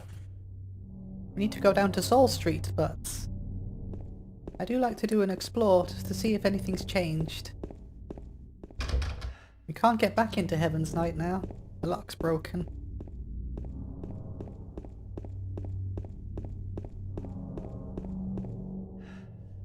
And now the road's blocked off.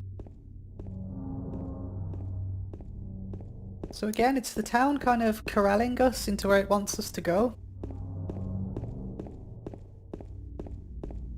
Because James, he still doesn't realise it consciously, but he's starting to give in now. He's starting to give in to his unconscious mind. He's starting to listen. And that's why the game is kind of closing up on us now.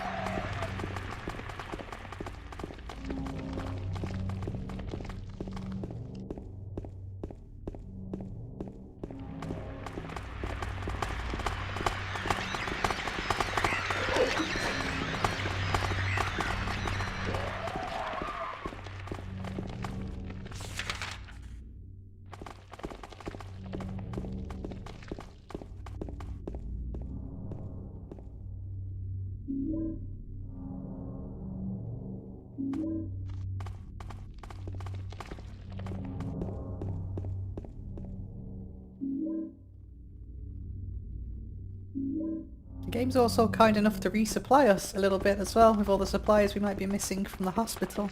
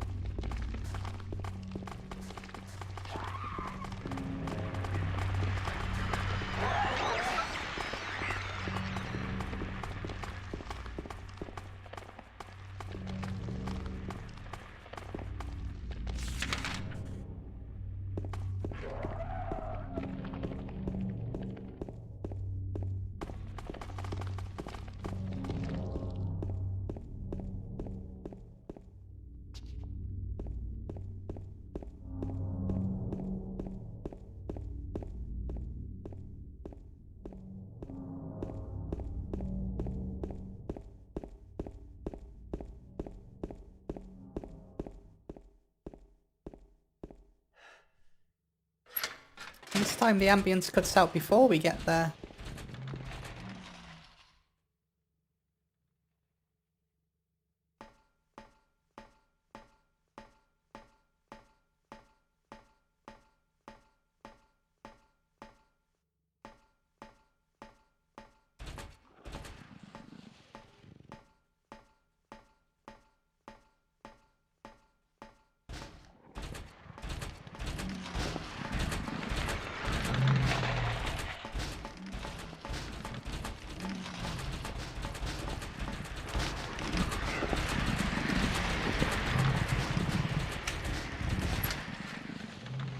Interesting monsters, those. Those are the only time you see them in the entire game. They make a comeback in Silent Hill 3, which we'll talk about more when we get to Silent Hill 3, but I find it really interesting that they reuse an enemy design this early on.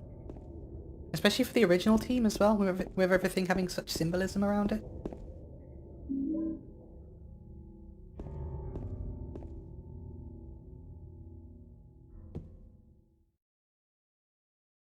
Our way to Bar Neely's.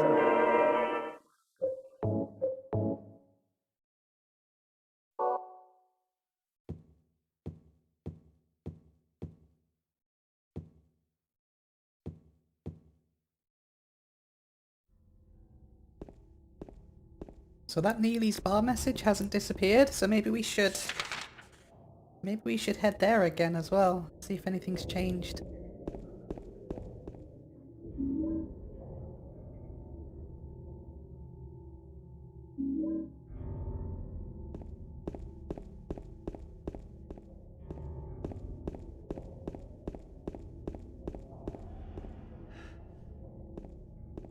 Mannequin monsters are still about.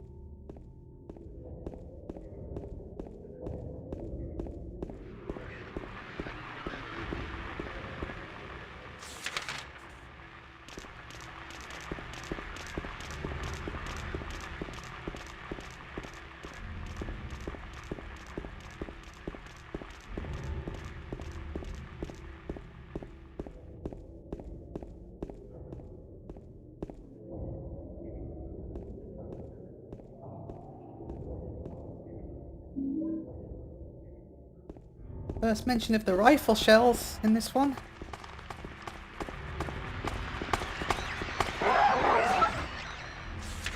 Just make sure we're going in the right direction.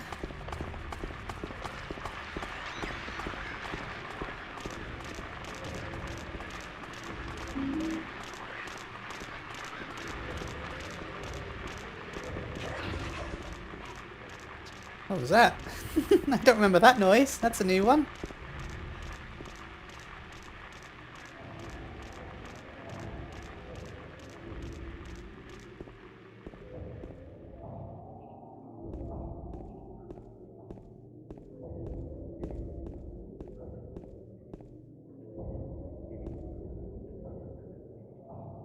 More Jameses on the floor.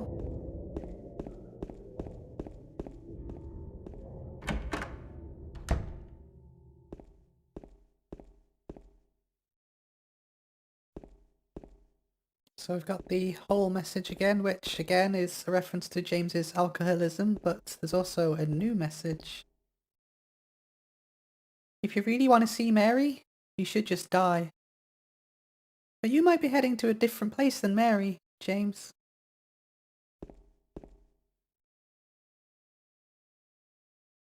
So this is more of James's fear and guilt coming up.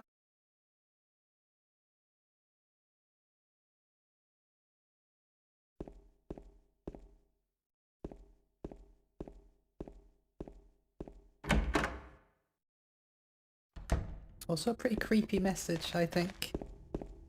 It's the first message that's referenced James directly,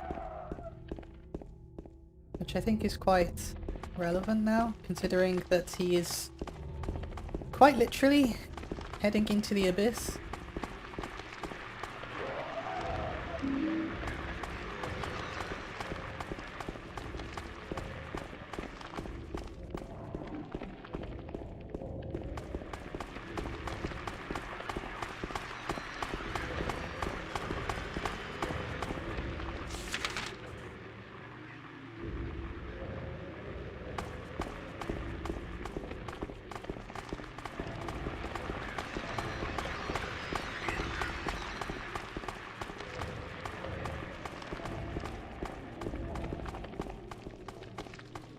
The door that wakes into darkness, opening into nightmares.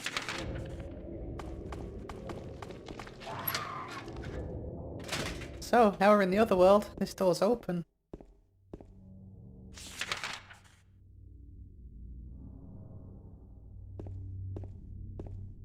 You don't need to come this way just yet. This is how you get to the park, but while I was here, thought I'd just point it out.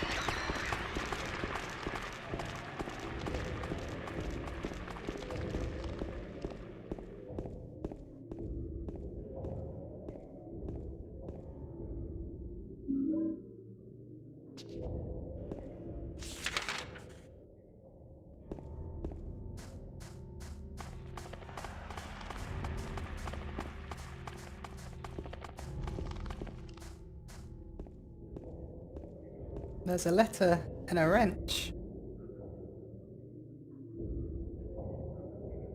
Well, perhaps you were a fool. The truth usually betrays people. A part of that abyss is in the old society. The key to the society is in the park, at the foot of the praying woman, inside of the ground, inside of a box. To open it, I need a wrench. My patient buried it there. I knew but did nothing. It made me uneasy to have such a thing near. I wasn't looking for the truth. I was looking for tranquility. I also saw that thing. I fled, but the museum was sealed as well. Now, no one dares to approach that place. If you still do not wish to stop, James, I pray to the Lord to have mercy on your eternal soul. Or perhaps you're a fool.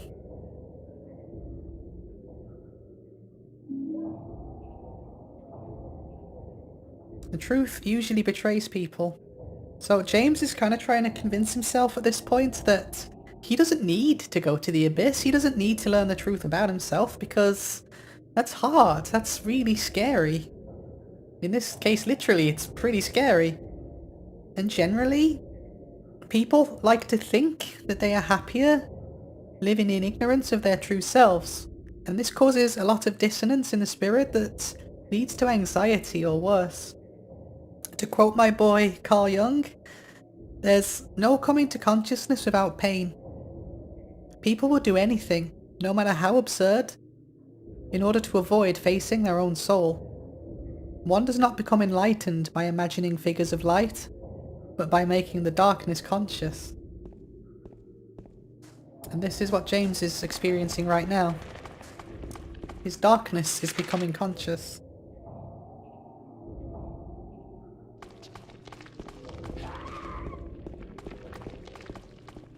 When the conscious mind tries to make sense of the unconscious, it's confusing. The signals and messages, they don't make sense. Like, try and interpret your own dreams. Like, good luck with that.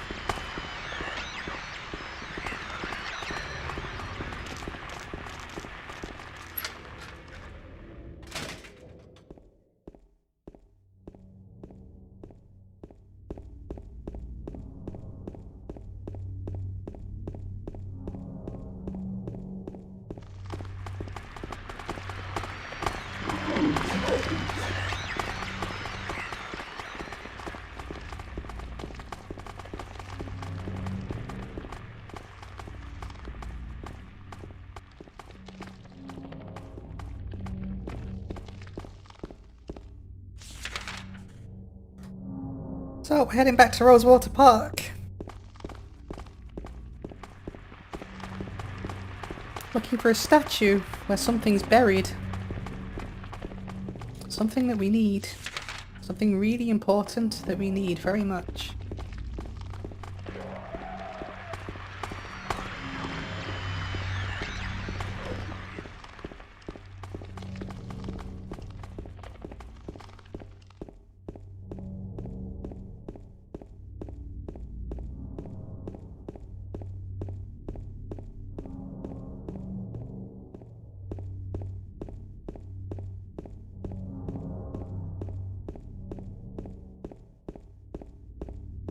This, of course, is where we first met Maria as well.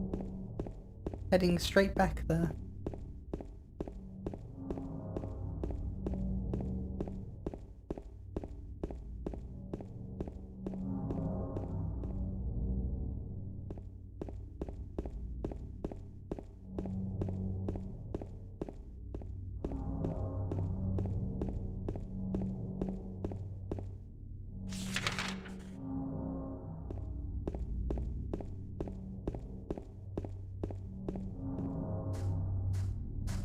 I don't remember if anything in the park actually changes in the other world. I expect not. Just more ammunition and whatnot.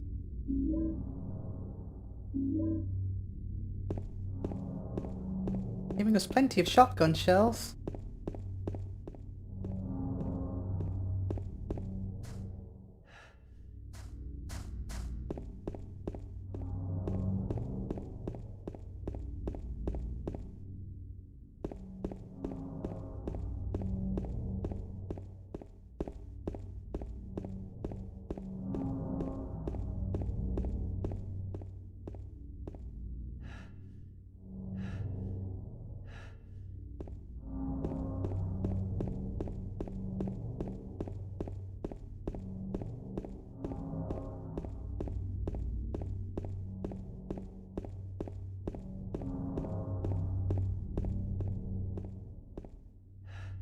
In memory of the 67 who died of illness and now sleep beneath the lake.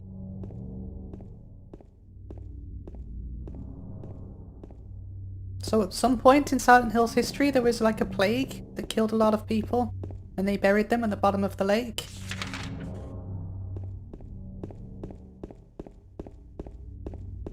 It's very, very heavily hinted at that there's a spiritual power around the lake. You don't so much get it from the first game, but this is where it kind of starts to bring it into focus. That it's actually the lake that is the problem. Or at least where all this is coming from. Not so much the town. The town is just built around the lake. The spiritual power was here before the town.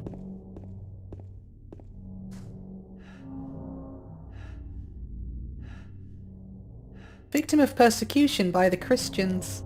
Jennifer Carroll lived here with pride and honour. What happened here shall never be forgotten.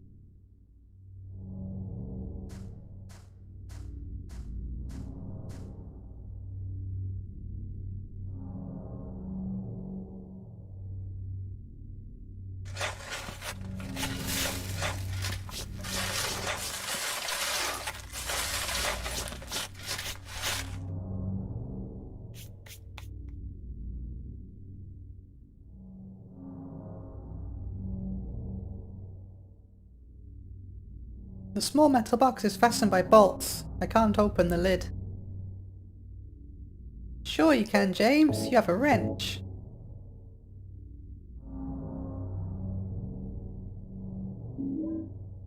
But the old bronze key.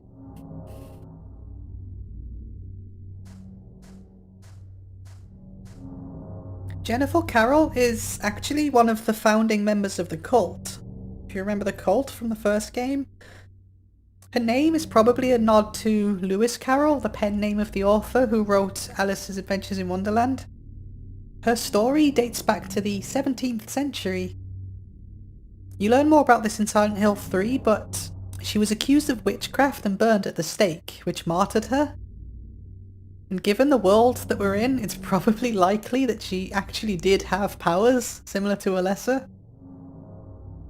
I find it fascinating that the majority of the figures within the cult are all women. Have you noticed? This is a theme that carries on into Silent Hill 3 as well.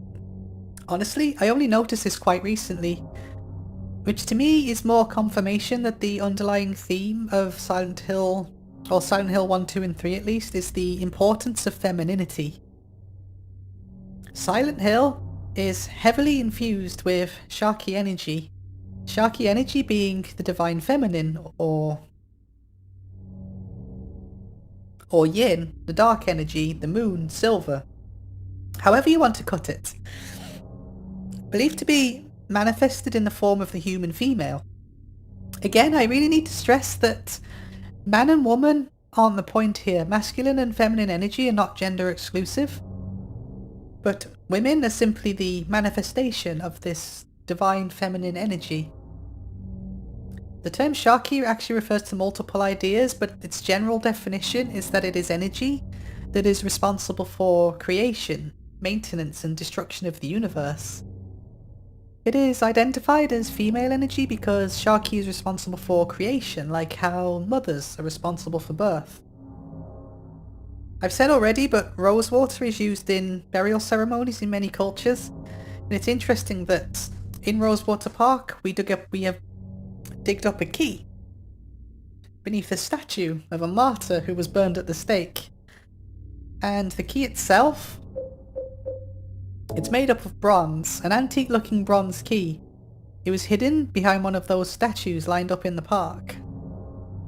So bronze is an alloy that's made up of copper and tin, and copper is represented by the planet Venus, a feminine planet that promotes love, sensuality and friendship.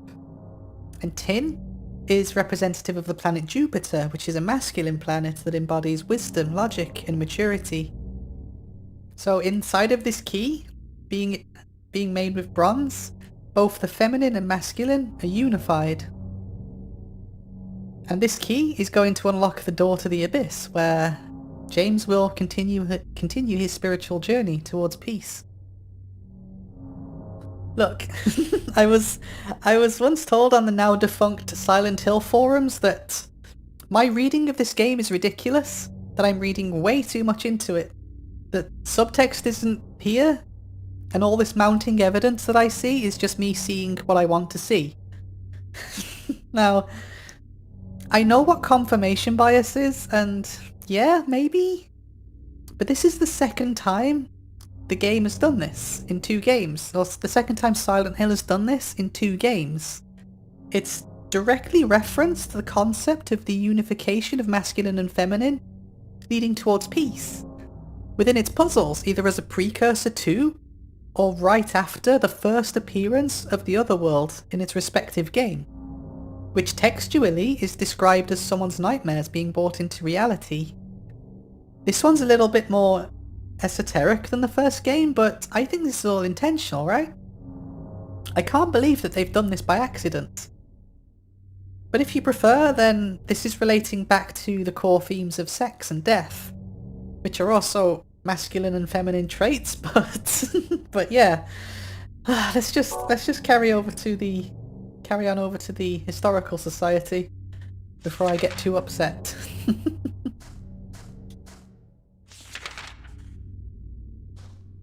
I mean, honestly, if you're not seeing all of this, please let me know. I want to discuss it with someone who thinks that I'm being ridiculous. I want to have like an actual adult discussion about it, because I'm really interested to hear other people's takes.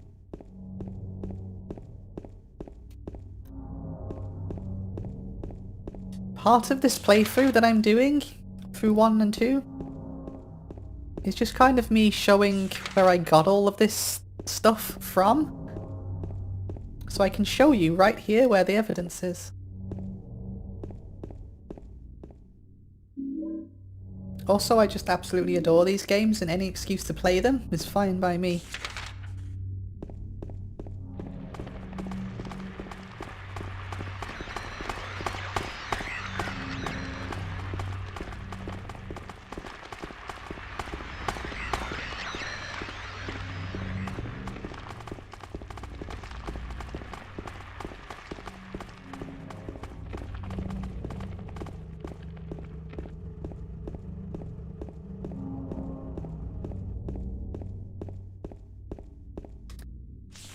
So it's a bit of a jaunt over to the Historical Society.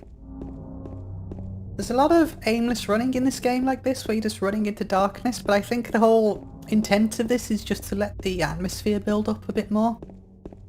A quiet time is really important in horror. It can't be all action all of the time, because it would just get exhausting, and you'd kind of get used to it. There has to be this quiet time, where the game can just build.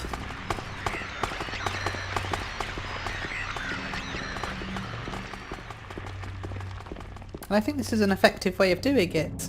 In my opinion, Silent Hill 2 is best played start to finish in one sitting, just so you can let the atmosphere just constantly layer on top. I think it really has a positive effect for the whole game when you do that.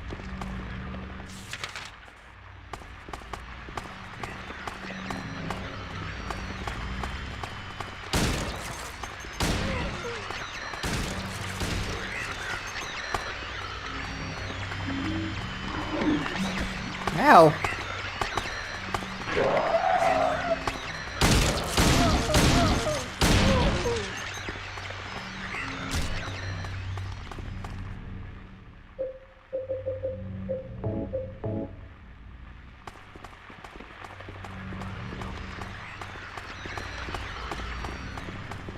So let's use our unified key to get into the Historical Society. The Old Society, as the letter called it.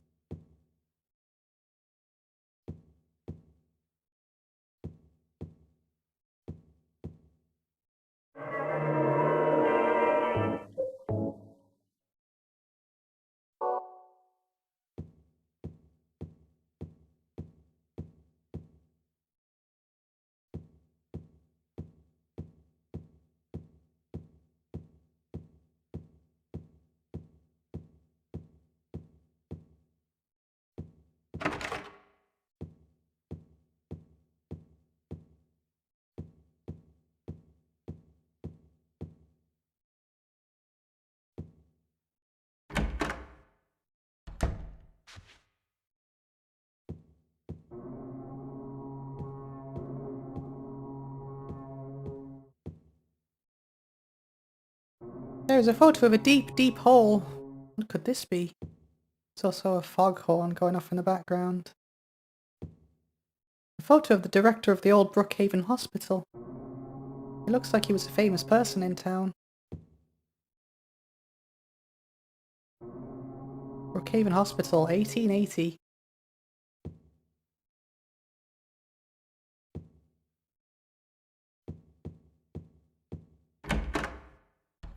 Oh, I think there was something else there as well. Here? Nope, nothing. We'll go down there in just a second. There's another picture that you may have already spotted that we need to take a look at.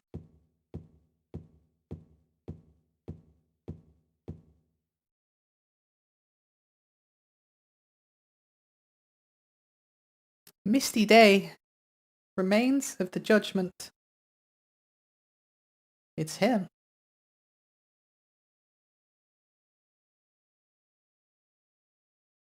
Alright, so Mr. Head, he just keeps coming up, doesn't he? So I guess we need to talk about him. What exactly is Pyramid Head? Well, Pyramid Head...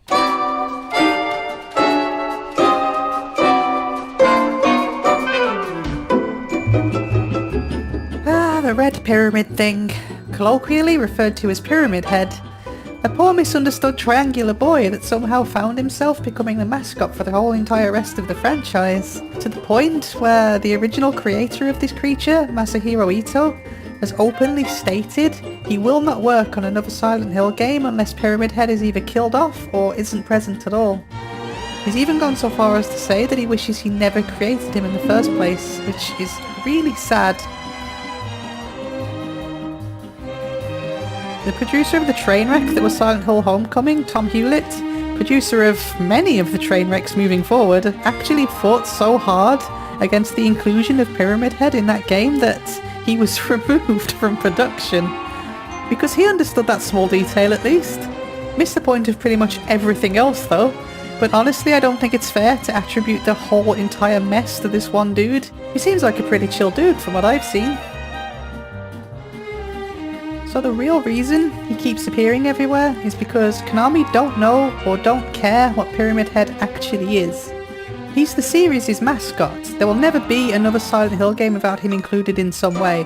It's all about brand recognition. But that's depressing, so let's hit the lever and talk about what Pyramid Head actually is.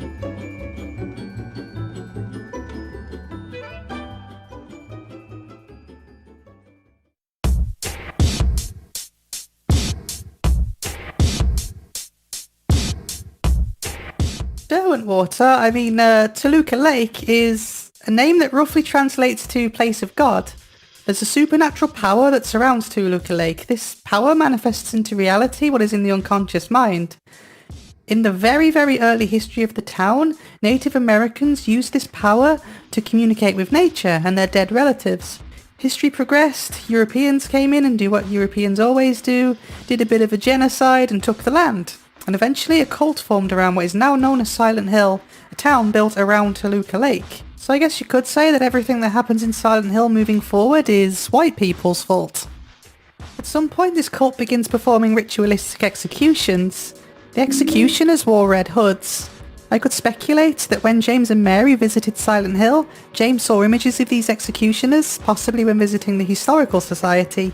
It's not very important when and where, but it is heavily hinted at that Pyramid Head takes the form of one of these executioners, as its form is being pulled straight out of James's unconscious.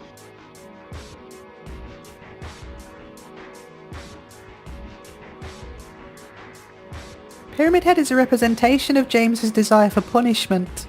Again and again he's been attacked by this monster. He's had to witness his wife's doppelganger be brutally murdered in front of him. At this point in the story though, James still isn't really getting it. He doesn't yet understand what Pyramid Head is and what his unconscious mind is trying to tell him. What it's trying to force him to understand and reckon with. I want to dig a little deeper than this though. I want to dig more into this theory of the unconscious mind.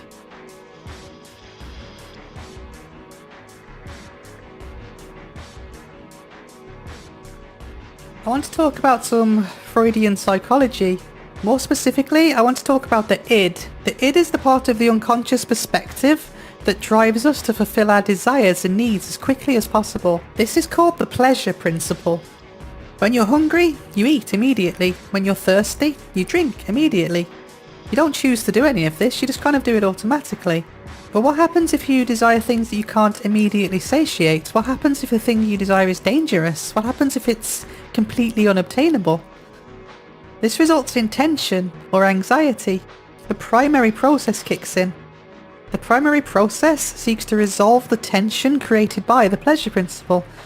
This is where mental imagery is built up around the things we desire, through daydreaming, through fantasizing, through dreams. In extreme cases, this can even cause hallucinations or delusions. Advertisers tap into this base personality trait to sell you things. They help you fantasize about the things you didn't even know that you wanted. If you've ever wondered why unboxing videos are so popular on YouTube, well, there you go.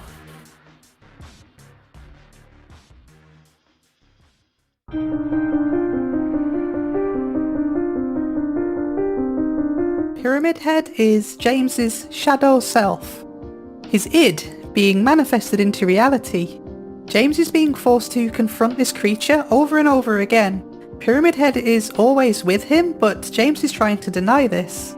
James has been suffering from guilt of what he's done, but also a lot of repressed and unfulfilled sexual desire.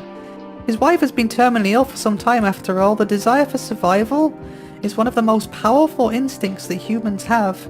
In order to ensure this survival, we were built in with a natural reward system, sex. This is actually a masculine aspect of the self, which many people have. Pyramid Head represents masculine desire that has gone unfulfilled. Tension has built up to the point of hallucination, and to relieve this tension, Pyramid Head is taking what it desires, forcefully. But no matter how much of his base desires are met, it's never going to be enough. Pyramid Head is completely disconnected from its higher self. As we keep being told again and again and again, in order to achieve inner peace, you need to unify the opposites. You need to take this masculine and feminine energy and reconcile them within yourself. All succumbing to masculine bestial desire does is destroy the feminine aspect of the self. James only has this masculine aspect. He has lost the feminine aspect of himself. This is what Pyramid Head's trying to show him. This is why so much of the game revolves around femininity. We're about to delve really deep into this in what is probably my most favourite part of the game. Probably one of my most favourite parts of any story ever. The next section of this game is incredible. It's taken me a really long time, and who knows how many playthroughs to truly get what this next sequence is doing.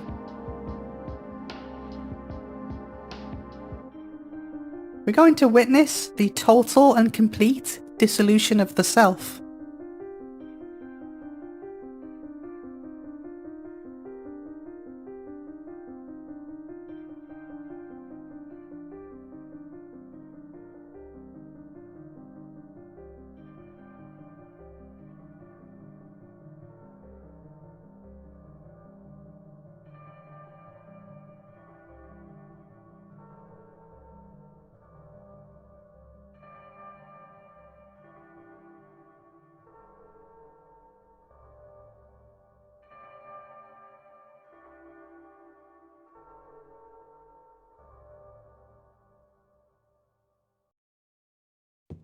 I believe it's time for us to continue on down the Historical Society into wherever it is that it wanted to take us.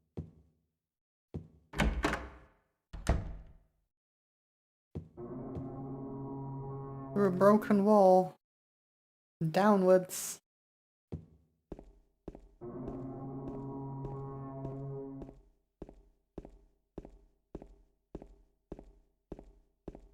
We're about to keep heading down, impossibly far into the ground.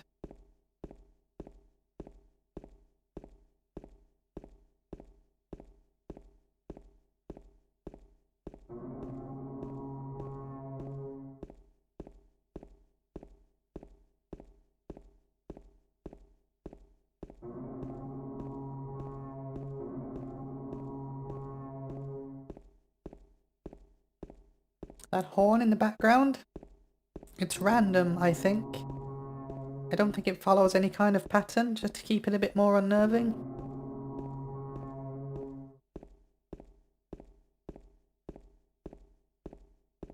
It's one of those, if you turn around, you can't actually change the camera to look behind you either. All you can really do is press on, downwards into the abyss.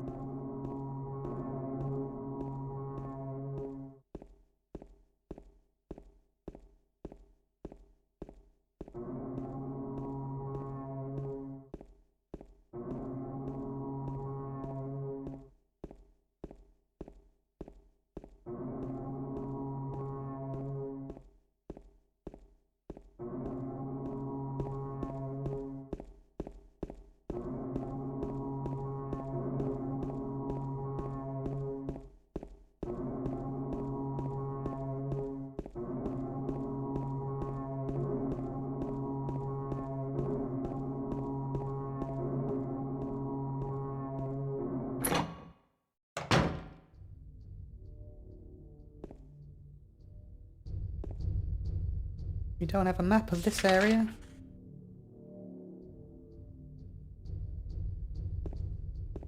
Some kind of document is lying here. September 11, 1820. Prison number C221. 1820? I can't read the rest. What is this? 1820?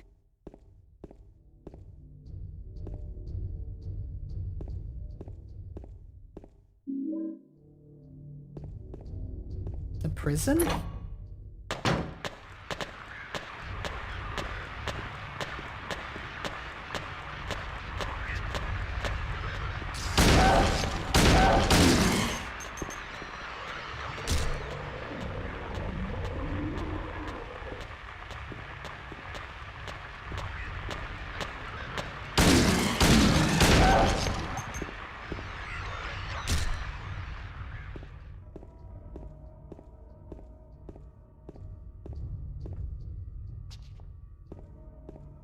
For me, this area is by far the scariest part of the game.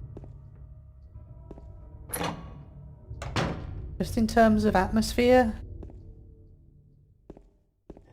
and what's going on, both in the story, in James's mind, in the area, everything. A painting is hanging here. Crimson and Wine Banquet for the Gods. You may recognize that picture from the previous episode. These are the depictions of the executions that were going on. Death by skewering. An execution at the prison. Death by skewering or strangling. To choose his death is the prisoner's last taste of freedom.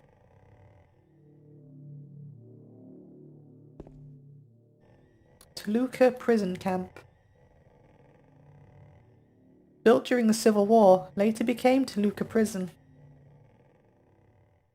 So there used to be a prison in Silent Hill too.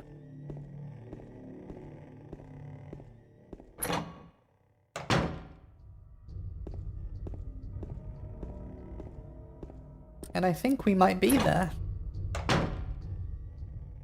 You may remember this picture from the Historical Society. The hall's dark and I can't see anything. Will you jump down? So anyone in their right mind wouldn't, but Maria is gone. Laura's run away. And James is trapped in this nightmare. There's nowhere else left to go now but down.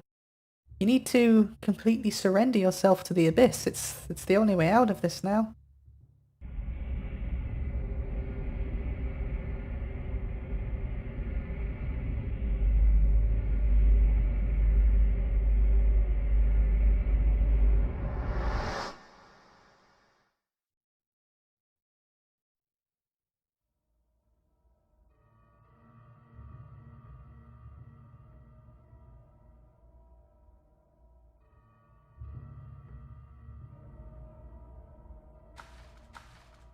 Just a wall.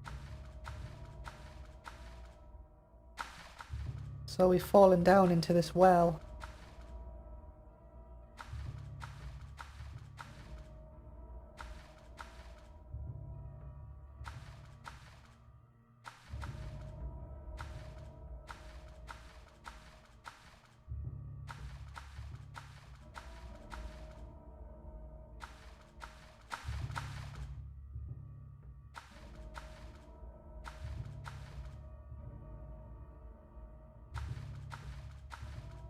Seems like we're trapped.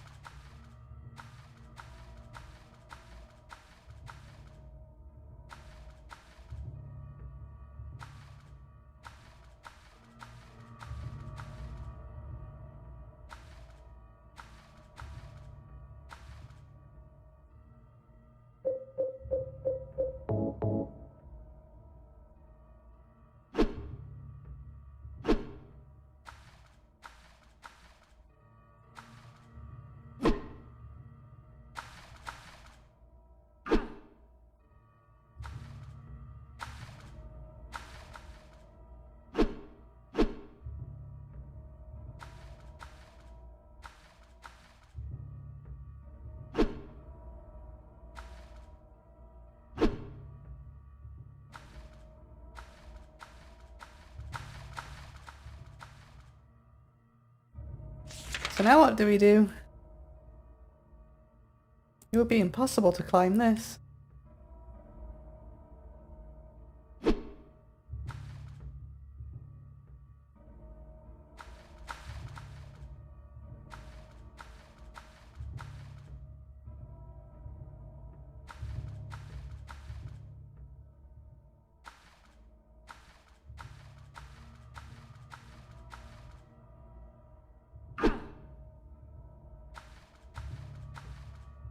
This is different.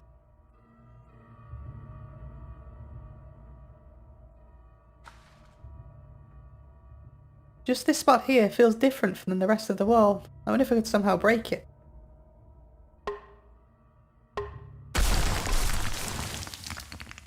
So you just kind of get stuck there for a while. You can find the right spot straight away, but I didn't, so...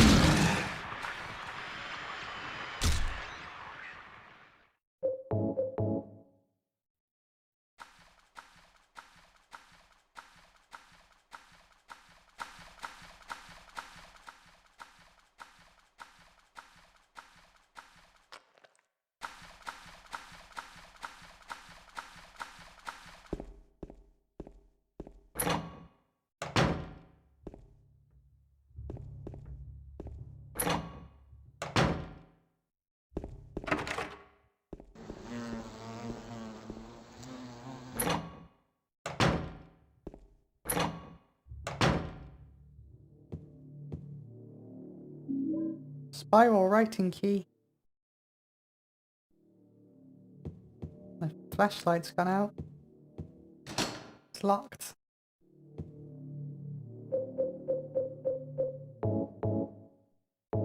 Is this thing out of batteries? It won't light up when I press the switch. We also got the spiral writing key. A key with a slim 3-inch long cylinder attached. The cylinder is engraved with spiral writing. It says, "'Tis doubt which leadeth thee to purgatory."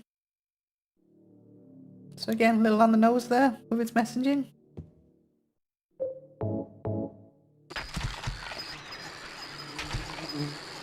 Let's use a health drink while we're in here.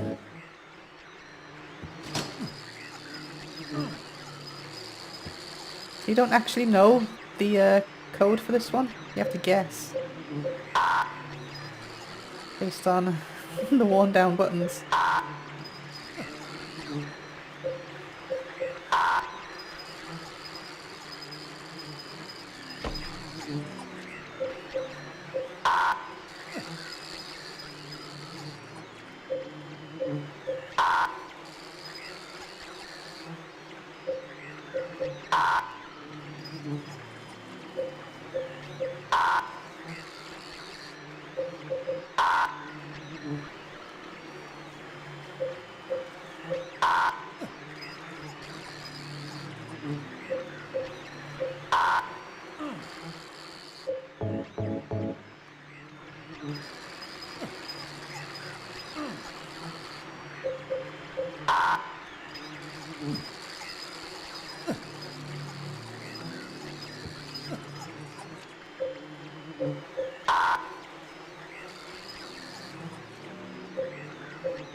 There we go.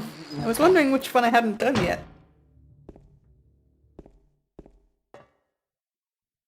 So you see here, this room? If you look carefully,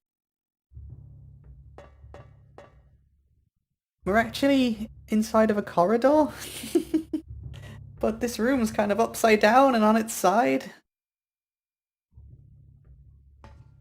There's a door at the bottom. The door is locked, which we need to use the spiral key for. Also interesting that the key is a spiral as well.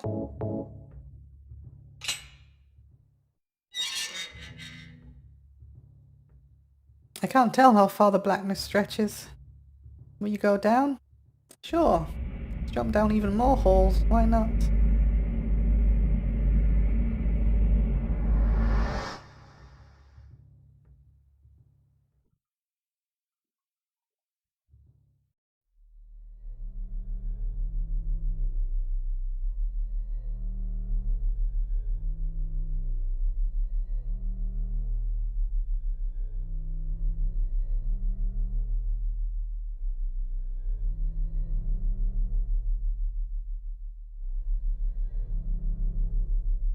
Killing a person ain't no big deal.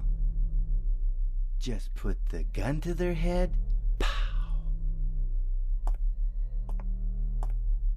You killed him? But it wasn't my fault. He made me do it. Calm down, Eddie. Tell me what happened. That guy, he had it coming. I didn't do anything. He just came after me. Besides, he was making fun of me with his eyes, like that other one. Just for that, you killed him? What do you mean, just for that? Eddie, you can't just kill someone because of the way they looked at you. Oh yeah? Why not? Till now I always let people walk all over me. Just like that stupid dog. He had it coming too. Eddie? I was just joking, James. He was dead when I got here, honest. Anyway, I gotta run. You're going out there alone? Yeah. Eddie? Eddie done lost his mind too.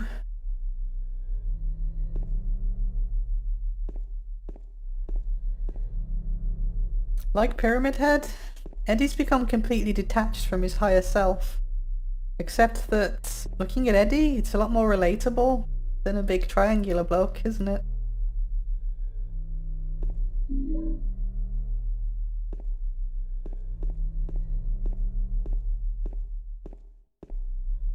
James is unconscious, is trying to make things a bit more obvious for him now.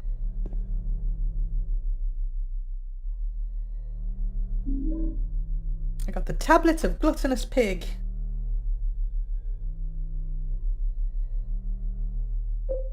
Metal tablet with gluttonous pig drawn on one side, found him in the dining room. So this represents Eddie, of course, but there's also a depiction of the Mesoamerican god named, this. He's a menacing aspect of Venus, the feminine planet. You know, Venus, the feminine planet? What a fun coincidence that this just keeps happening over and over again, completely by accident, known to the Aztecs as the morning star. This was actually really significant to the Aztecs because they built their cities in accordance with the position of Venus in the sky. They believed him to be a harmful god. So why is this feminine planet being depicted as a menacing, harmful figure? When later on in human history, Venus is linked to things like Aphrodite, the goddess of life and pleasure. What caused this radical shift in perception? I mean, I don't know. I'm a psychologist, I'm not a historian. There are theories as to why that I'm not going to go into because that just gets way too off topic. But I do think it's wild that so many different cultures over thousands of years have all come up with these same similar concepts over time. And this is still happening today in, you know, in your video games. Like, yeah, not just Silent Hill, even now, like Elden Ring. Elden Ring is mental. I'd love to go through that one of the days.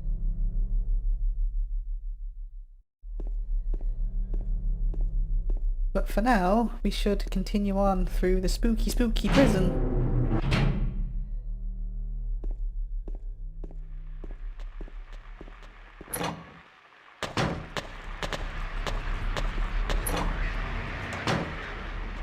Let's go this way. There are documents on the desk, they've got nothing to do with me though.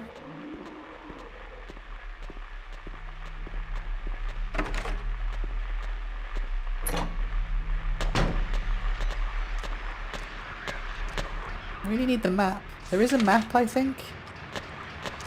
This place is quite confusing. And there it is. I knew there was one.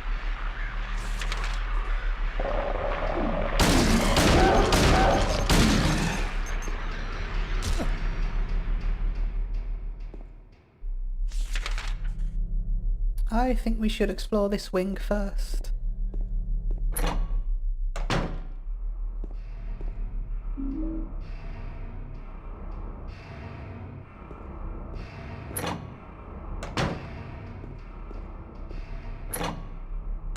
I've probably made quite a large error playing the prison section so close to bedtime, but that sounds like future Amy's problem.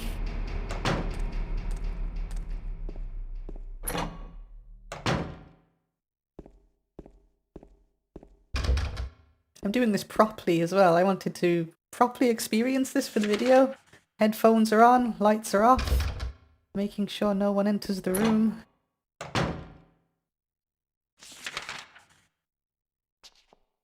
Total immersion. The way this game is meant to be. Lots of scratches on the door too. Handprints and scratches on the door.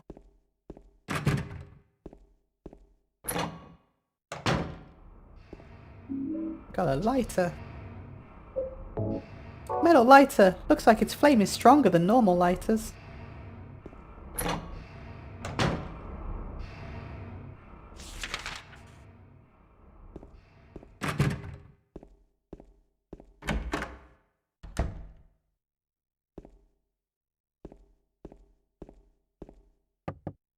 I knock on the door, but there's no answer.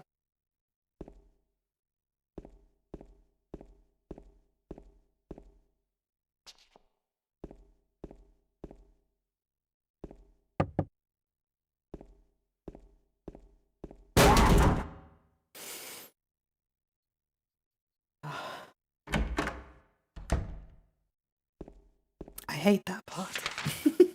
I hate that part so much.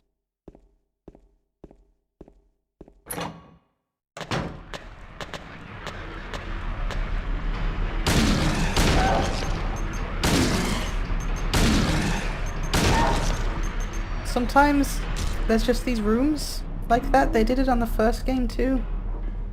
The rooms are there just to creep you out, just to freak you out like that. No rhyme or reason to it. Normally, what a jump scare would do is break the tension, but I don't know that they don't break the tension on this one. It just makes it worse. Toluca Lake, the town's main tourist attraction. This clear, beautiful lake has another side as well. It may seem like just a typical ghost story that you might find in any number of old towns across the country, but in this case the legend is true. On a fog-bound November day in 1918, the Little Baroness, a ship filled with tourists, failed to return to port. A newspaper article from back then simply says, "It most likely sunk for some reason." Despite an extensive police search, not a single fragment of the ship nor any of the 14 bodies of passengers or crew have ever been discovered to this day. In 1939, an even stranger incident occurred. Many corpses rest at the bottom of this lake. Their bony hands reach up towards the boats that pass overhead. Perhaps they reach for their comrades. Yeah, a lot of crazy stuff happened at Toluca Lake. I think one of the Silent Hill games is actually set on that boat. I think it's like an arcade game or something, like a light gun shooter. I've never played it. Got a hunting rifle.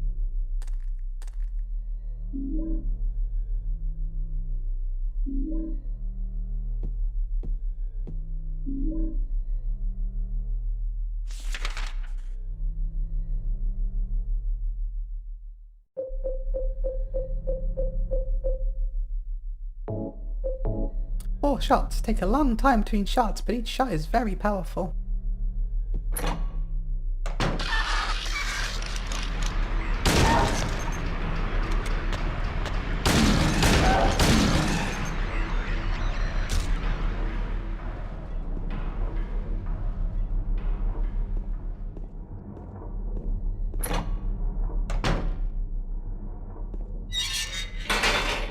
So now the game's doing something that it hasn't done very often, and that's spawning enemies in rooms that you already cleared out. It wasn't doing that before. There's a cover on the ground, but I can't open it. There's only a depression left where there was probably once a handle.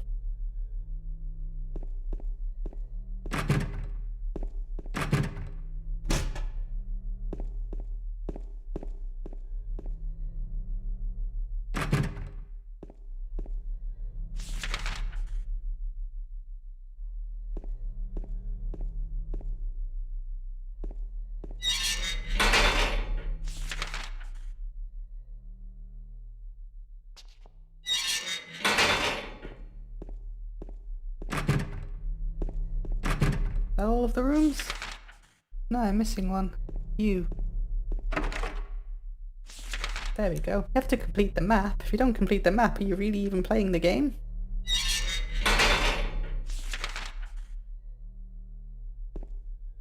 Did I miss something in here? Just a broken lock.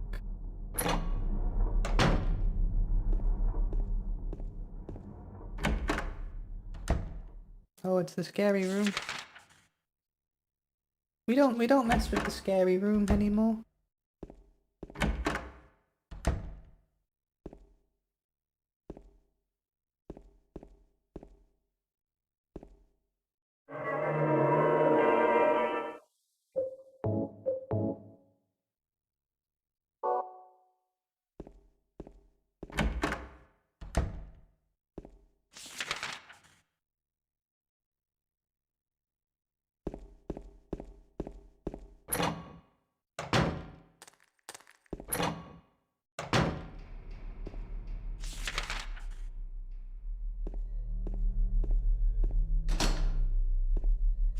That one's locked.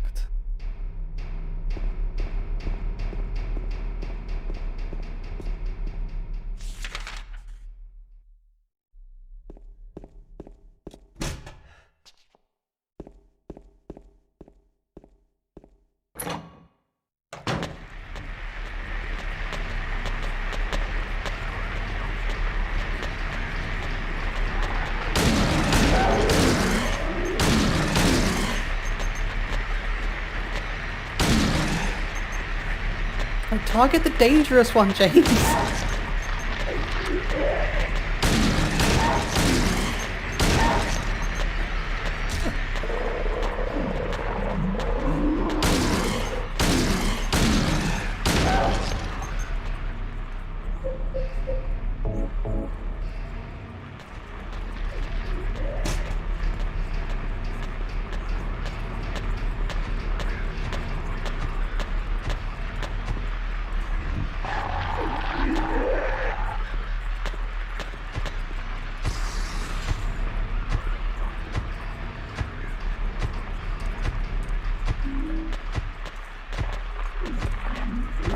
Glyphs on the wall. I don't think any of these... That freaked me out. I don't think any of these are marks of Samael or halos of the sun or anything.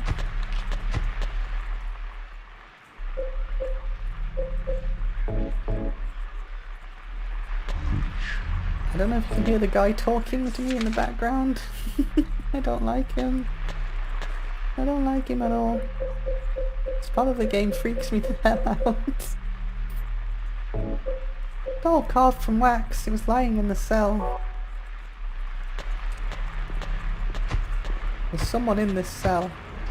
You can target him. It's either this one or this one. This one. James looks at him. You can't see him there. He's saying ritual.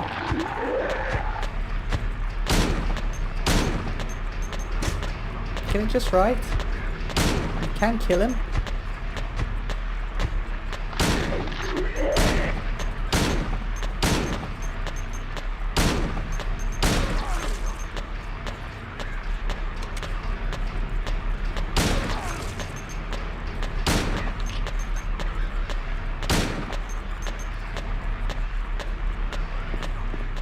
Again, it never explains what that is or who that is. It's just there, just to freak you out, just to throw you off guard. If you're even on guard at this point.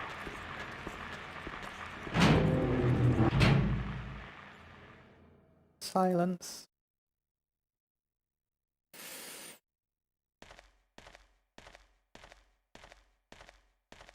You know what? We'll come back to this room. We don't have to mess with that room just yet.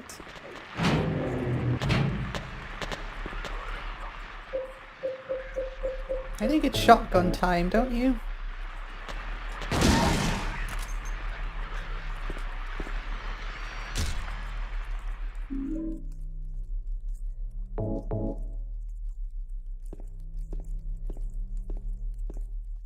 There are bloodstained clothes here.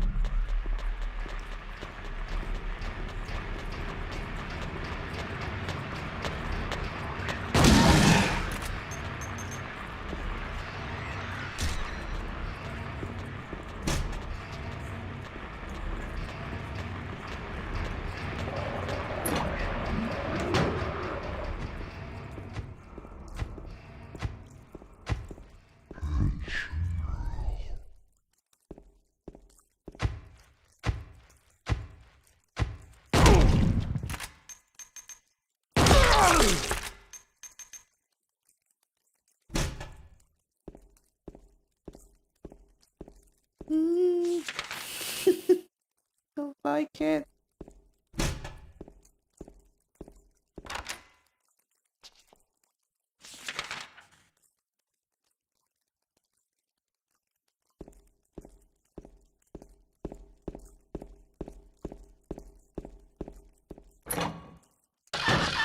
Jesus. Didn't know that was there.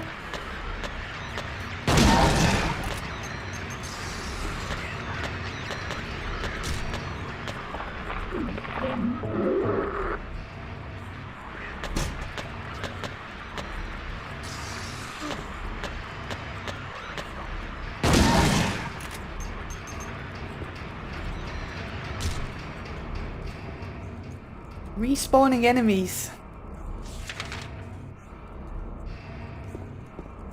They know full well that you're going to be most on edge at this part of the game, I think. They definitely understand that. What am I missing? I'm definitely missing something. Because I don't think we have to go out into the spooky area just yet.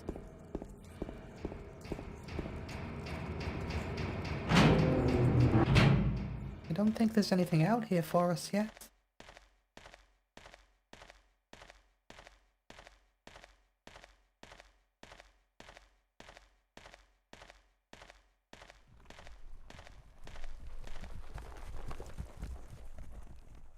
I hate this area so much. I give you blood to atone for the 3 sins. Is written on top of the engraving. Beneath the engraving there are 3 square depressions. This room is... Oh, I think it's outside, but... There's nothing here. It's just big, empty black space. With the sounds of what sound like horses running from side to side.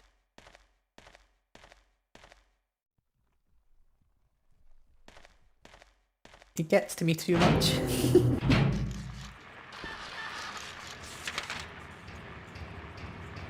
What am I missing?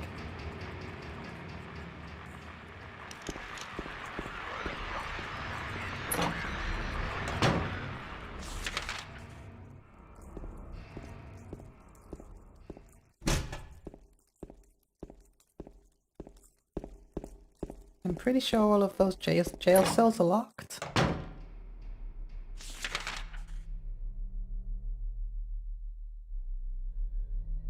So what am I missing?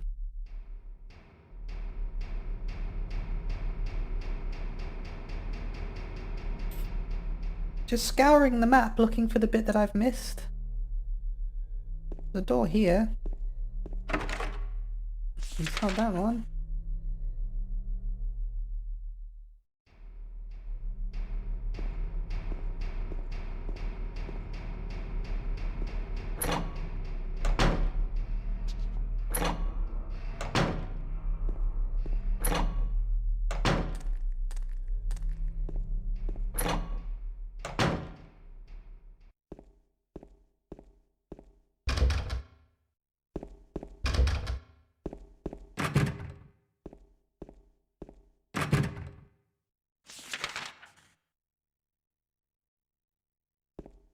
Back in the spooky room?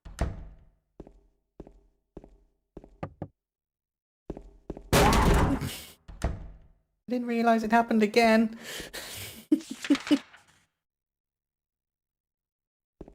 Oh, I'm not sleeping tonight. No chance.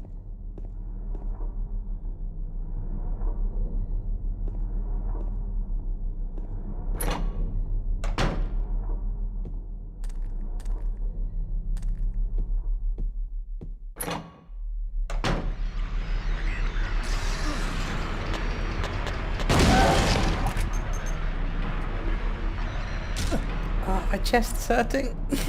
So tense.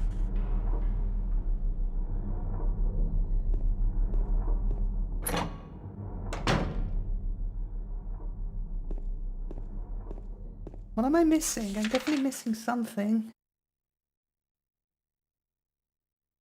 I don't have all of the stuff yet for this.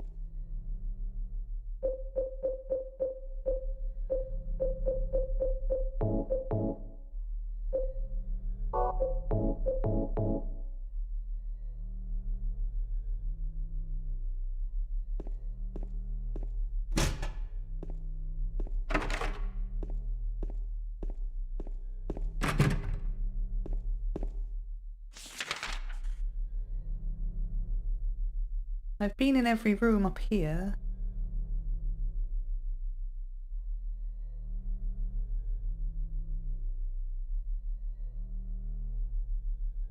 I need to check the cells, I think.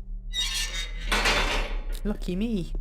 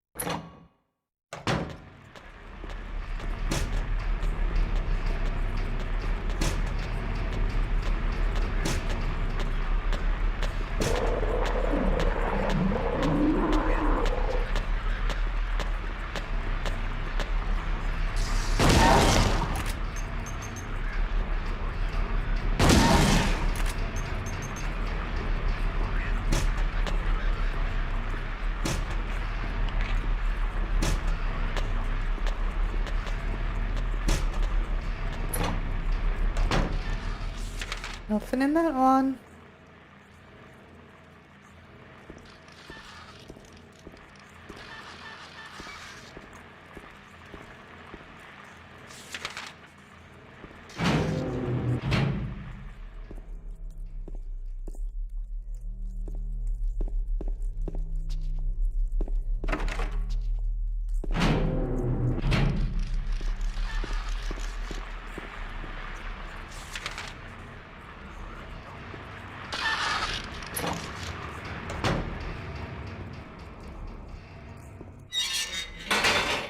It was me saying there's nothing in the cells. There's everything in the cells, apparently. What's this? Burning Man. That's foreshadowing, I think. Or re-shadowing. It's explaining what happened to a thing, anyway. 436 people at a recital. Is that everything in here? I guess so.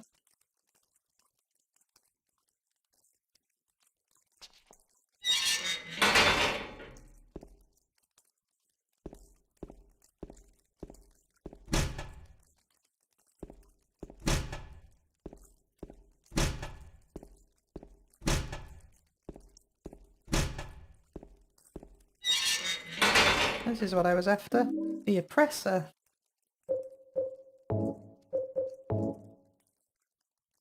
So this one represents James himself, but it has two figures doing a thing. Looks a bit like what Pyramid Head was doing to the mannequins back in the apartment building, doesn't it? The one on the left is the Aztec goddess of sin, and I like to think this one represents Maria, and the one on the right represents James. It's a metal tablet with the oppressor drawn on one side. Found it in the cell. And now I'm stuck inside.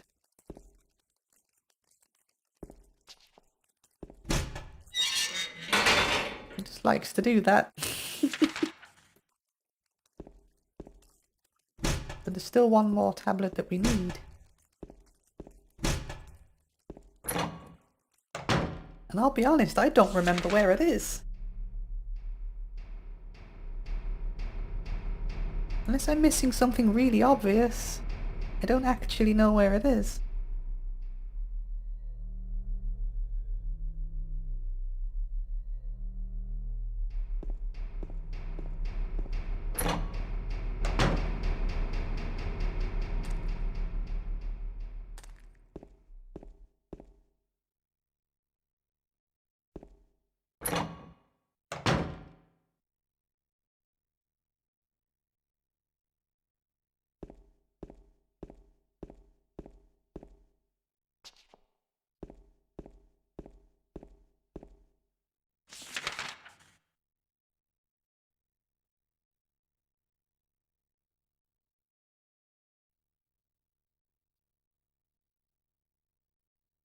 Oh wait, I just seen this whole entire area where I've been but haven't explored. There's like this whole entire area down here. Next door. This one. I haven't explored any of this yet. He's a strong boy.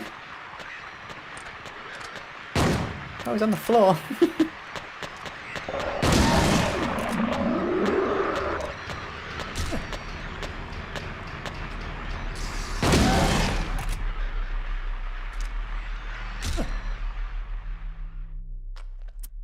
Yeah, why not go through this area where I haven't been yet? Don't unequip it, you fool! Reload it.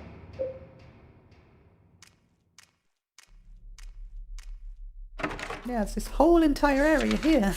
Really obviously. I just missed it somehow.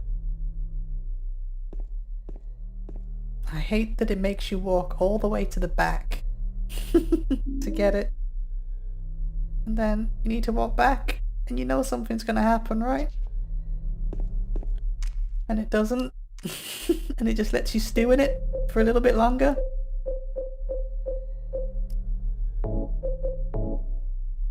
Metal tablet with seductress drawn on one side, found it in the shower room. So this one represents Angela.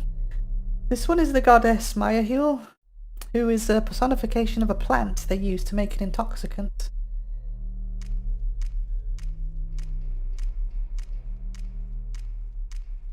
So one tablet for all of our characters.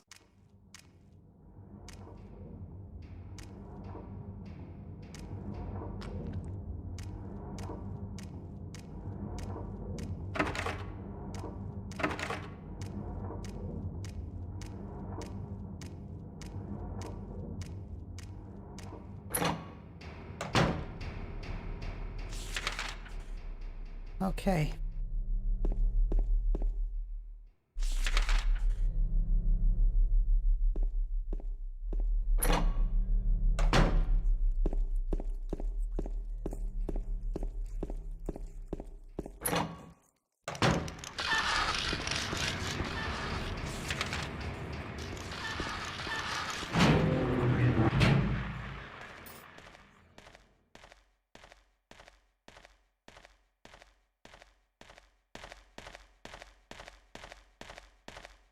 So let's explore this in a bit more detail. If I can get over the sounds, there's two executioners depicted here around a hanging man. And we need to insert these tablets in order. And like all Aztec ceremonies, this one probably means that all four of these aspects across these three tablets need to be sacrificed so that James can reconcile with his demons. Again, they're using puzzles to get the point across here.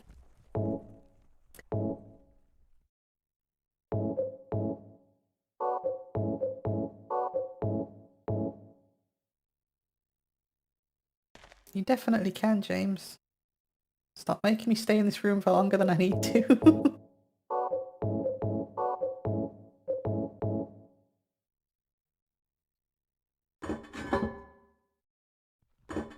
So now that James is making this symbolic gesture he needs to get the items that he needs, you get the items that you need to continue further into the abyss, further into his unconscious.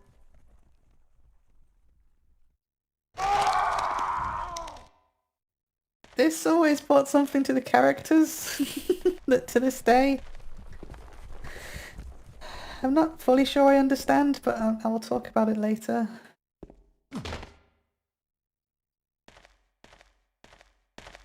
There's something about the characters that I'm not quite 100% with myself about.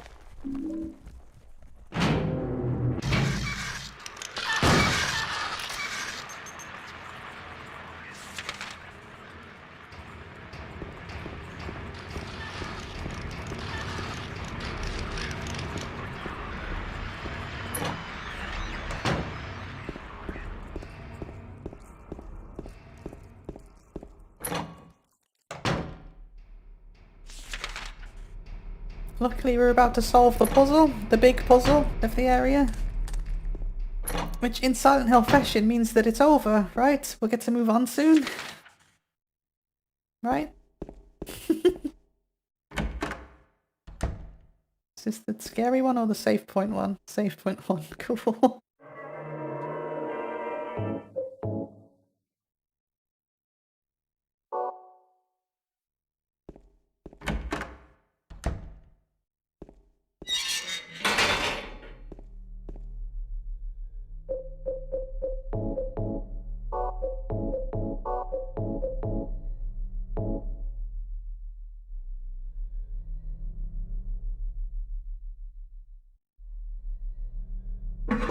I'm not entirely sure that would work in real life, but...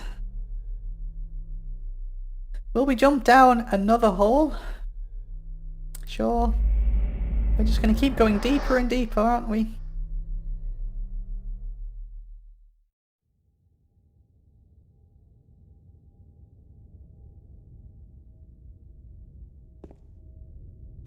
This brings us to the basement of the prison, where we've always wanted to be.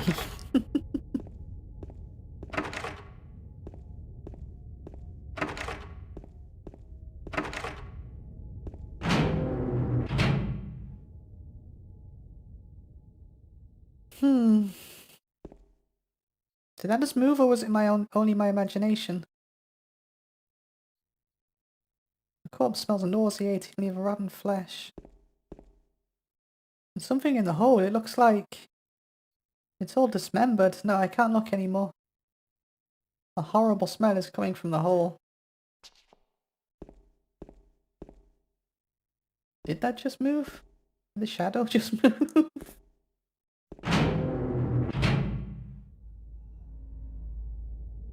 This corpse? Into this hole? So you notice that James, his narration, for lack of a better word, it's... you can tell he's getting scared, right? There's a hole in the floor. I can't see the bottom. How far does this thing go? Further down. Further and further down.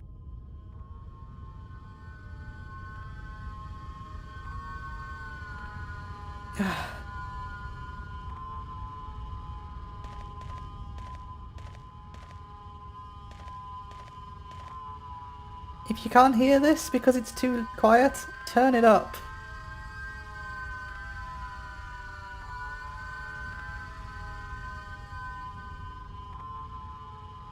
This is a noise that when I first heard it, it scared the absolute shit out of me. It still does now. I'm suffering it so we can both suffer together. It's a noise I've never forgot.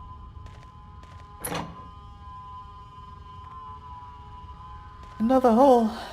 Do I really have to drop through it? No turning back now, James. We just keep diving further and further down. I think the symbolism here is pretty obvious. For me, this all now represents an intentional surrender to the abyss, which in spiritual alchemy is a huge part of calcination, the first step of the alchemical process.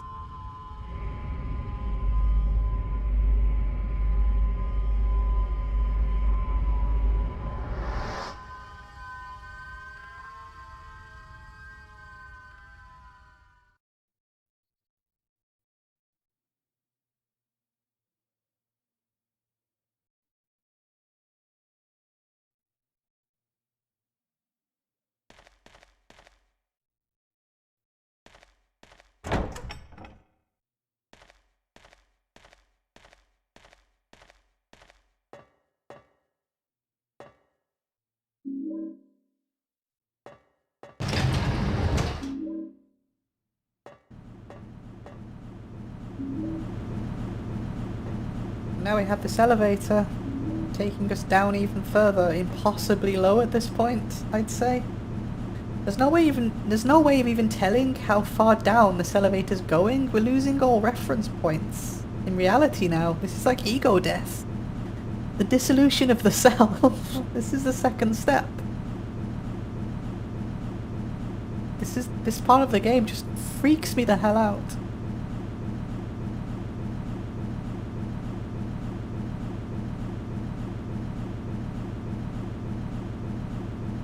This video might go on a bit long because this entire sequence, I want it all in one video, just for the effect. If you break the immersion now, it ruins it. If it were up to me, there'd be no save points between the start and the end. But I get from a game design perspective, they can't really do that. So where the hell are we now?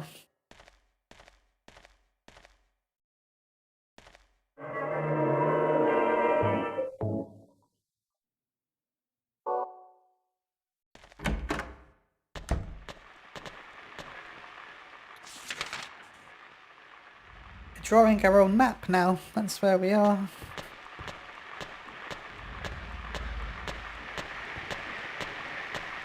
Sure doesn't look like we're in the prison anymore though. I can't get through here because of the wire stretched across the path.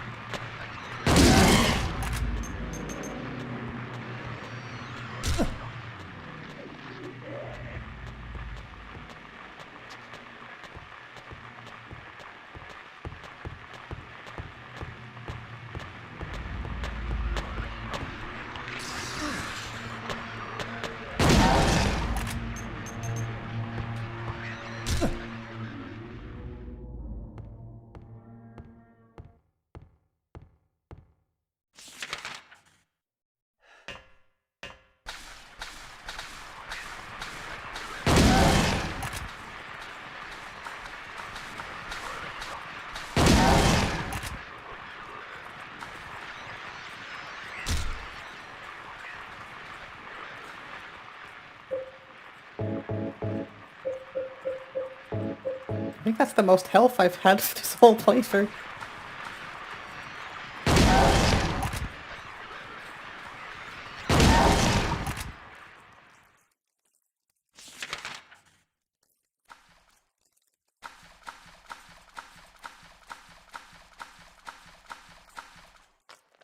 Yeah, this one's the linear part. There's a few different little sewer bits like this.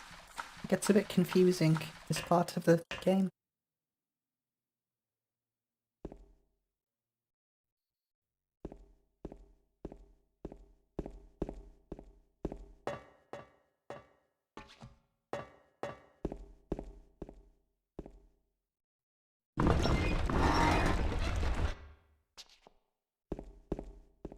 So this will actually be turning this room, and you need to make it so the doorways line up. It's a bit trial and error-y.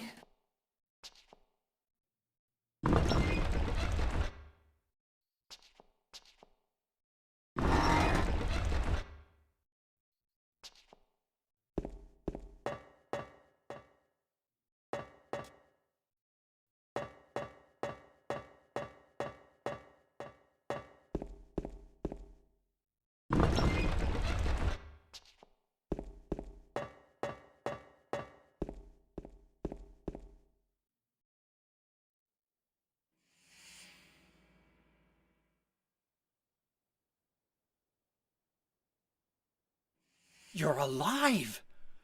Maria, I thought that thing killed you. Are you hurt bad? Not at all, silly. Maria? That thing, it stabbed you. There was blood everywhere. Stabbed me? What do you mean? It chased us to the elevator, and then James, what are you talking about? just before, don't you remember? James, honey, did something happen to you? After we got separated in that long hallway? Are you confusing me with someone else? You were always so forgetful. Remember that time in the hotel? Maria? You said you took everything, but you forgot that videotape we made. I wonder if it's still there. How do you know about that? Aren't you Maria? I'm not your Mary. So, you're Maria?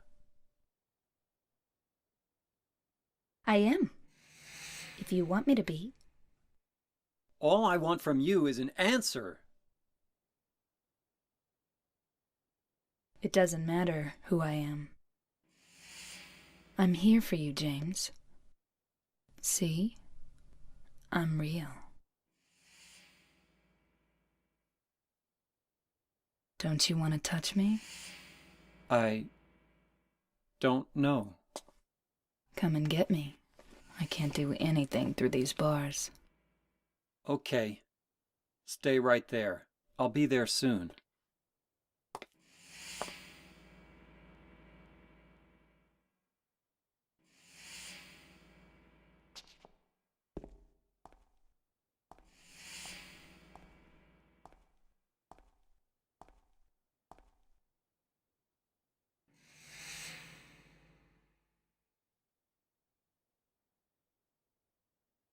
That scene is perfection. The way she starts talking to him as Mary, and then you see the exact moment that she shifts back to Maria.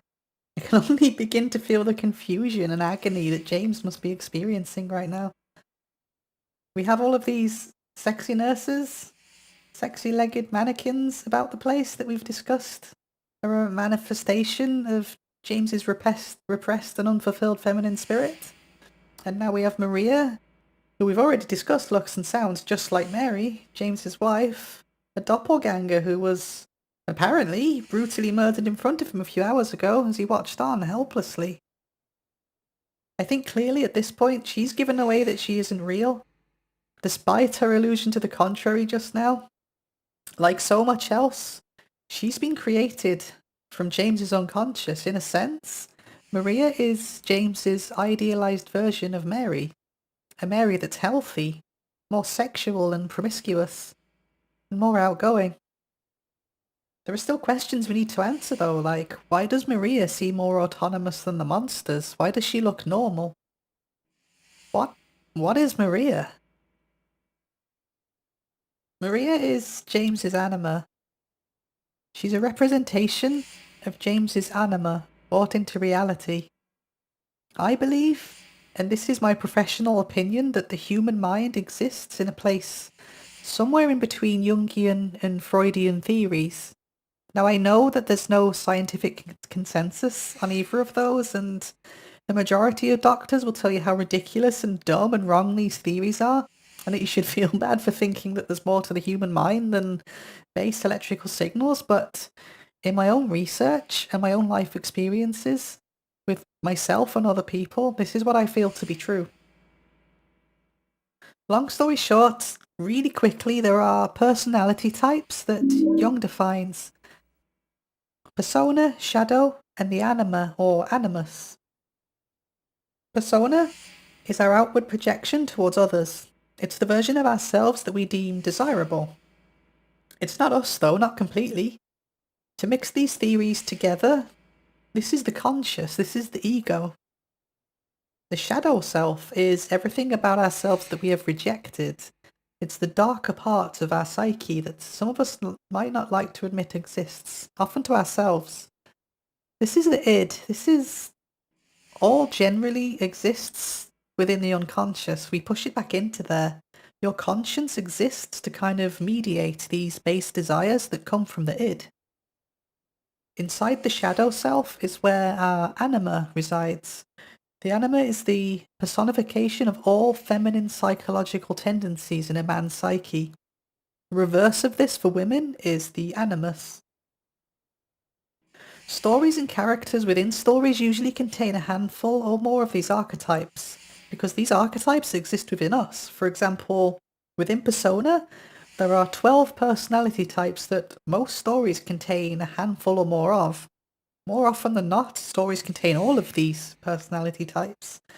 So yes, I am saying that all of our old stories, legends, religions, and the vast majority of fiction fit into this mold, intentional or not. It appears too frequently in too many different cultures to be happening by chance. I'll stop here though, because this is usually where I start thinking about the collective unconscious, determinism, synchronicity, and then I start wondering if free will actually exists at all, and then come to the conclusion that it probably doesn't, and then everyone backs away from me slowly because I'm having a crisis. Seriously, these are the kinds of things that keep me up at night. I find it terrifying. For me, this is where the horror of Silent Hill comes from. Anyway, all of these archetypes are present here in Silent Hill 2 as well. It's not something I mention because this is already a pretty dense playthrough, so I'm kind of skipping over a lot of the finer details. Let's get back on point though. If our psyche is lacking feminine aspects like love and care and empathy, then we would unconsciously desire these traits. I say we because while the anima is something that resides in the male unconscious, masculine and feminine energy are not exclusive to men and women respectively. A man can have primarily feminine energy and be interested in a woman who hosts mostly masculine energy and vice versa.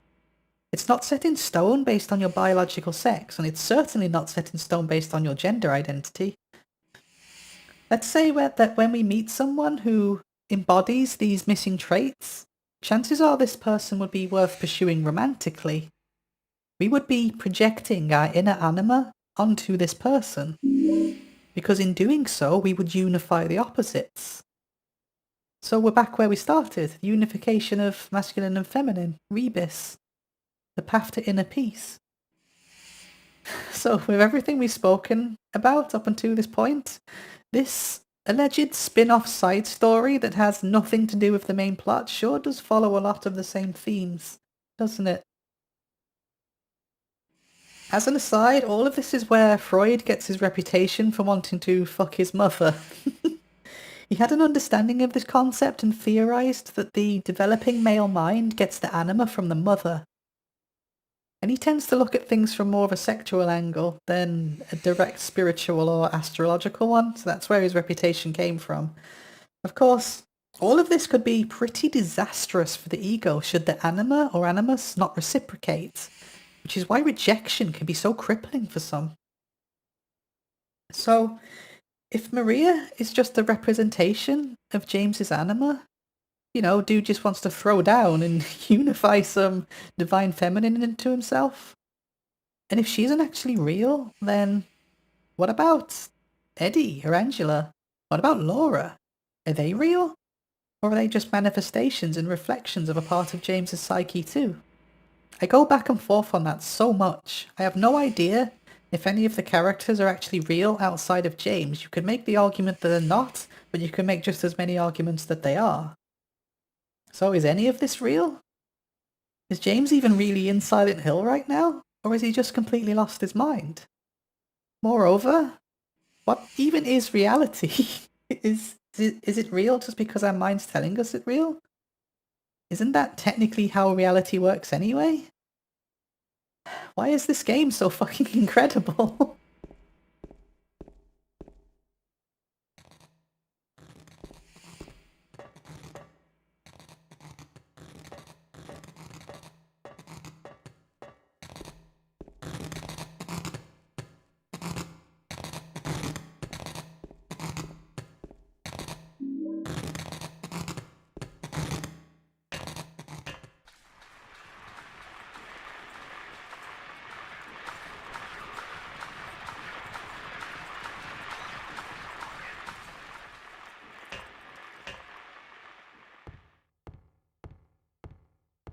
So there is a part of the game that I'm going to ignore.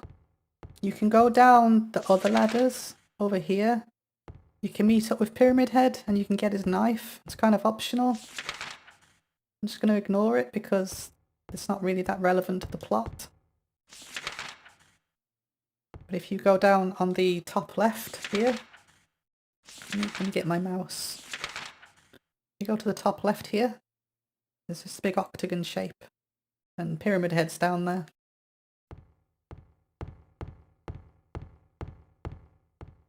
I tend to get lost very easily in there, and this episode's already going long, so...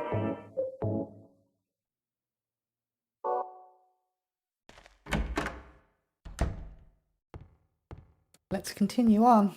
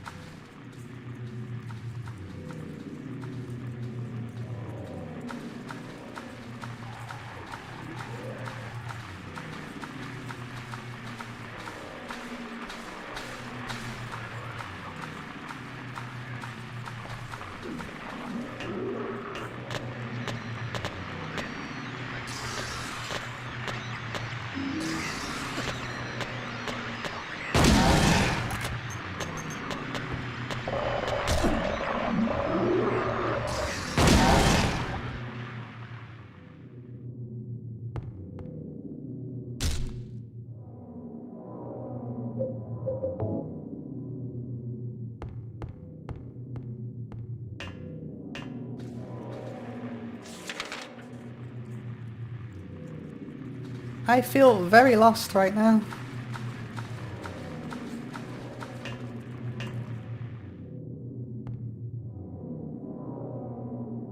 There's a newspaper on the ground. It's stained with something that looks like blood and is partially illegible.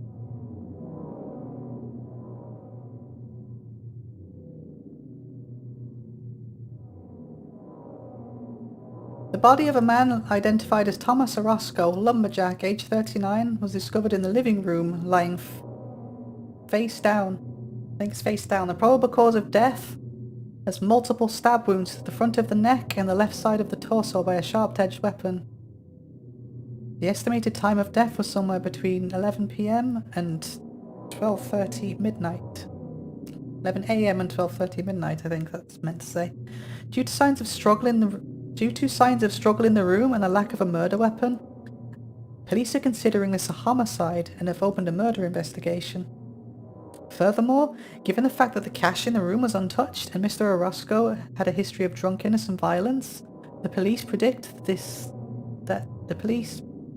something was not robbery, but a crime of passion. Thomas Orozco. We know someone with that surname, don't we? Angela. Thomas Orozco was murdered.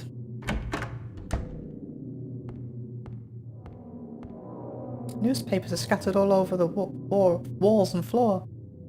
There seems to be nothing of interest. But this one has today's date. It's kind of strange.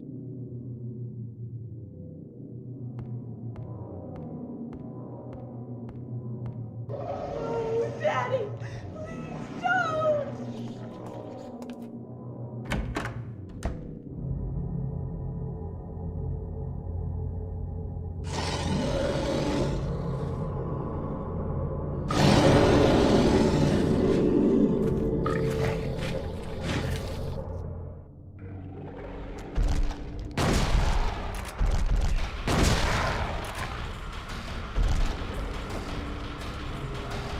Eat my head? I need that.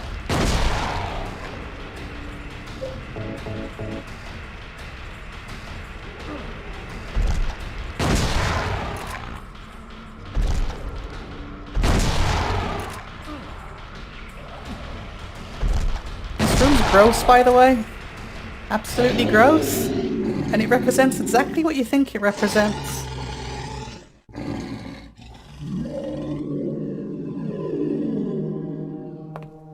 Are you okay?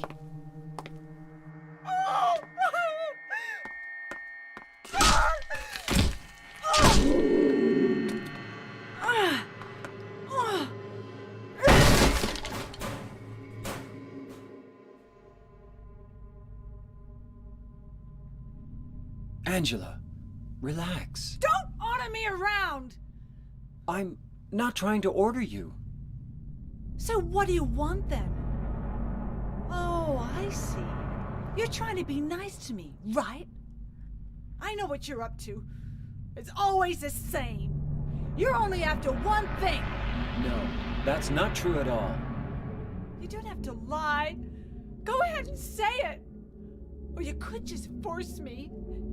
Beat me up like you always did. You only care about yourself anyway. You disgusting pig.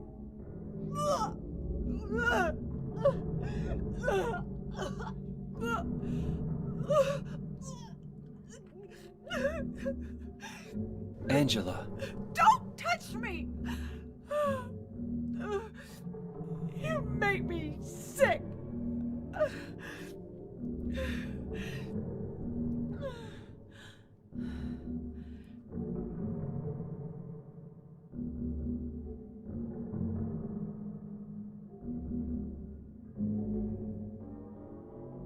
You said your wife Mary was dead, right? Yes. She was ill. Liar! I know about you. You didn't want her around anymore. You probably found someone else.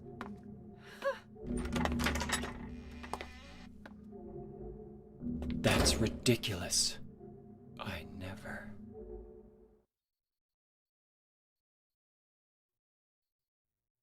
So yeah, this room's gross and it represents exactly what you think it represents. She called the monster daddy. Ugh, it's horrible to think about what she's going through. I mean, she all but said it, right? Thomas Orozco, her dad, physically, emotionally, sexually abused Angela. So she killed him. And now she's having to deal with that. And that's why she's here, just like James. So this could be her other world. This could be what her other world looks like. It doesn't explicitly state that, but as I said before, perception is a huge, huge theme of the game. We can talk about that a bit more later on, because there's still some more to go that will kind of confirm this for us, but this monster here that we fought, it's called the Abstract Daddy. James is seeing this monster, representative of the abuse that Angela suffered abstractly, hence the name. What Angela sees is probably completely different to what we're seeing. We do never get to find out what it is she sees. But you can tell she's not really dealing with it very well. She doesn't really trust James either. Which is, you know, fair, considering what she's been through. But we're not done yet. If you can believe it, we're still not done.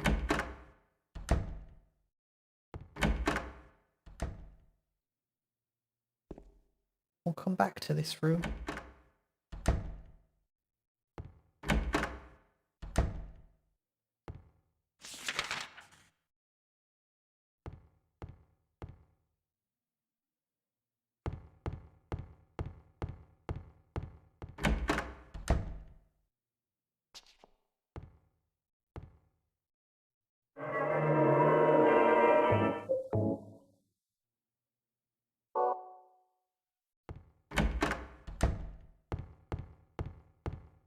I believe there's a riddle somewhere for us.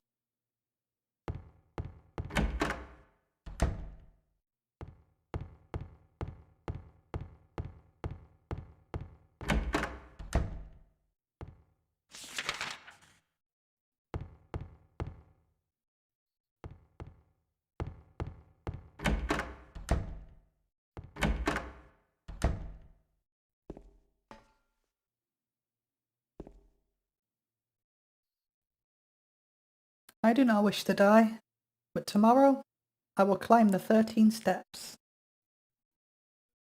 Please, someone answer me. When must I die come the morning?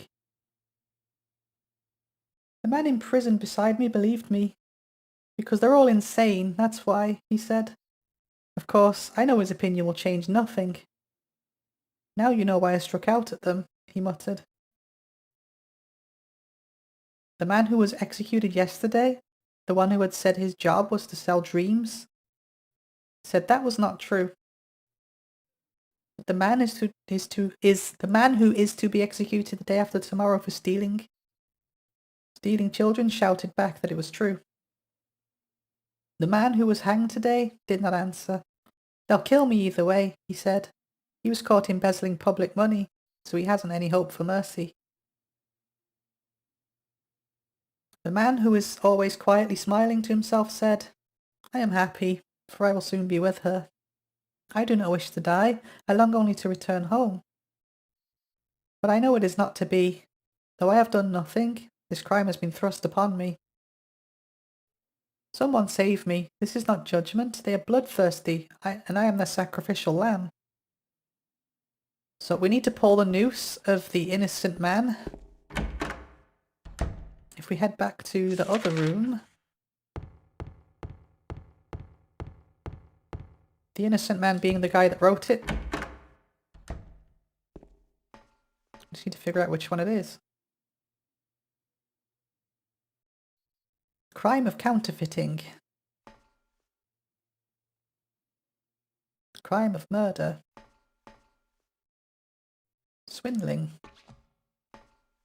Kidnapping. Embezzlement. Bodily injury. So those are all the crimes. I believe it's the counterfeiter, because he's the only one that isn't mentioned. So it'll be this guy. Top left. That's the only crime that isn't mentioned, so it must be the writer. That must have been the writer's crime.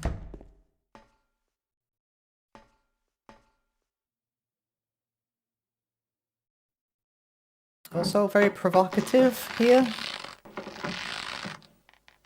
Where he pulls it to. kind of symbolic in and of itself.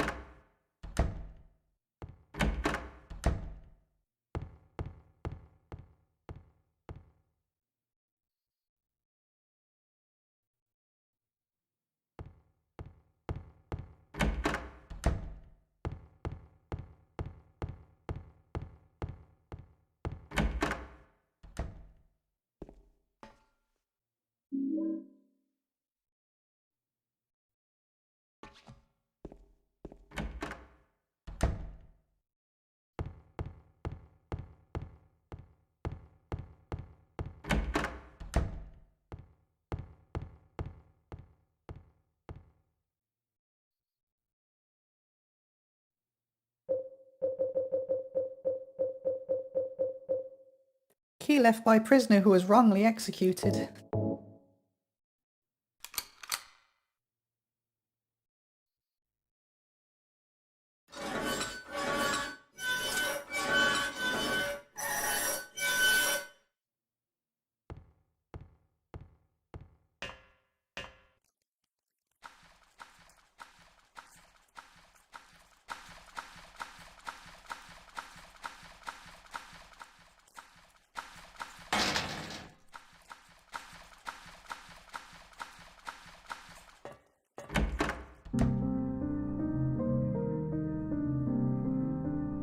Maria? Maria? Maria, no! What happened to you? Why? Why?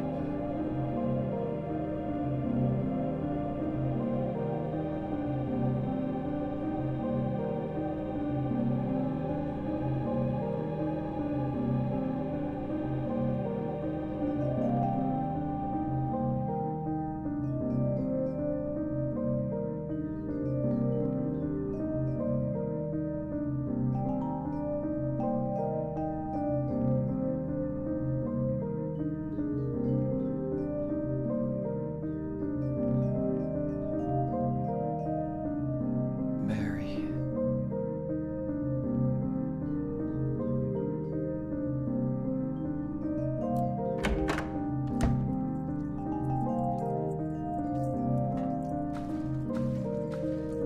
Are you getting it yet, James? Are you getting it yet?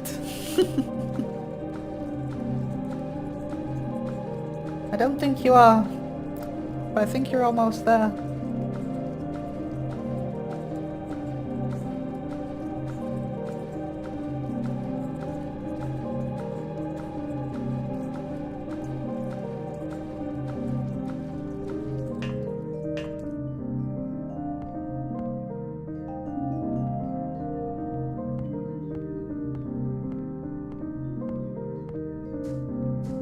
And all the way down, in what should probably be the middle of the earth at this point, we're outside again, in a graveyard of all places. There's a name inscribed on the tombstone, Miriam K. Traitor.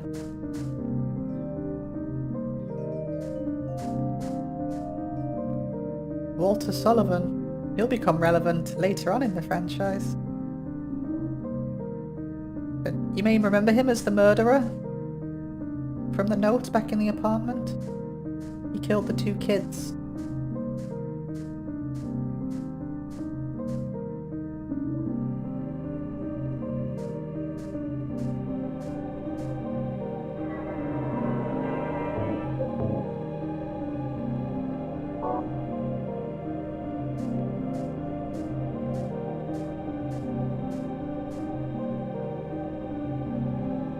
Eddie Dombrowski. Angela Orozco. So that's kind of where it confirms it for you. That's where you learn her surname. And if you're paying attention, you know that there's a murder of Thomas Orozco right outside the boss room where she was. There's a name inscribed on the tombstone, James Sunderland. There's a deep hole here, but there's nothing inside. Is this all that's awaiting these 3?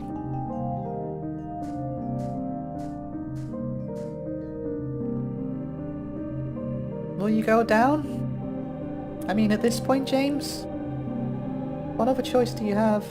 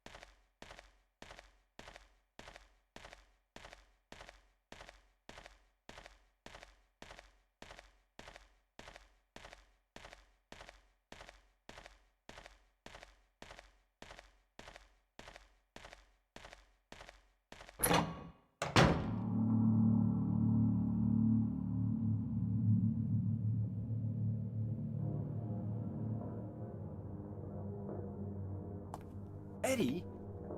What are you doing? What does it look like? He always busted my balls. You fat, disgusting piece of shit. You make me sick. Fat ass, you're nothing but a waste of skin. You're so ugly, even your mama don't love you. Well, maybe he was right. Maybe I am nothing but a fat, disgusting piece of shit. But you know what? It doesn't matter if you're smart, dumb, ugly, pretty. It's all the same once you're dead. And the corpse can't laugh. From now on, if anyone makes fun of me, I'll kill him. Just like that.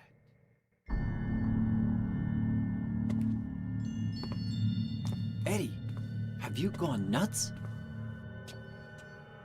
I knew it. You too. You're just like him, James. Hey, I didn't mean anything. Don't bother. I understand. You've been laughing at me all along, haven't you? Ever since we first met. I'll kill you, James!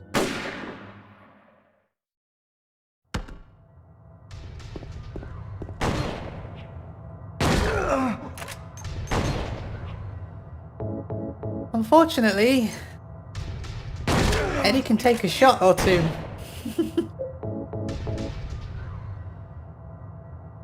This fight's a bit weird, in that you just kind of do this. I don't really know if there's a better way. I assume not. I don't know if there's like a more satisfying way to do that fight. Probably not. It's one of those things where I'd rather it just happened in a cutscene, to be honest.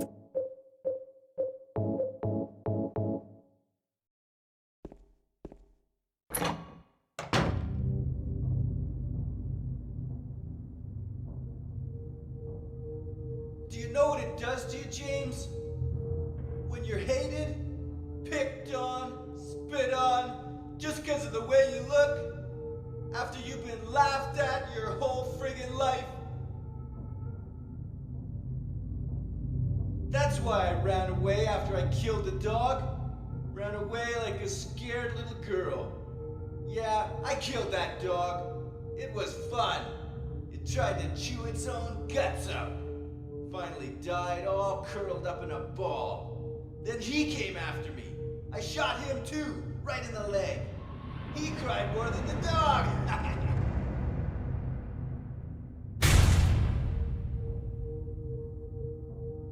He's gonna have a hard time playing football on what's left of that knee. You think it's okay to kill people? You need help, Eddie. Don't get all holy on me, James. This town called you too. You and me are the same. We're not like other people. Don't you know that? Let's party! Oh, pistol whip me?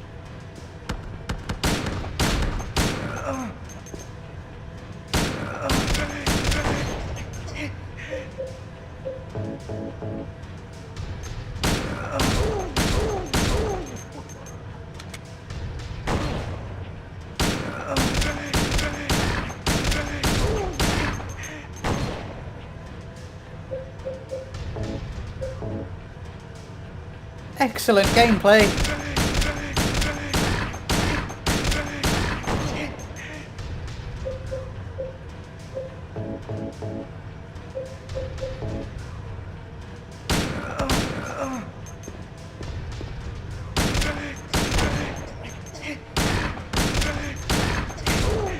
How many shots does this guy take? I remember going down quicker than this.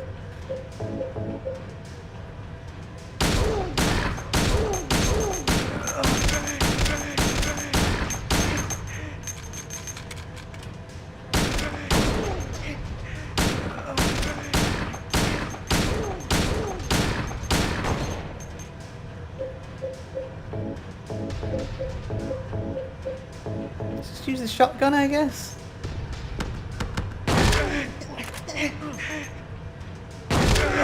There we go.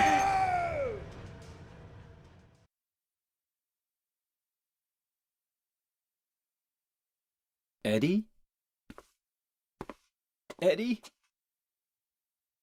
I killed a human being.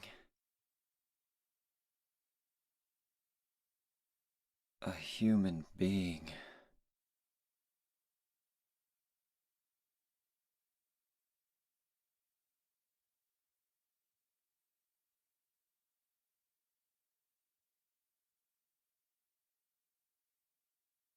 Mary.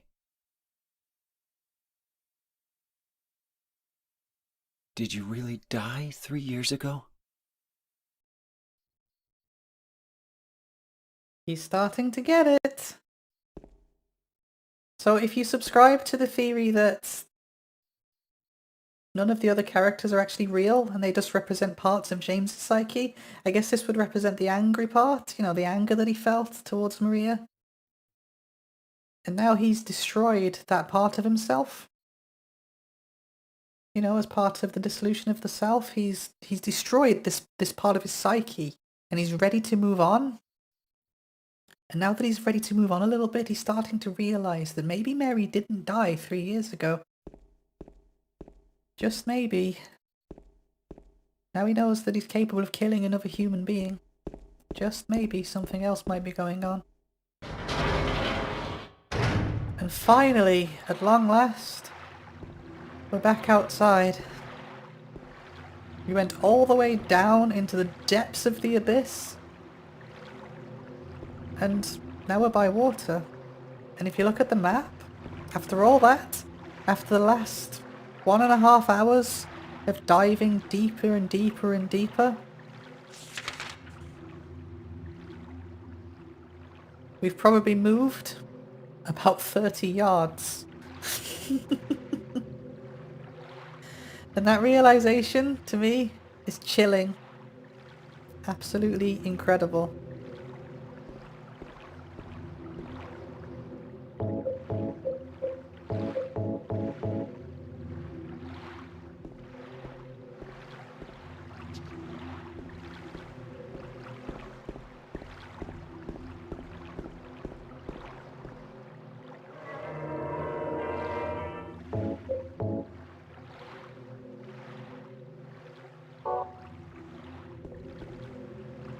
Next time, we'll get on a boat.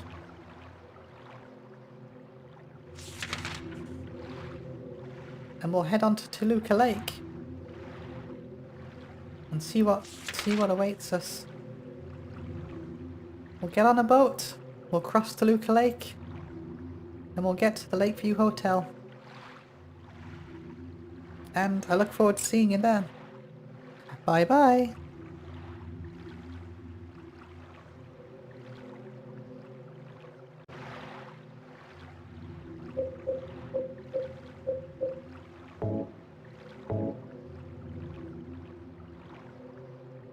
So, there's nothing written On the stationery? Mary's letters disappeared. I wonder what happened to that.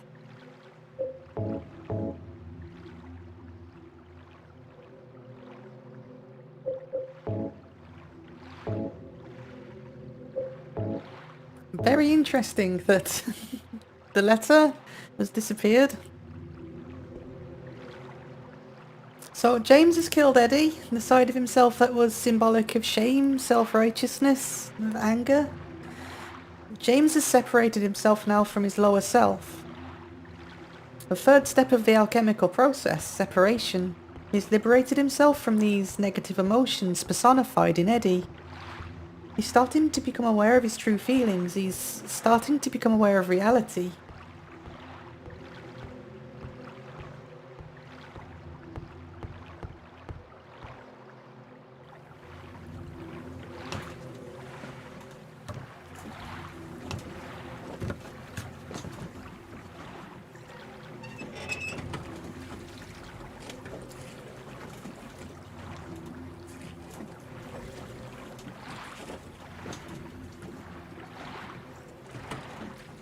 Now we need to cross the lake towards the light.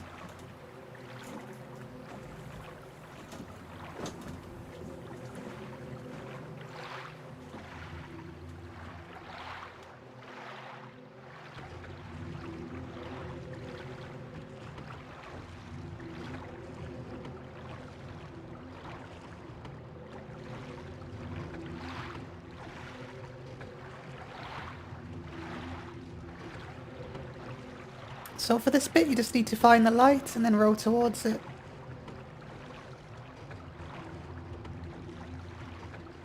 If you play this on the hardest difficulty, this actually controls like Ape Escape, where you have to use both analog sticks to row. It's really dumb and hard and annoying.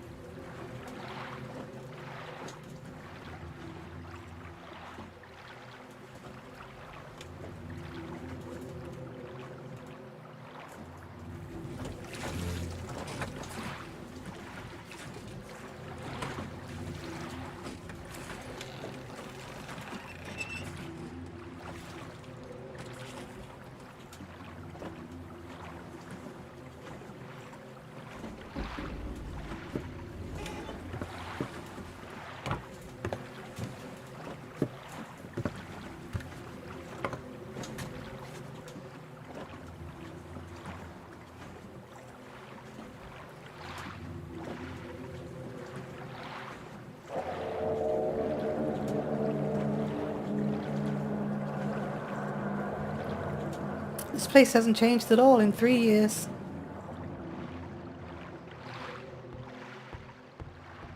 So you say.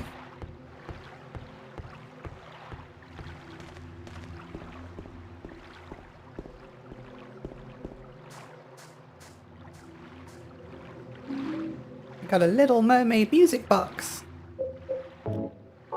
Music box with a figure from the fairy tale The Little Mermaid attached, found at the garden fountain.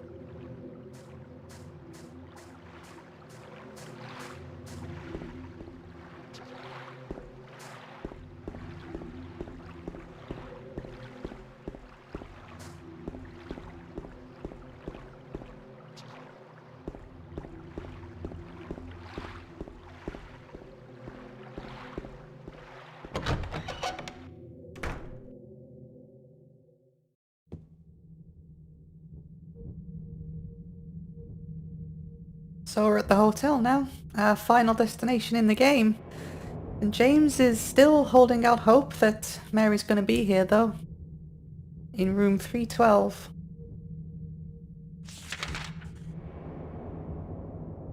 What's this? Room 312, that's the room Mary and I stayed in. Mary, you there? Or maybe... This is the hotel map for guests. So we're given our objective straight away. Get up to the 3rd floor.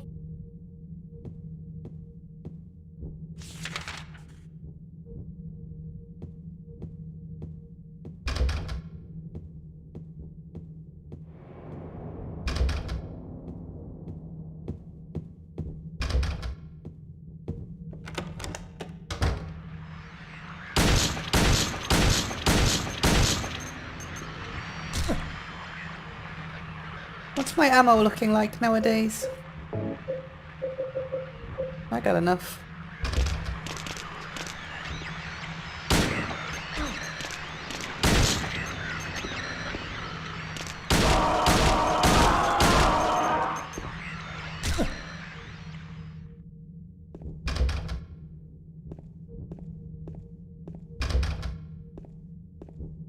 Cardboard box, there's nothing inside.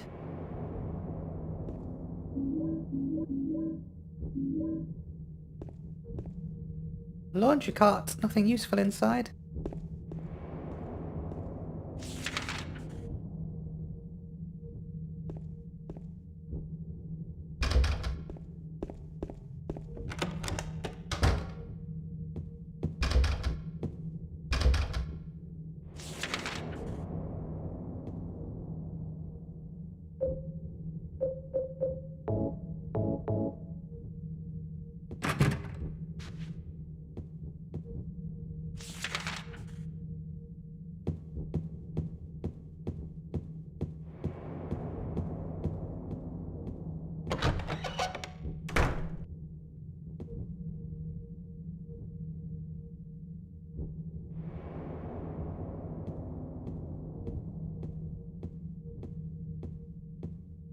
Got a fish key.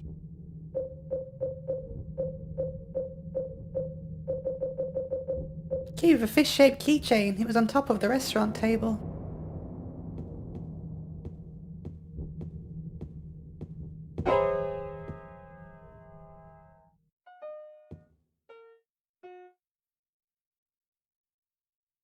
Did I scare you? Yeah, you did.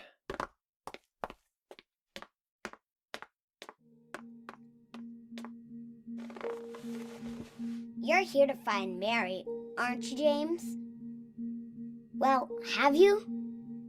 No. Is that why you're here too? She's here, isn't she? If you know where she is, tell me. I'm tired of walking. I wish I knew. But she said it in her letter.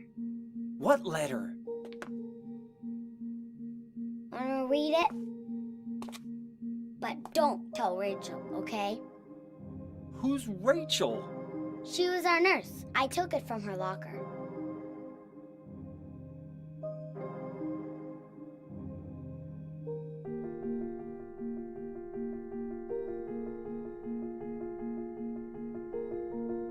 My dearest Laura, I'm leaving this letter with Rachel to give to you after I'm gone.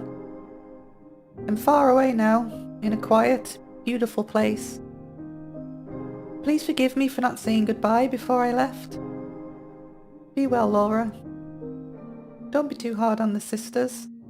And Laura, about James. I know you hate him because you think he isn't nice to me, but please give him a chance. It's true he may be a little surly sometimes, and he doesn't laugh much. But underneath he's a really sweet person. Laura, I love you like my very own daughter. If things had worked out differently, I was hoping to adopt you. Happy 8th birthday, Laura. Your friend forever, Mary.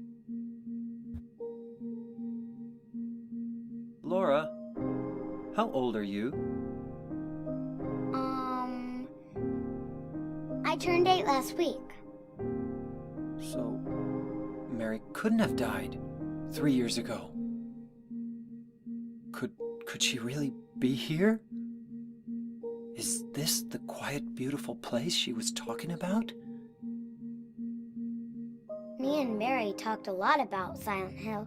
She even showed me all her pictures. She really wanted to come back. That's why I'm here. Maybe you'll get it if you see the other letter. The one, Mary. Huh? I must have dropped it. Laura! I gotta find it. Laura!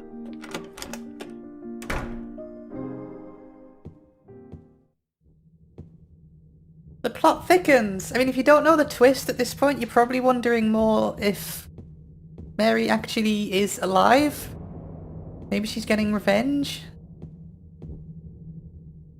There's enough foreshadowing, I think, to kind of figure out that James killed her by this point, but I sure didn't the first time. A drawing done by Laura. A cat? That is a cat. Well done.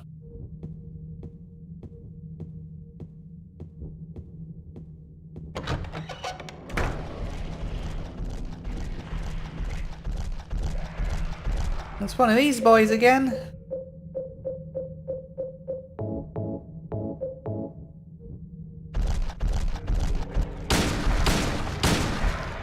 That's not the gun I wanted. Why won't it let me equip it? Oh, the mouse is in the way, probably.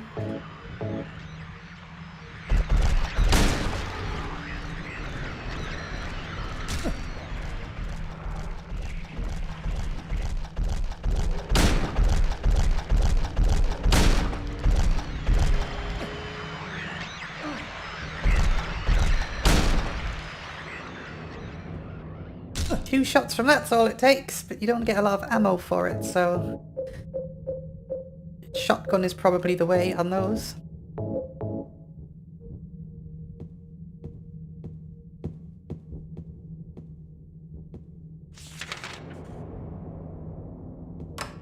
Push the button, but nothing happens.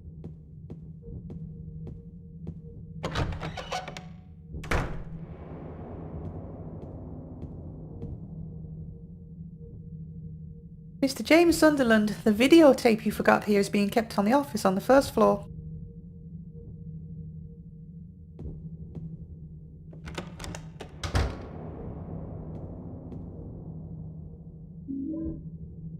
The key to the room where Mary and I stayed.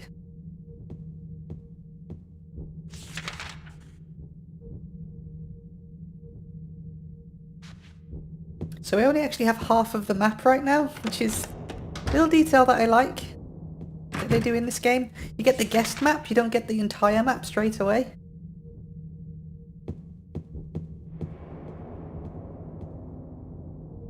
There's a rectangular indentation. There's a plate in front of the indentation and something's engraved on it.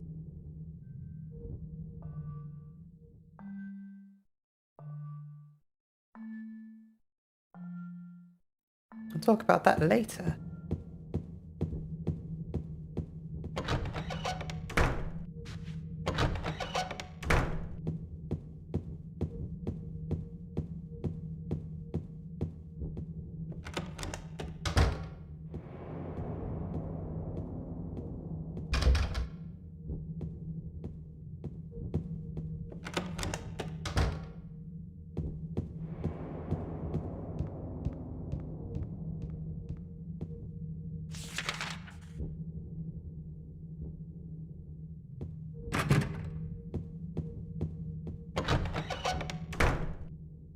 We need to get ourselves up to the third floor, don't we?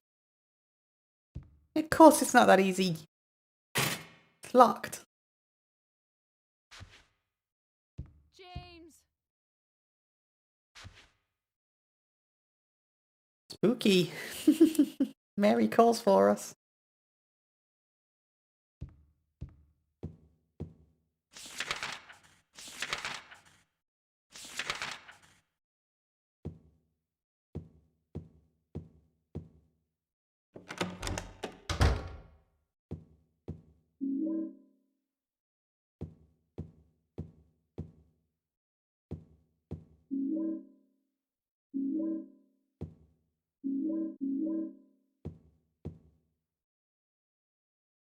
The suitcase is locked.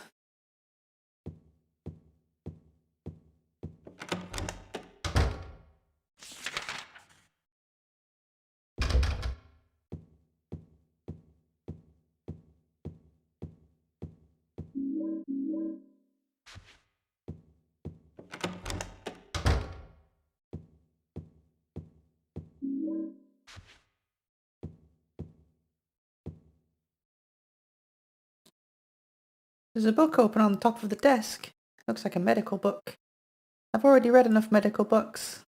None of them ever did any good.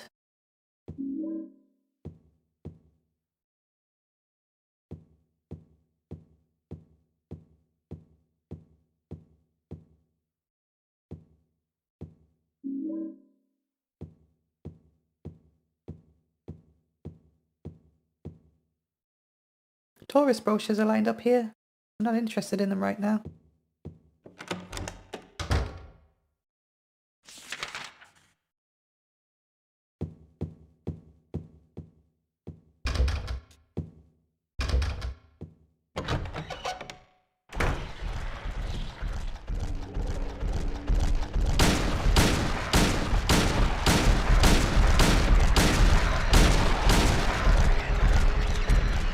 Yeah, this is definitely a shotgun boy.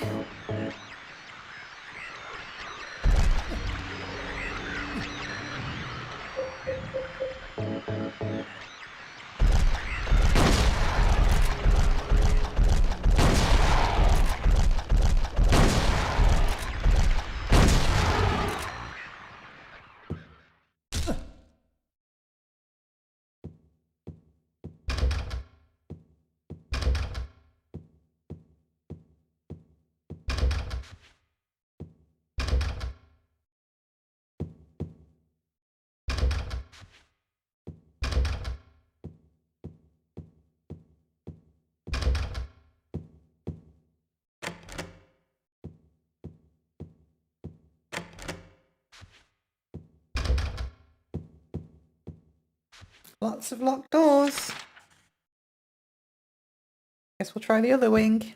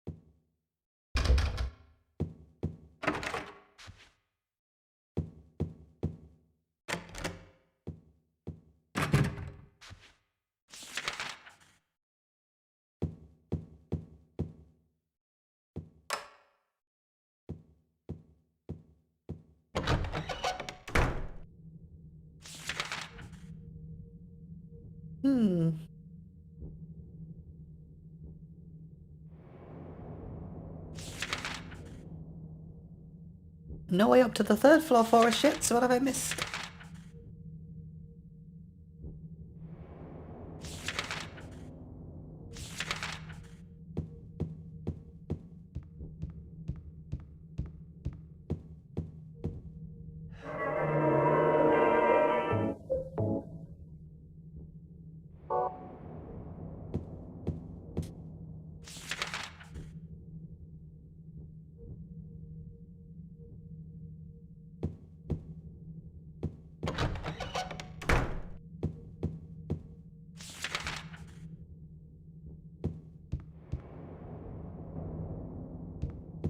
I don't feel like I missed anything on the second floor.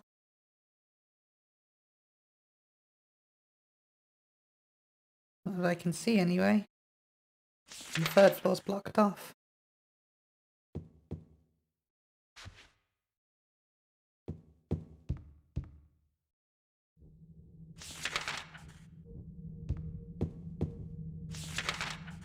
Let's try this room again.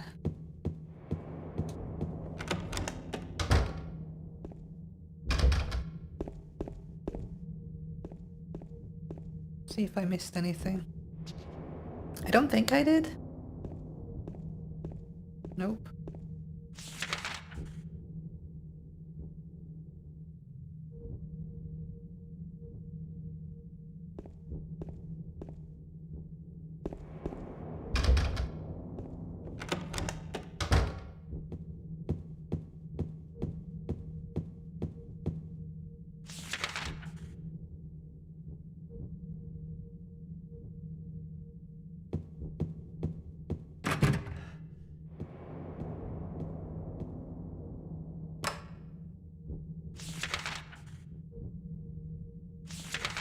Let's look at the grey boxes. Did I miss anything? Nope. I don't remember, to be honest. The start of the hotel. I don't think you go back outside for anything.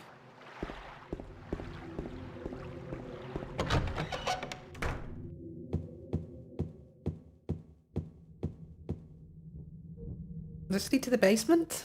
Oh, it does, okay.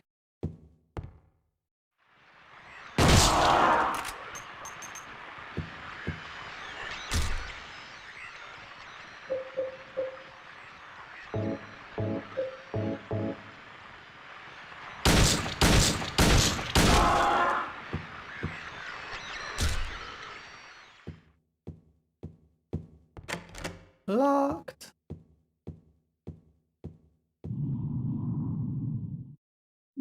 Spooky.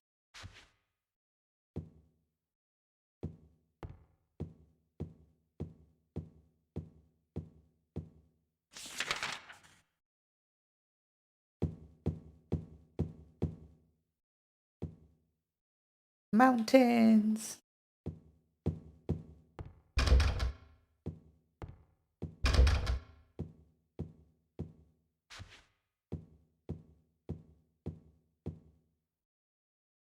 Is that everything down here? It is.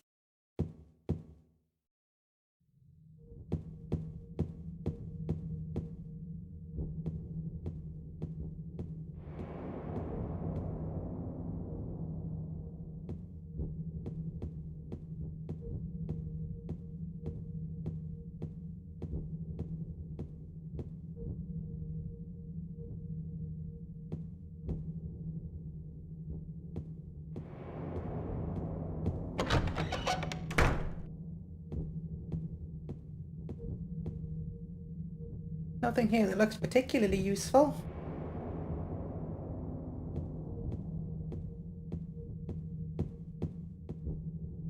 Can't leave the hotel just yet.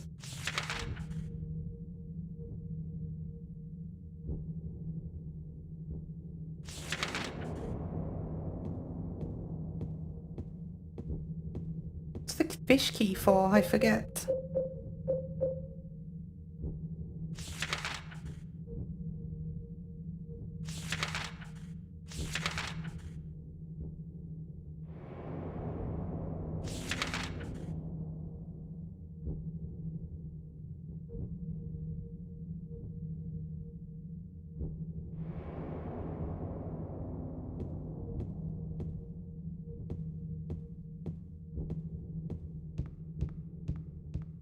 I think you unlock the briefcase with it, maybe?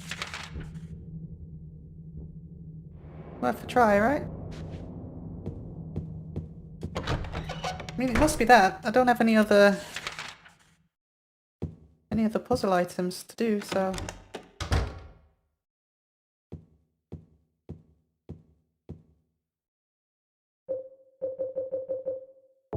There we go.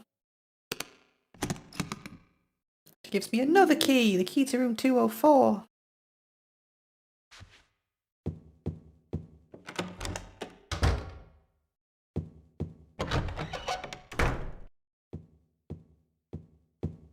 Which one of these?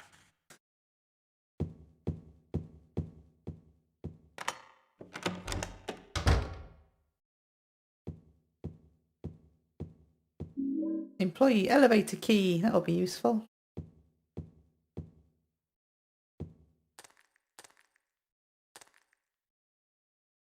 Don't know what that is yet. Photos are scattered all over the bed. What's this? Part of the photo has been coloured over with a marker.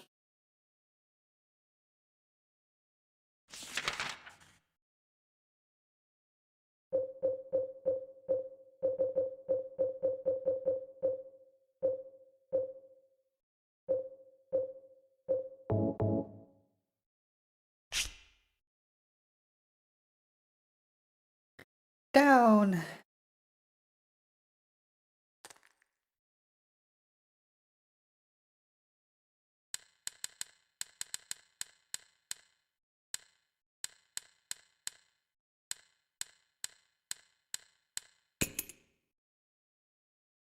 That gets us the Cinderella music box.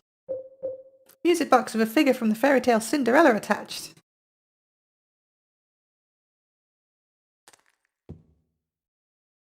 Anything else spooky happening in the room? Don't think so.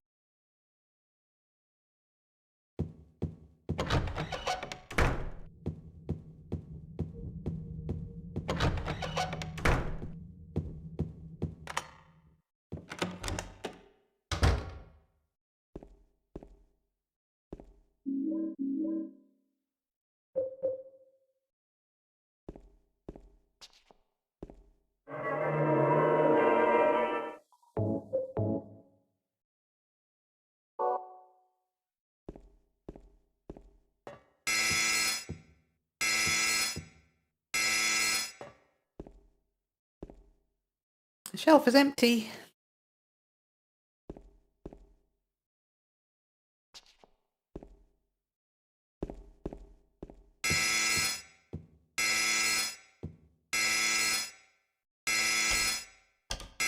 Weight allowance, 1 person.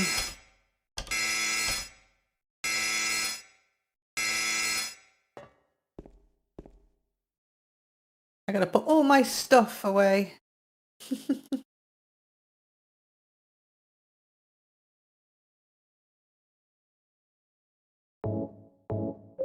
And I mean everything, you have to put everything away.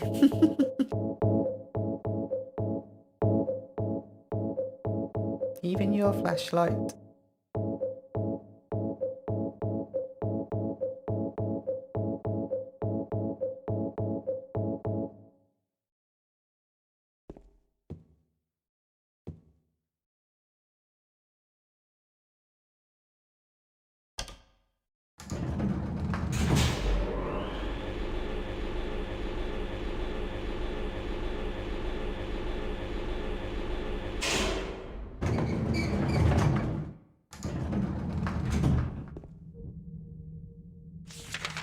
No map.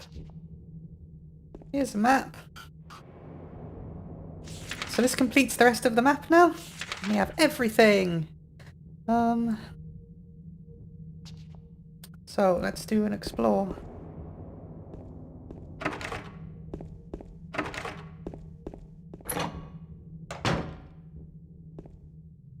Potatoes and onions. Snow White music box. Music box with a figure from the fairy tale Snow White attached. I do like how it takes your stuff away at this part of the game, just to kind of mix it up a bit, make it a bit scarier.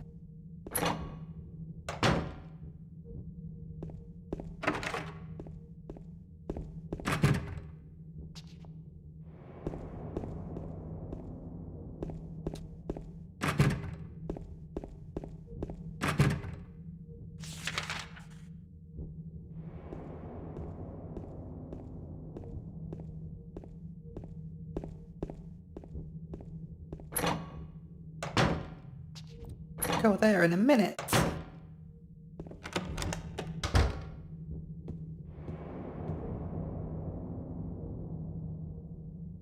So we got a videotape, which is probably the videotape that Mary/Maria mentioned back in the prison, and a can opener.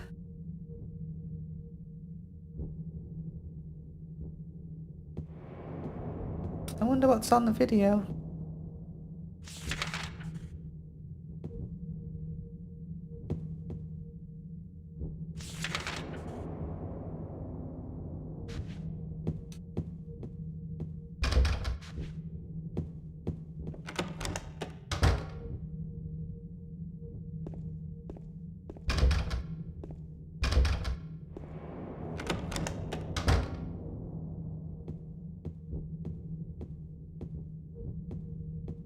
big fan of the ambience as well in the hotel. It's very subdued but effective.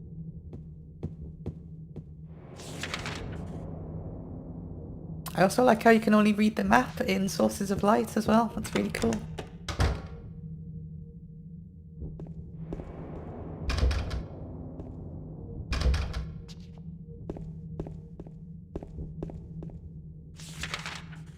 Where are we looking now?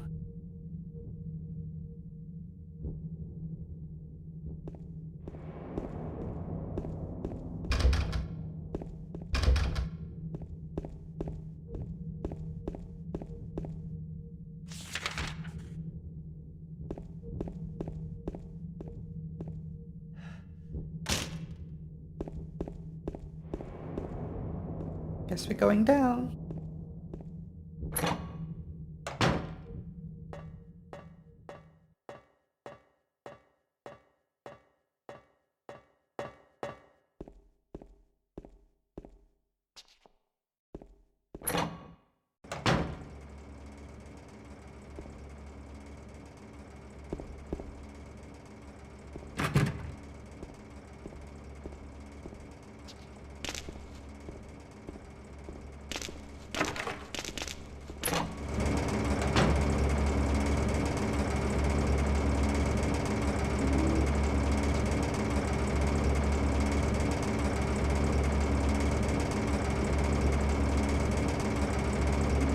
Got the bar key!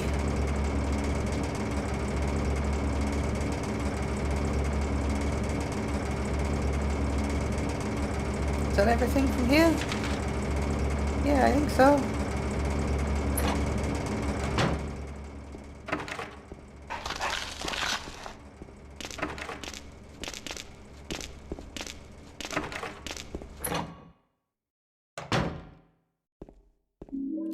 It's loading way up on healing items, isn't it?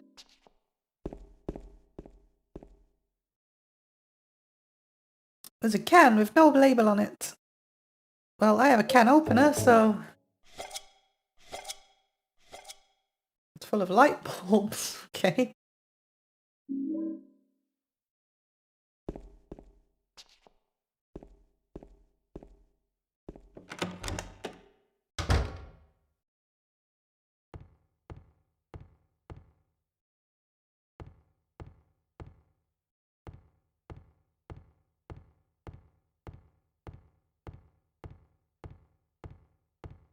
There's a juice box here. It doesn't play, so it must be broken.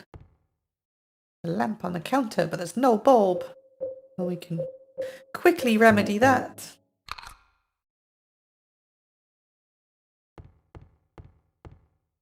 Whatever that does.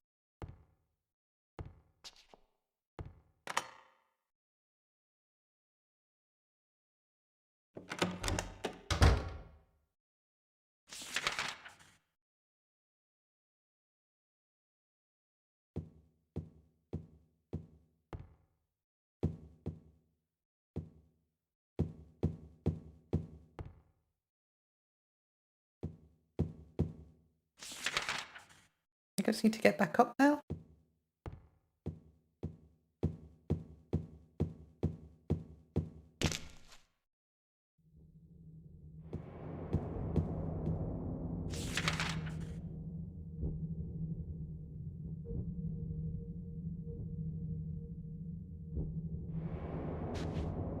Let's go get our stuff back.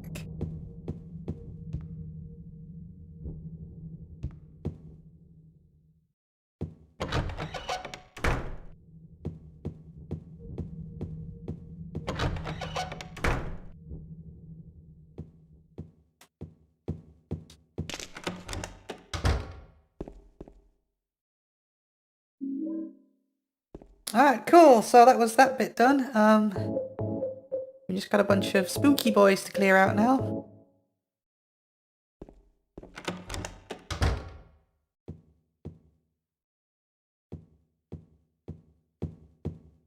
Oh yeah, that's right. It doesn't really let you take revenge. They all just despawn, I think. Unless I went the wrong way. No? Alright, cool. Anyway, we got all of the music boxes now, so... Let's head back down to the lobby.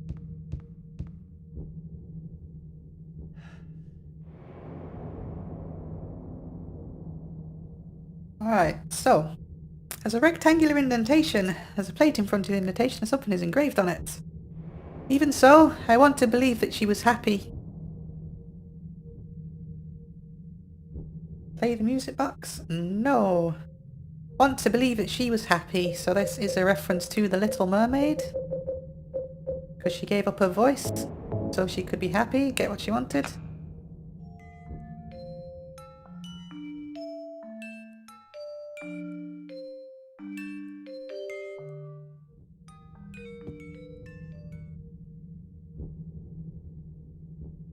shameful greed did stain her shoe with blood.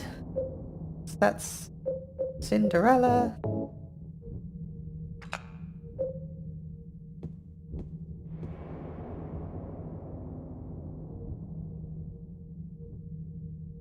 Beauty, both a blessing and a curse thou be. So that's Snow White.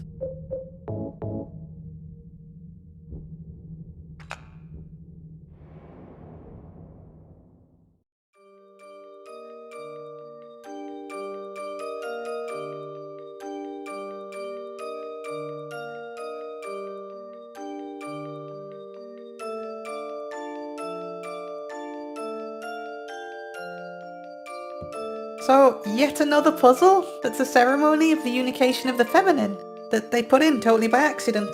You need to bring these three figures into harmony with one another. You get it? You get what they did? Harmony? Are you paying attention?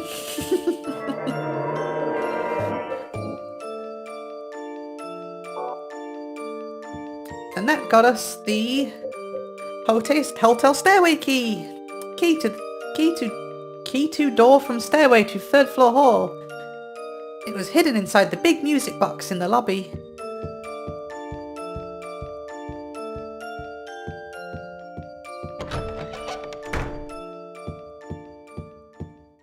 Did I just go the complete wrong way? I did.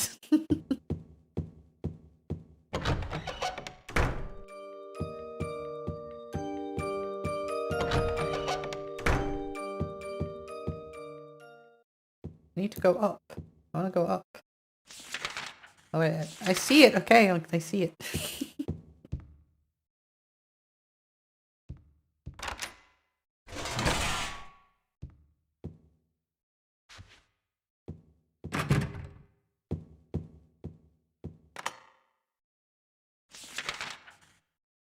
Before we do that, let's do an explore.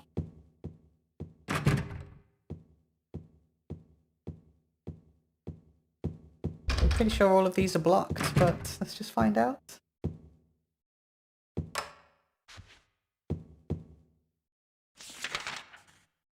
Yeah, everything except for where we need to be.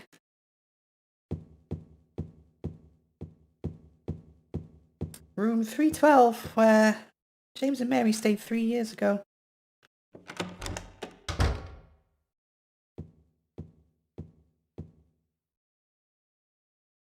Notice that there's no cutscene? James isn't really looking for Mary in this room, which I find really interesting. He's not questioning where she is. He doesn't really seem to want to be looking for her.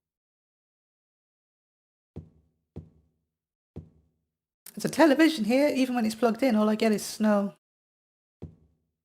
There's a VCR. So, I guess we can just watch this videotape and see what's on it.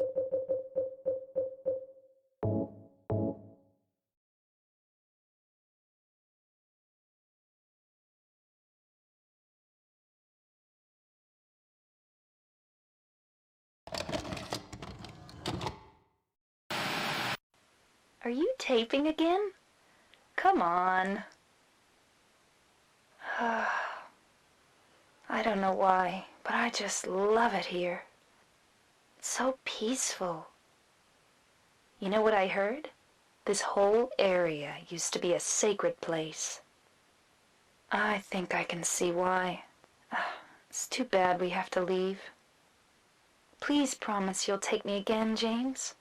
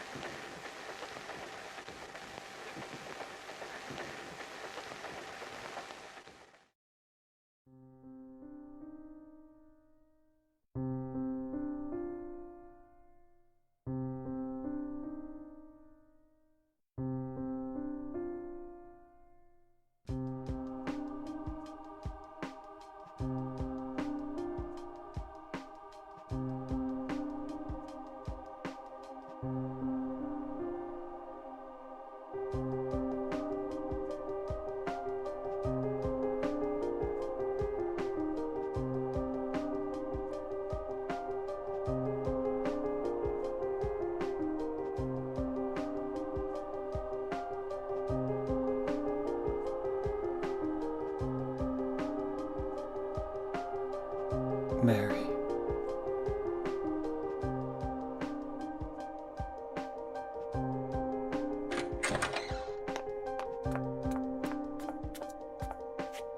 So there you are, James. Did you get the letter? Did you find Mary? If not, let's get going already, okay? Laura.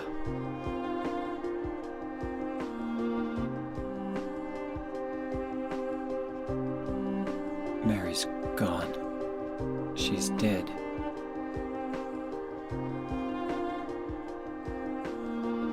Liar, that's a lie! No, that's not true. She died because she was sick? No, I killed her.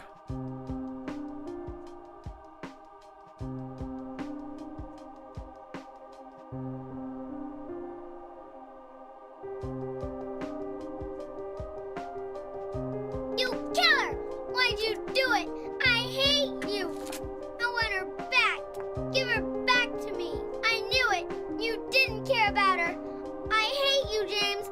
I hate you! I hate you! I hate you!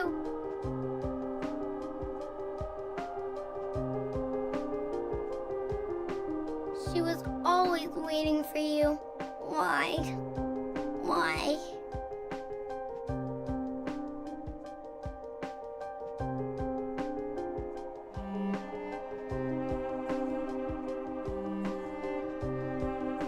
I'm sorry.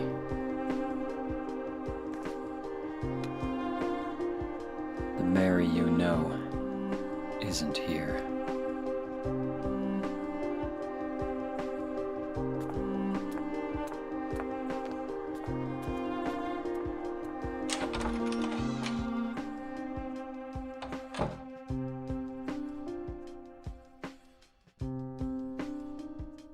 Laura, I'm sorry.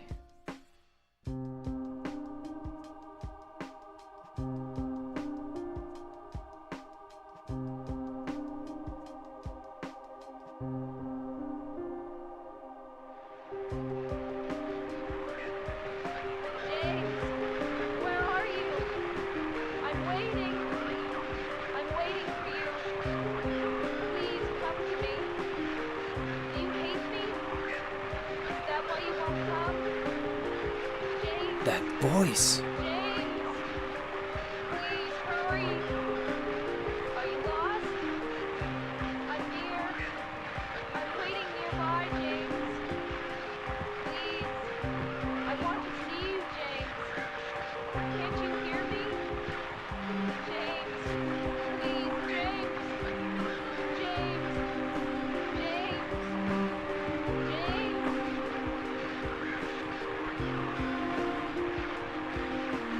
James. So James, finally gets it. He's finally accepted reality, and he's had to admit this to Laura, an aspect of his innocence. Conjunction is the fourth step of the alchemical process. James admitting this to Laura is symbolic of him finally admitting to the most vulnerable part of himself, what he did. And conjunction is represented by the planet, say it with me, Venus. The planet which the games keep accidentally referring to in this game. It's the process of combining what still remains within us, taking all the valuable aspects of the self after dissolution and separation, and recombining them inside of us to form one's true authentic sense of self. Elements of yourself, such as intuition and emotion, unify with intellect and logic, the union of masculine and feminine. While you're not yet finished at this stage, you might feel an overwhelming sense of peace. There's a lot to be said for finally being able to accept yourself.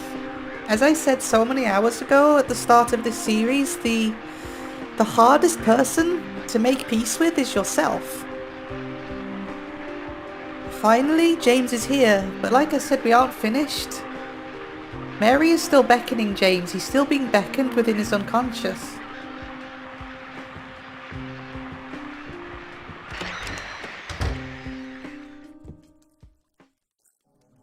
His reward for this realization is that we're outside of the other world now.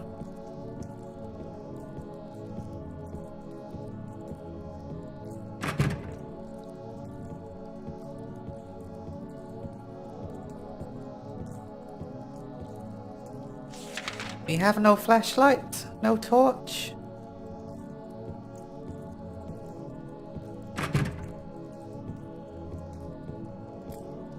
But people debate whether this is the other world or not, the alternate hotel. I actually think that we've been in the other world this whole time. And now James is seeing the hotel for what it really is. This hotel burned down many years ago. It's old, it's dilapidated. And he's starting to see it for what it really is.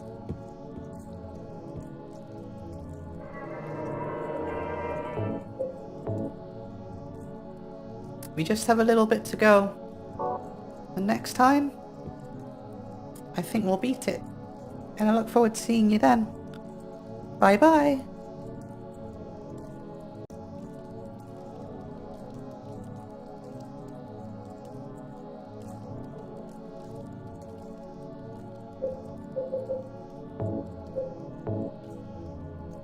Now, there's nothing inside the envelope at all.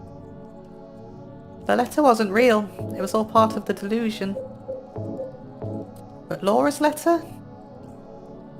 Laura's letter's real.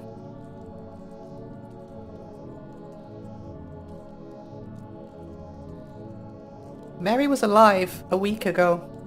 James has only just killed her.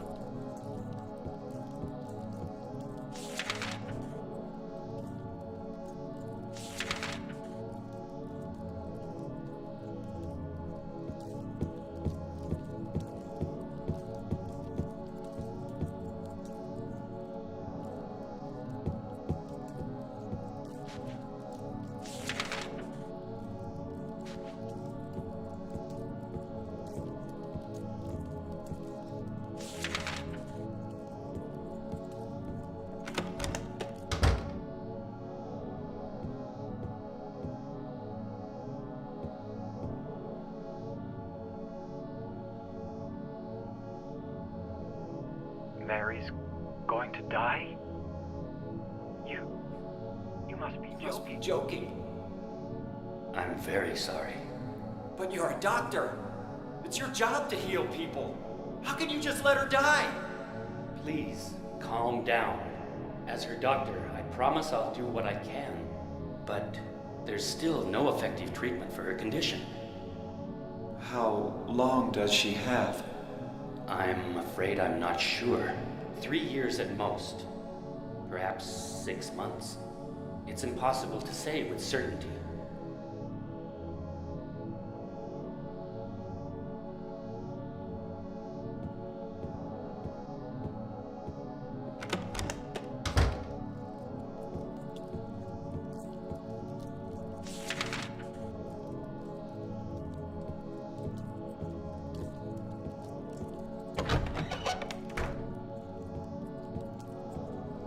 Again, with the ambience in this section of the game, I do question, like so much else, is this sound diegetic? Is this sound what James can hear in his head, or is it just for our benefit? Has the realization just broken him down now to the point where this is what the inside of his mind feels like?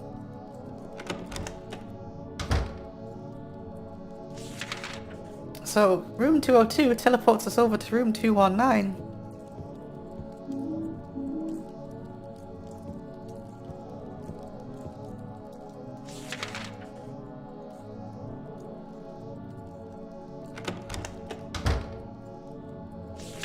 So this part of the game is quite confusing because the doors just teleport you to such random places.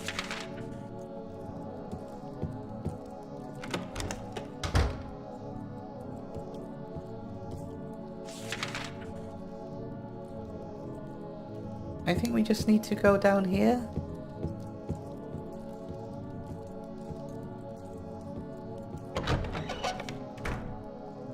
Yeah, as you can see, the hotel is just so decayed at this point.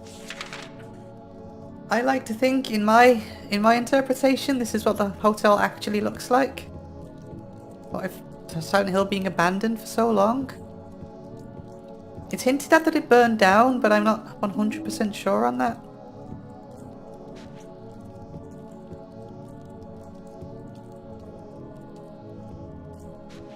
It's pretty ambiguous at this point what's real and what isn't.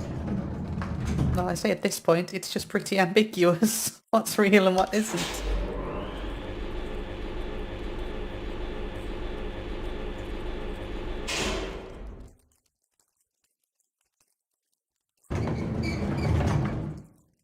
And the basement's flooded.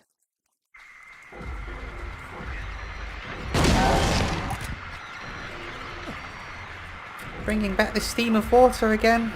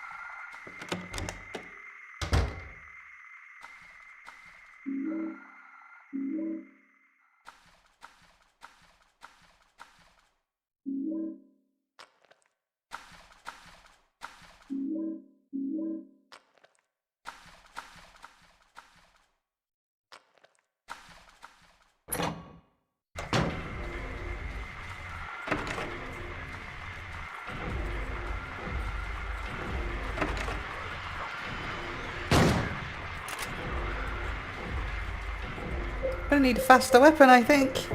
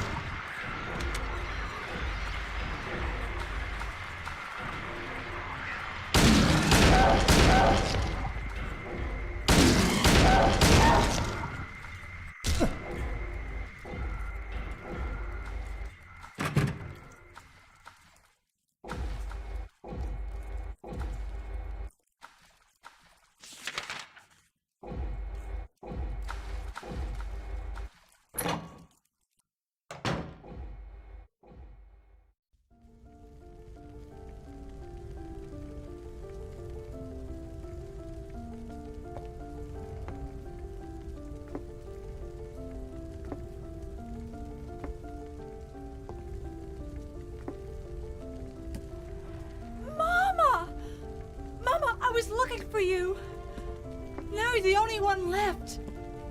Maybe then I can rest. Mama, why are you running away?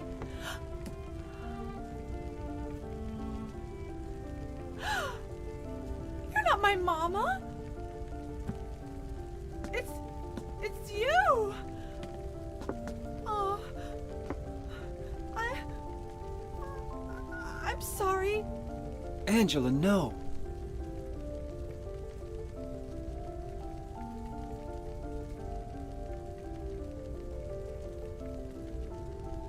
Thank you for saving me. But I wish you hadn't. Even Mama said it. I deserved what happened. No, Angela, that's wrong.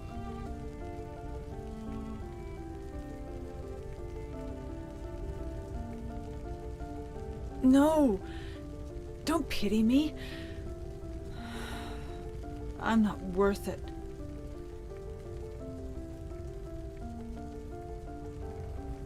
Or maybe you think you can save me. Will you love me? Take care of me?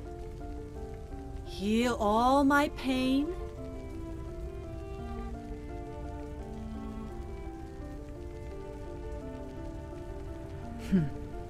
That's what I thought.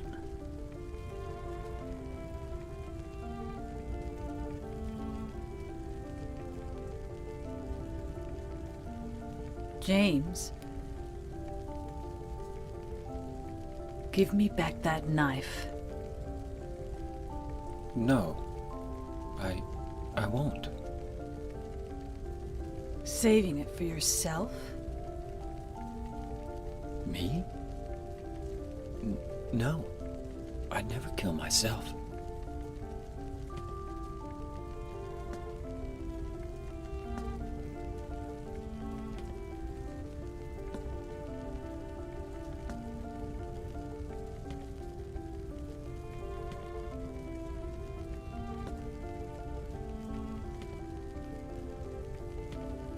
It's hot as hell in here. You see it too. For me, it's always like this.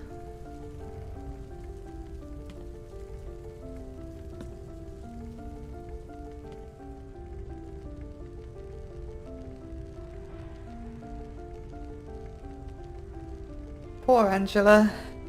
I love Angela. I just want to reach into the screen and give her a hug. She confused James with her mother just as James confused Maria with Mary. They're both looking for the feminine aspect missing from their lives.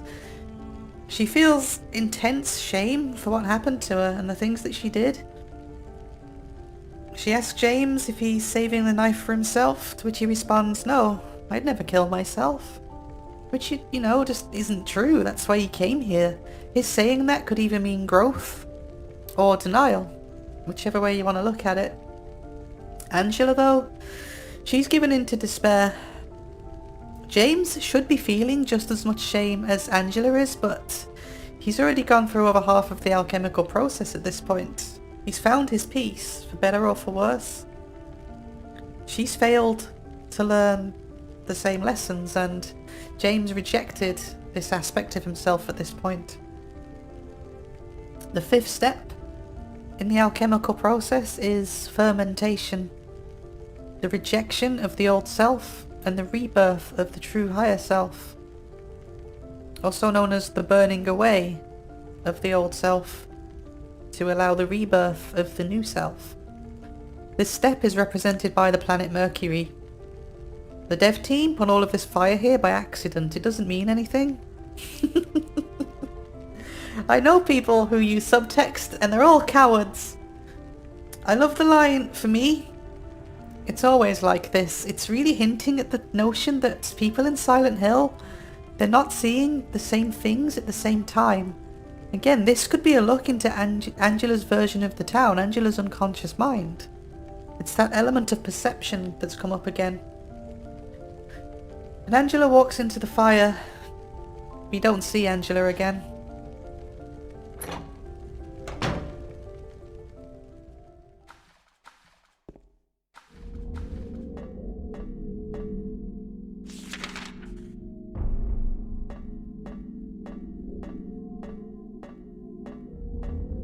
Also, that room didn't exist either, so a bit more non-Euclidean geometry for us.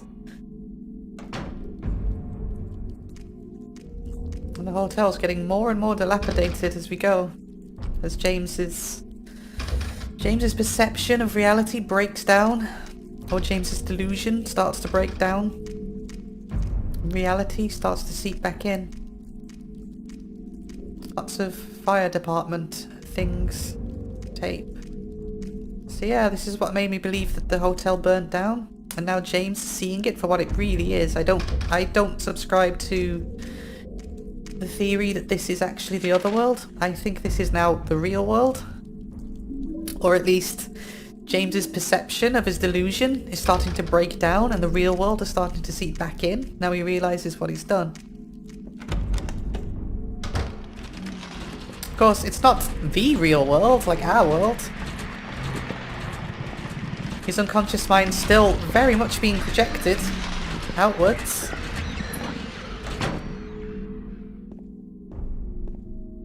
And here we have the iconic multi-save point. I say iconic because I don't know what this means. I don't know what this is supposed to represent. If each of these red squares is supposed to be like a fragment of James's mind, this could represent the unification of all of his memories coming back into place or something like that. I don't know. I've never been able to figure it out, and a lot of people really struggle with figuring out the symbolism for this, but it's so important to the dev team that this shot here is the Japanese box art for the game. So it's really important. Functionally, it's just a save point.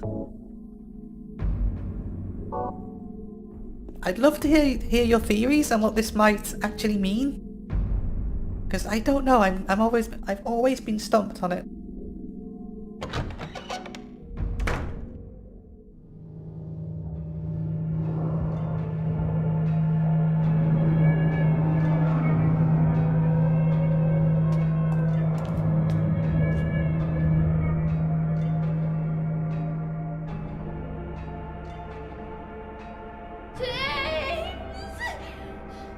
Stop! Leave her alone! Leave us both the hell alone! Ah! Ah!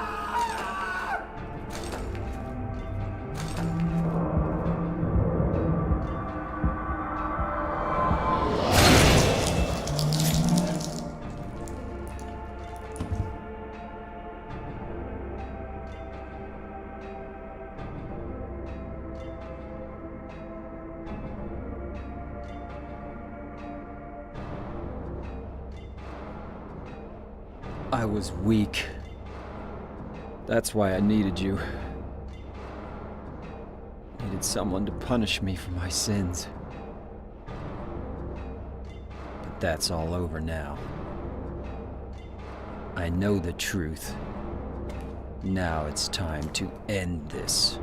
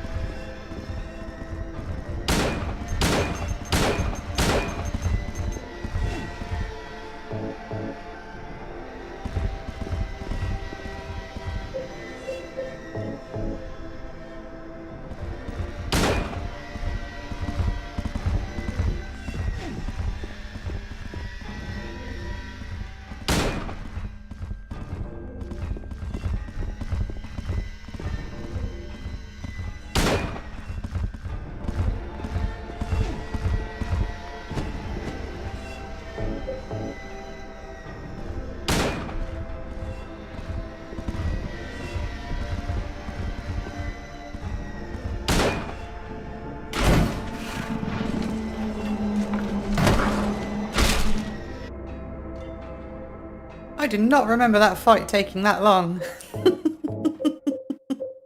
Jeez. I think it's because I was using the handgun and it just doesn't really do much damage to them at all. Maria's dead again. And now Pyramid Head's dead, or Pyramid Heads, plural, is now dead. Gone. Killed themselves, by all accounts. The sequence has a different meaning, I think, than the other times that we saw Maria die. This is symbolic of the death of James's lower self. He's no longer holding on to his idealized version of Mary. That's why Pyramid Head killed her. He doesn't need her anymore. He doesn't need Pyramid Head anymore either. He's integrated all of this into his true self already. He's finally acknowledged the delusion of his own making. Step 6. Distillation. All impurities removed. The assimilation of our shadow self into our true self. And as we've discussed, Pyramid Head is the manifestation of this shadow, the id, James's shadow self. And we've also discussed that the anima, Maria, also resides in the shadow. At this stage, our ego no longer dominates our behaviour as we're able to hear our unconscious out. Everything has been brought into harmony. So Pyramid Head, after one final attempt to destroy James, probably for gameplay reasons, to be honest, more than anything, kill themselves, their purpose served. They are now in harmony with James's sense of self. Now, why are there two of them? Pyramid Head won't move anymore. Looks like he's holding something. A rust-coloured egg. And a scarlet egg. Why have there two of them? Because, well, we're getting back to the main theme of the game. Each of them is holding a different coloured egg. Which, are you ready for this? Symbolises the aspects of life. Sex and death. We have a rust-coloured egg and a scarlet egg. The egg is, of course, pretty obviously symbolic of life itself, but scarlet, symbolic of fresh blood, birth, vitality, the future, and rust, old blood, death, decay, and the past. We need to unify both of these by using them as keys.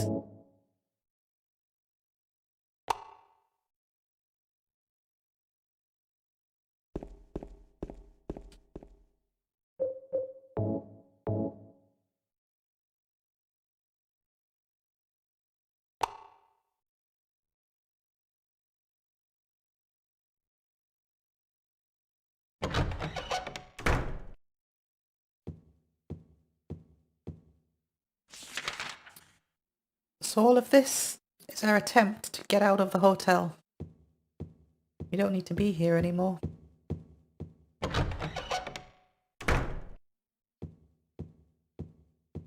Mary? What do you want, James? I brought you some flowers. Flowers? I don't want any damn flowers. Just go home already. Mary, what are you saying? Look, I'm disgusting. I don't deserve flowers. Between the disease and the drugs, I look like a monster. Well, what are you looking at? Get the hell out of here! Leave me alone already! I'm no use to anyone. I'll be dead soon anyway. Maybe today, maybe tomorrow. It'd be easier if they'd just kill me. But I guess the hospital is making a nice profit off me. They want to keep me alive. Are you still here? I told you to go. Are you deaf? Don't come back. James, wait. Please don't go. Stay with me. Don't leave me alone. I didn't mean what I said. Please, James. Tell me I'll be okay. Tell me I'm not going to die. Help me.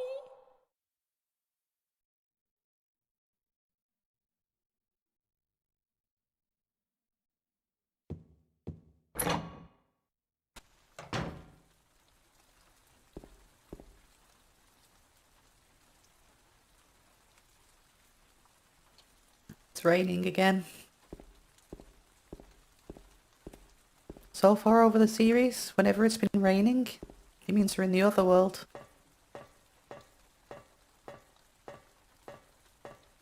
Like I said, this one, with the overworld shifts, it's a hell of a lot more subtle.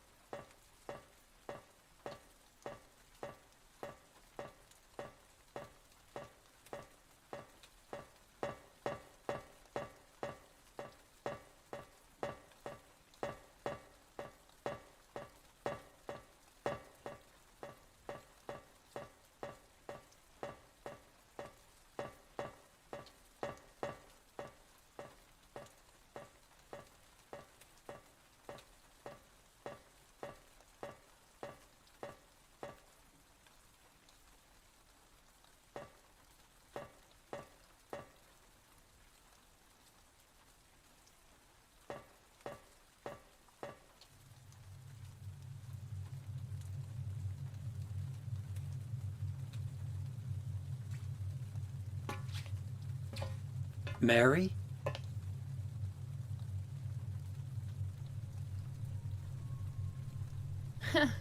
Wrong again. Mary's dead. You killed her. Maria? Maria, I'm done with you. What do you mean? But I can be yours. I'll be here for you forever. And I'll never yell at you or make you feel bad.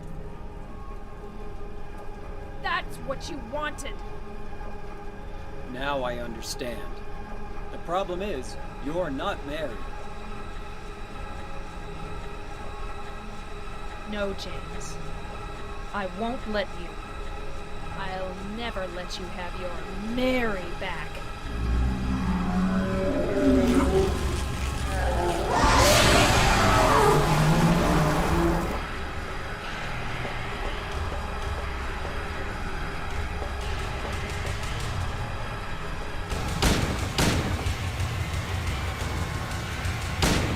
One last-ditch attempt at James's ego to protect him from the truth.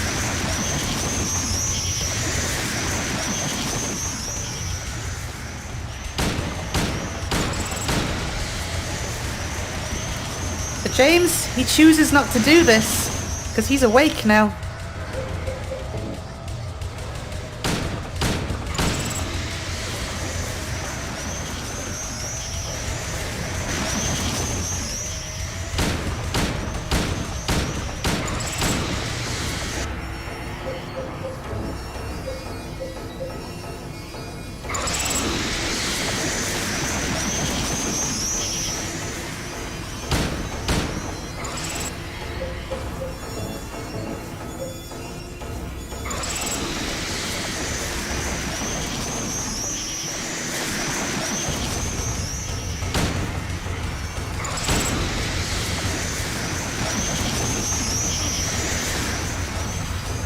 I don't really know what the moths or the butterflies symbolise, but it's not the first time they've used them. I guess rebirth? They're commonly symbolise rebirth in other media, so I guess that's what it means here too.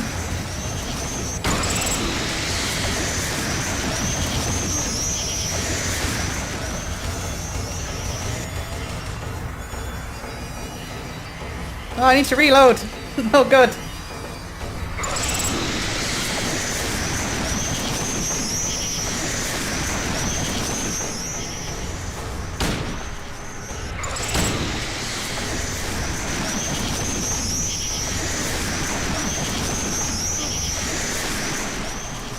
As long as you don't let it get near you, I think you're kind of okay. She can do a lot of damage though if she does hit you.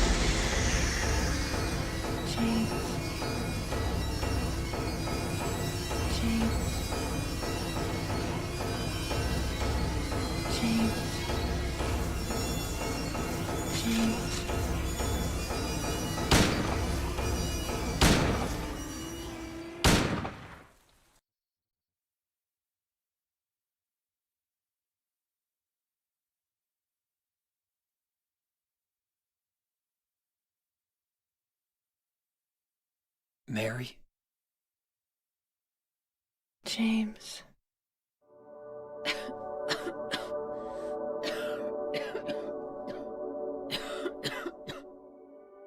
Forgive me. I told you that I wanted to die, James. I wanted the pain to end.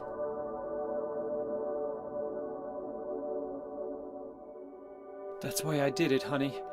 I just couldn't watch you suffer.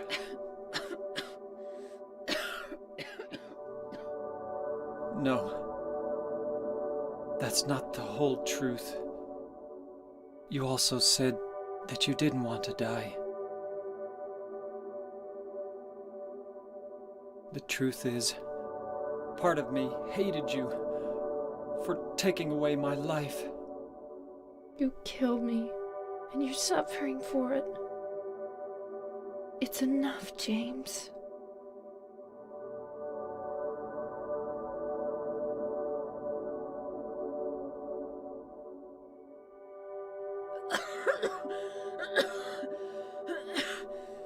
Mary? James.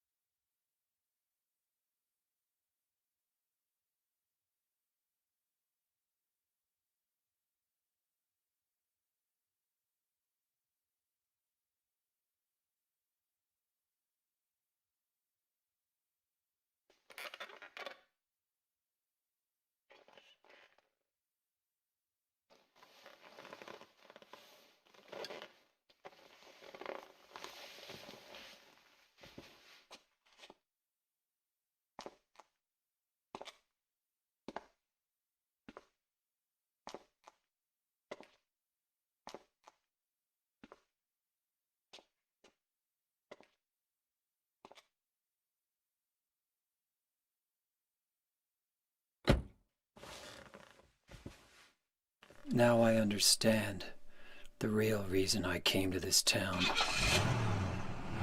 I wonder, what was I afraid of? Without you, Mary, I've got nothing.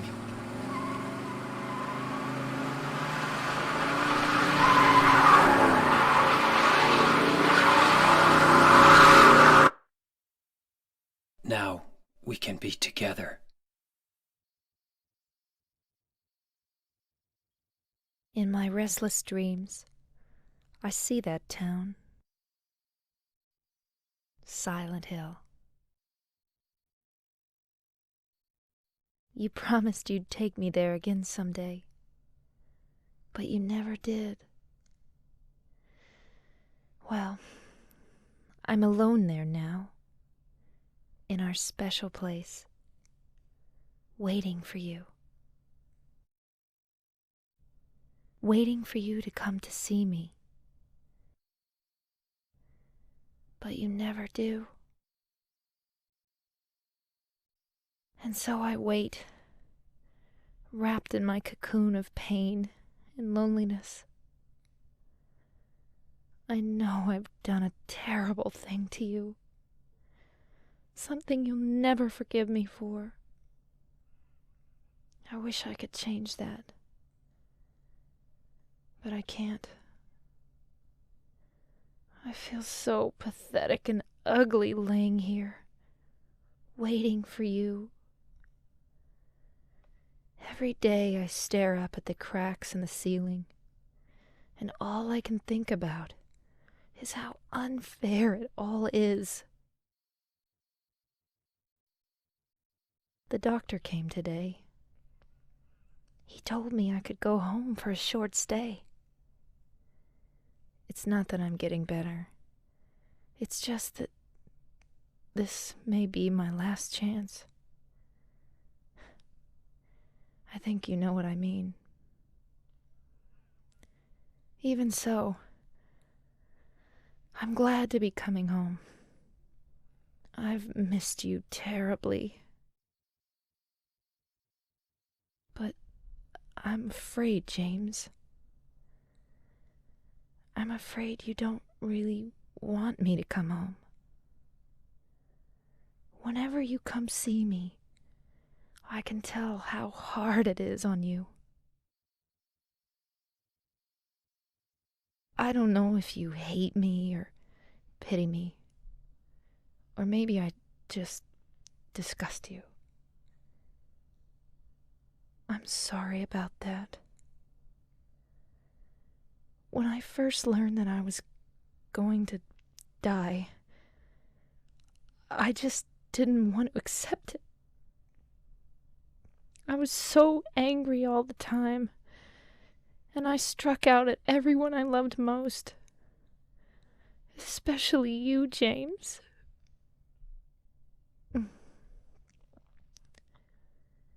That's why I understand if you do hate me. But I want you to know this, James. I'll always love you. Even though our life together had to end like this, I still wouldn't trade it for the world. We had some wonderful years together. Well, this letter has gone on too long, so I'll say goodbye. I told the nurse to give this to you after I'm gone. That means that as you read this, I'm already dead. I can't tell you to remember me, but I can't bear for you to forget me. These last few years since I became ill, I am so sorry for what I did to you, did to us. You've given me so much, and I haven't been able to return a single thing. That's why I want you to live for yourself now. Do what's best for you, James.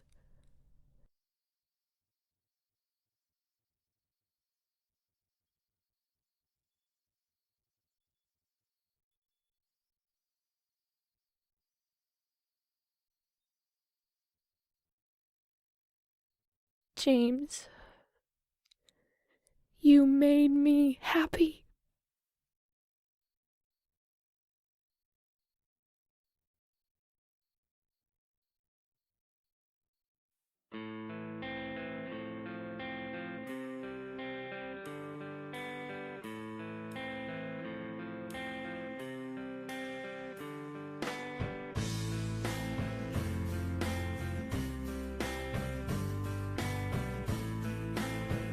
This is one of many endings to the game, but this is my personal favourite one. I think it fits the best thematically. Hiroyuki Owaku, the director of Silent Hill 2, stated already that there is no true ending. Each ending depicts a different possibility, and each one of them is really interesting, but this one's my favourite. In our spiritual journey with James, he came to terms with what he did, though he couldn't live with the reality of it. You probably couldn't go back to a normal life after all of this. Even though he found his peace, he still needed to resolve his guilt. So really, he felt that he had no other choice. And this is quite a bleak ending to his story, but I find it to be quite a fitting one. You'll notice that we only ever got as far as stage 6 of the alchemical process. We never got a symbolic representation of coagulation, the 7th and final step, where the spirit heals and the self becomes whole. James's spirit didn't heal. He couldn't become whole, he couldn't feel independent or complete. For him, there was only one way to reconcile everything that he did, and to reconcile the loss of Mary. He came so close, but couldn't. In the end, allow his final higher self to emerge. And that's Silent Hill 2. One of the best games ever created. The single most dense and affecting story I have experienced since Jacob's Ladder. I don't have a review style outro for this one because I've talked at length already about it, but I would love to hear what you think about it though, and what you thought. I have more to say, stuff that I really do want to get off my chest, but let's wait until after the credits for that.